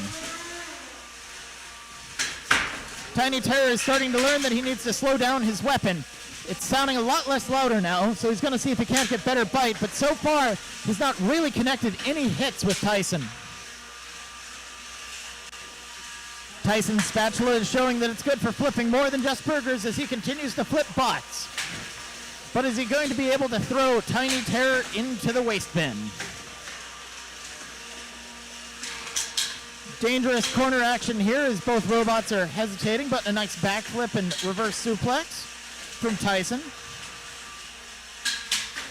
The googly eye sees all, and it sees all of Tiny Terror's moves.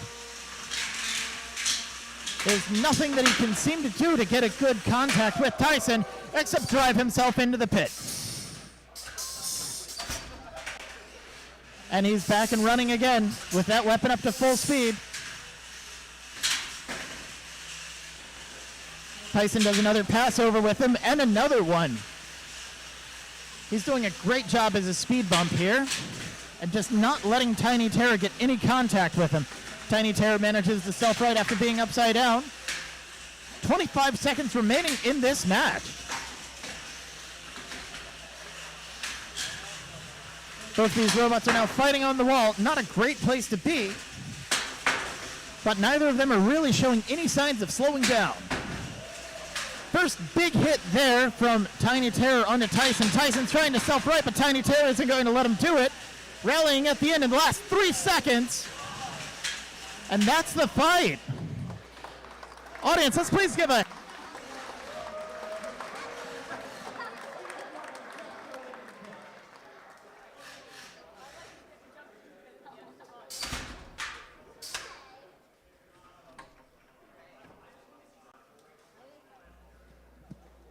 And we have reached a judge's decision.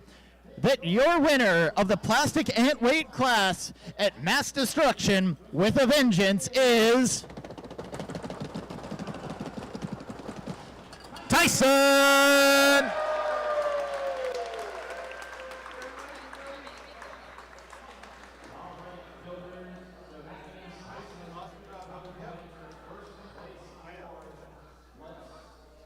Give a huge round of applause for Tyson.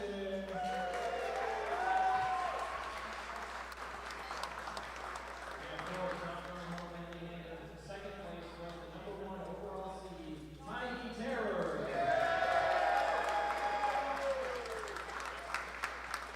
And in third place will be Fury.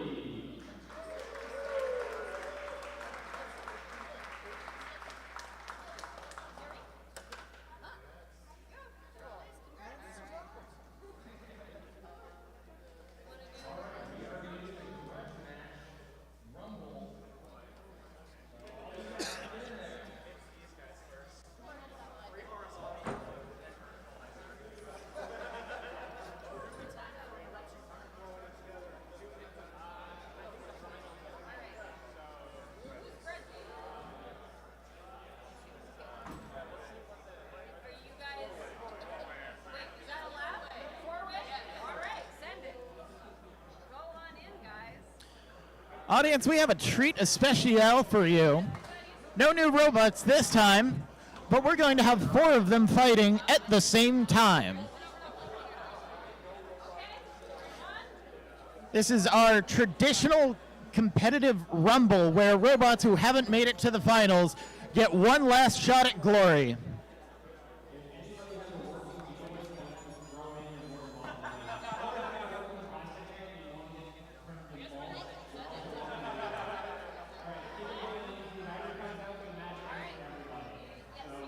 Maybe not a great idea then.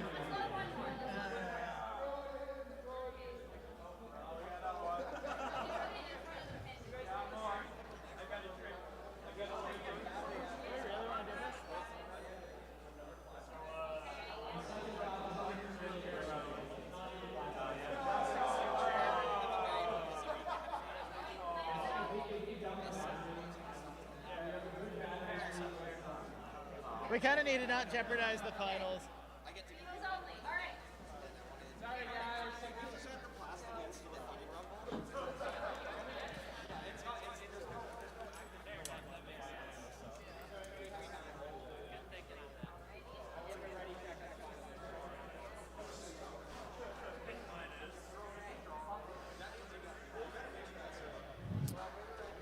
As I mentioned, this is going to be our Rumble. This is where we're getting 4 distinct robots, whatever beetle weights still have a little bit of juice left in them, that want to go out in one final blaze of glory. They're not in the tournament, they're not going home with a trophy, but they could be going home with a warm space in your hearts. So, We want to do 3 minutes or 5? we're going to put 3 minutes on the clock, and our 4 competitors are going to try to survive for as long as they can and do the most glory and damage in the short amount of time they have with them. This will be judged by the audience, so we need you all to pay careful attention to which robots are where and which ones are doing what. So, at a glance, we have Oroborus, Melon Baller, Hat Trick, and Verticalizer. I'm totally not going to forget all of those names, but hopefully you can remember them. With 3 minutes on the clock, audience, are you excited to see 4 robots fight at the same time? Please help me count down from 5, 4, 3, 2, 1. Fight, robots, fight! All 4 weapons spinning up at the same time as Hat Trick goes into the wall and dumps Melon Baller into the pit. Melon Baller's weapon is still working though, and he's up to charge, but it looks like Hat Trick lost his in that first hit. Verticalizer taking on Oroborus, as now Melon Baller has lost his belt as well.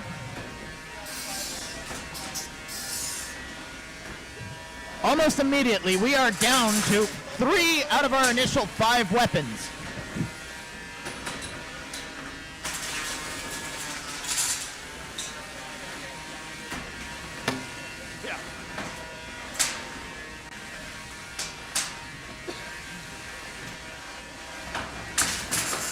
Oroborus and Verticalizer still have weapons, but it's unclear what they're trying to do with them. Verticalizer goes to his patented spinning move and causes the most chaos possible before running entirely across the arena. Melon Baller is in love with the pit, and Hat Trick pushes the both of them in there.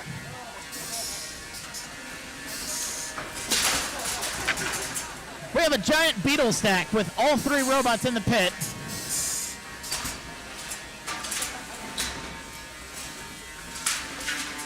I don't know why all three of you want to be in the pit so much. Good hit there from Oroborus, who used that to get himself out of the pit plate as he keeps moving around the arena. Somebody's bolt is lying somewhere. It's Verticalizer's turn in the pit.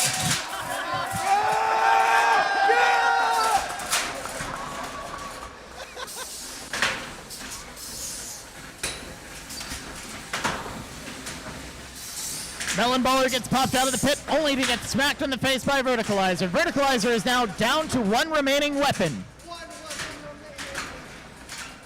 And I spoke too soon because now Verticalizer has no weapons.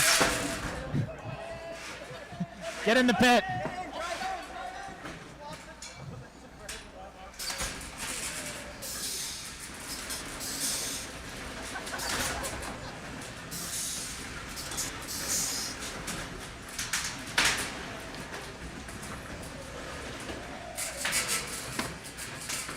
At this point, it would appear as though Oroborus has the only remaining weapon out of all of the competitors, which he uses to good effect against Melon Baller.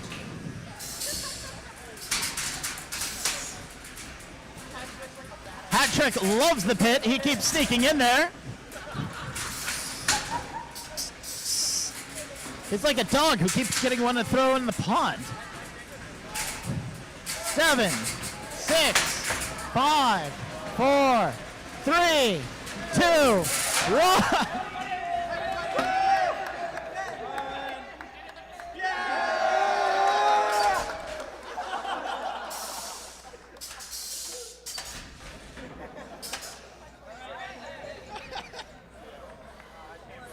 Audience, let's give a round of applause for all of our competitors here.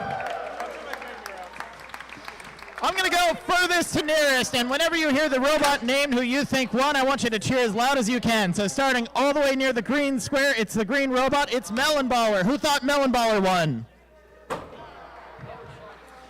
Coming up next with the twin vertical egg beaters, we've got Verticalizer. Who thinks Verticalizer won? Right in the middle, sitting on top of the pit, we've got the only remaining working weapon with Oroborus. Who thought Oroborus won?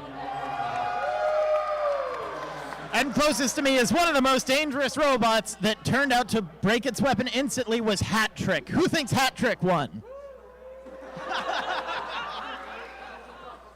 Your winner by unanimous audience decision is Oroborus.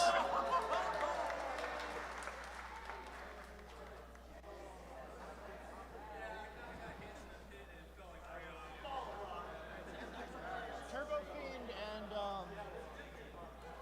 Crumplestiltskin.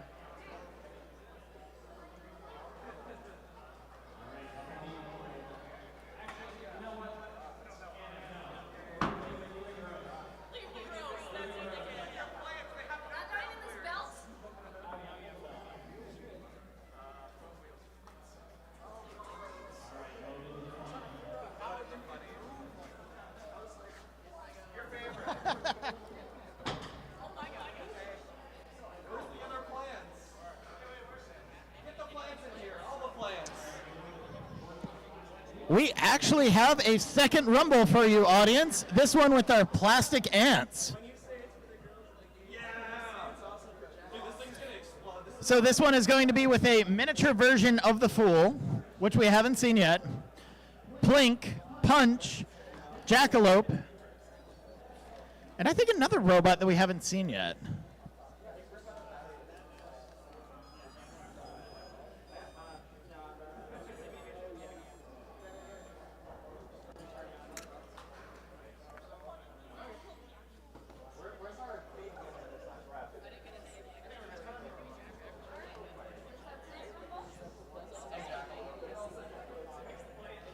Man, Jackalope is plant-sized. Yeah.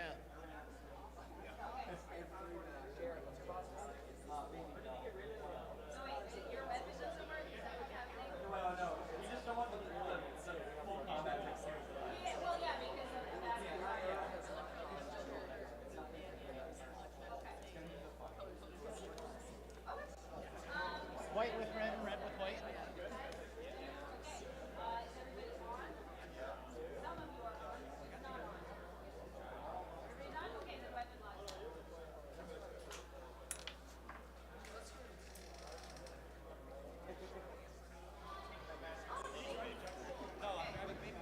Why is P.U.N.C.H starting on the pit?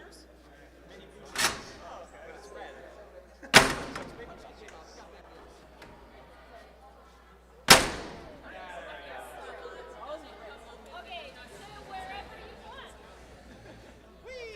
So somewhat corners, I guess. One of you wants to start. Wait, I want to start in the pit. I want to start in the pit. No, I'm upside down.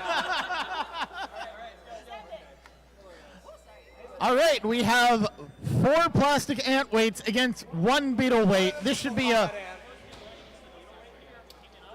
We're just having fun. this should be a very entertaining fight. Let's get this fight started in 5, 4, 3, 2, 1. Fight, robots, fight! I'm stuck.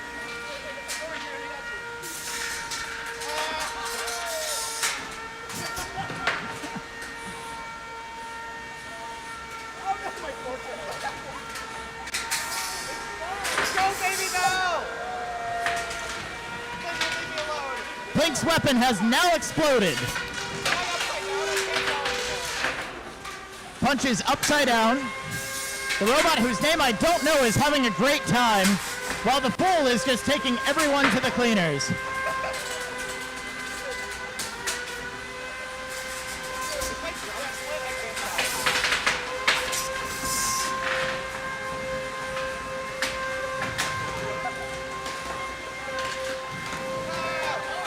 We have 3 out of 4. Oh! I'm eating the Tegris. I'm stuck. Let me out.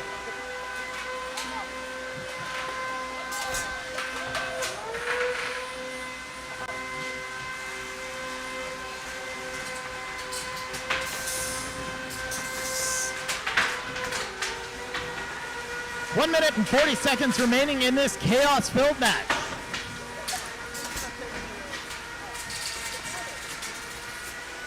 Full throttle, baby. Let's go.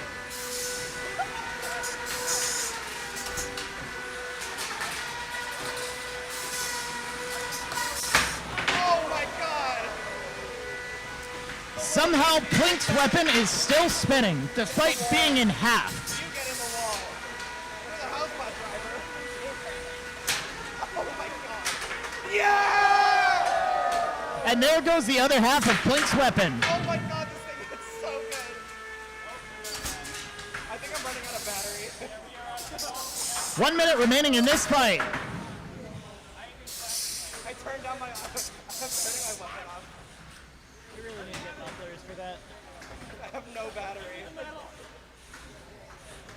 Oh, I'm out of battery. It's sounding a lot quieter in there as the new ant, whose name I don't know, has lost his battery. I've hit low voltage cut off on the weapon. 30 seconds remaining. Miniature, the Fool, and Plink are still going at it. Oh my God, that's full throttle. Oh, I'm dead. My battery is dead. I can't believe I still have signal. 15 seconds remaining. We've got a bunch of plastic ant weights stacked up against the wall there. 7, 6, 5, 4. And one of the belts came off of Jackalope right at the very end. Can we get our house spot out of the pit?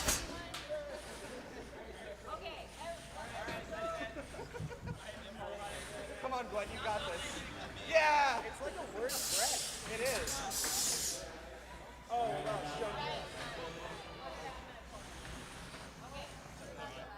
battery probably needs to go to plug. Well, there you go. All right. You guys all Audience, was there a clear winner there? The winner is you. Thank you for being here the whole day.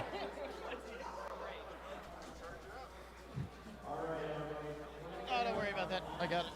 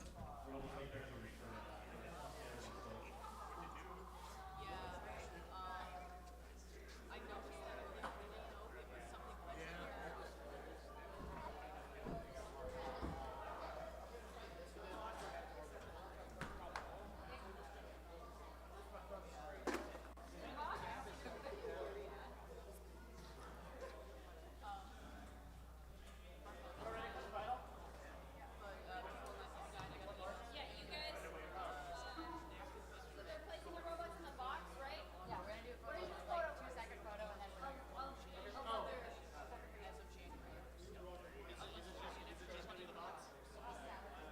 Just 1, 2, and 3 box. Yep. There's one grudge you should Yeah, just yeah. And then we're gonna put the trophies on top of them.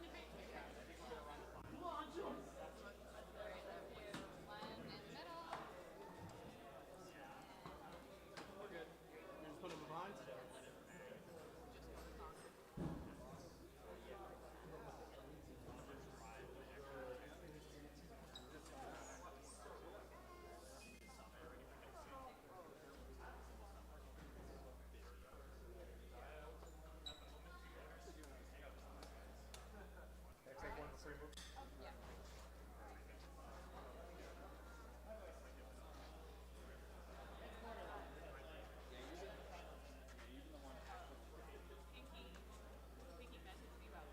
Super cool.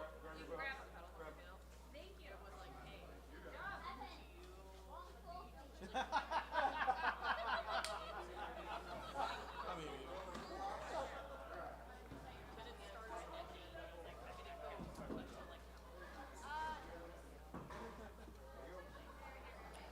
We're just going to do a couple of quick photo opportunities here for our sponsors and for our media package, but as soon as we're done with that, we have one more grudge or straight to the finals. We're going to go straight to our Beetle Weight Finals, which should be our last fight of the day. Thank you all again so much for coming over to hang out with us here at MassDestruction and the Charles River Museum of Industry. We've loved having you here, and I hope you've loved watching some robots fight.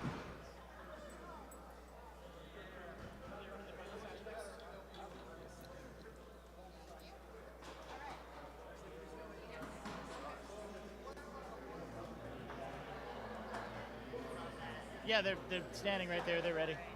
Yeah.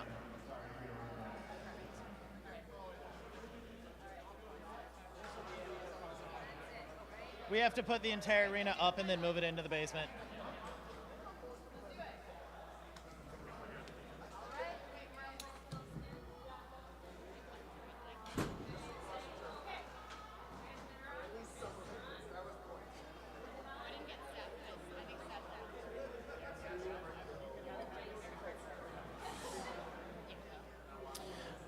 Now entering the arena are our Beetle Weight finalists.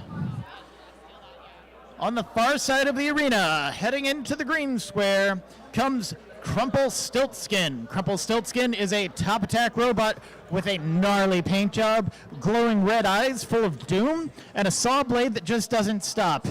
It has gone through and destroyed a lot of other robots, including...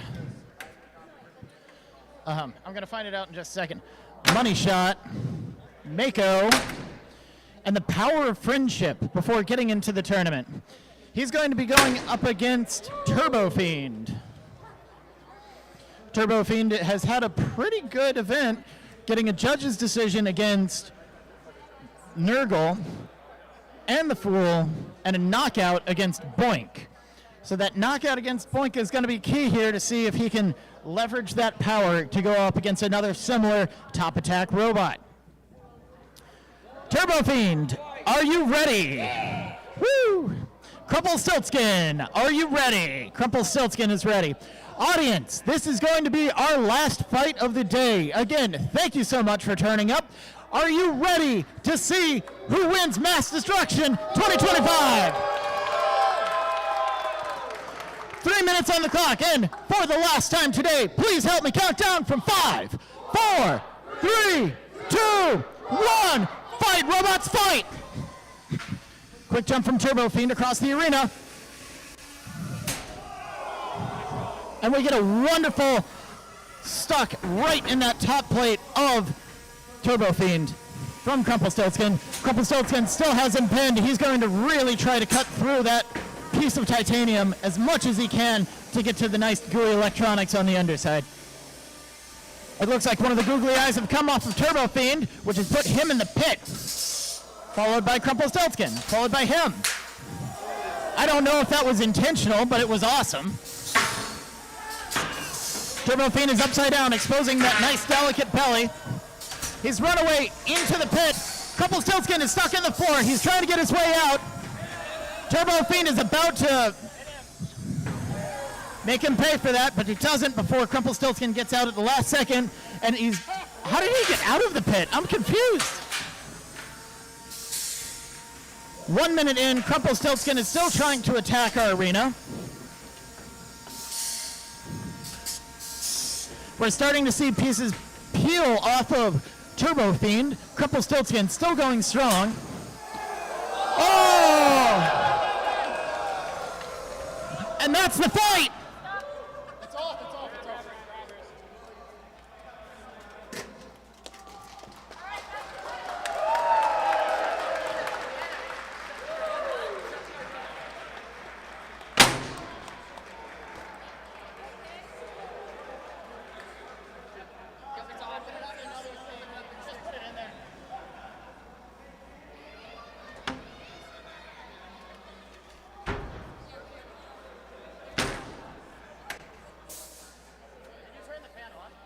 So what we're doing here is we're running all of the air that's now in the arena and filled with smoke through our HEPA filter. So we're going to wait for the smoke to clear, and then we're going to shut the remaining robot that's in the arena off.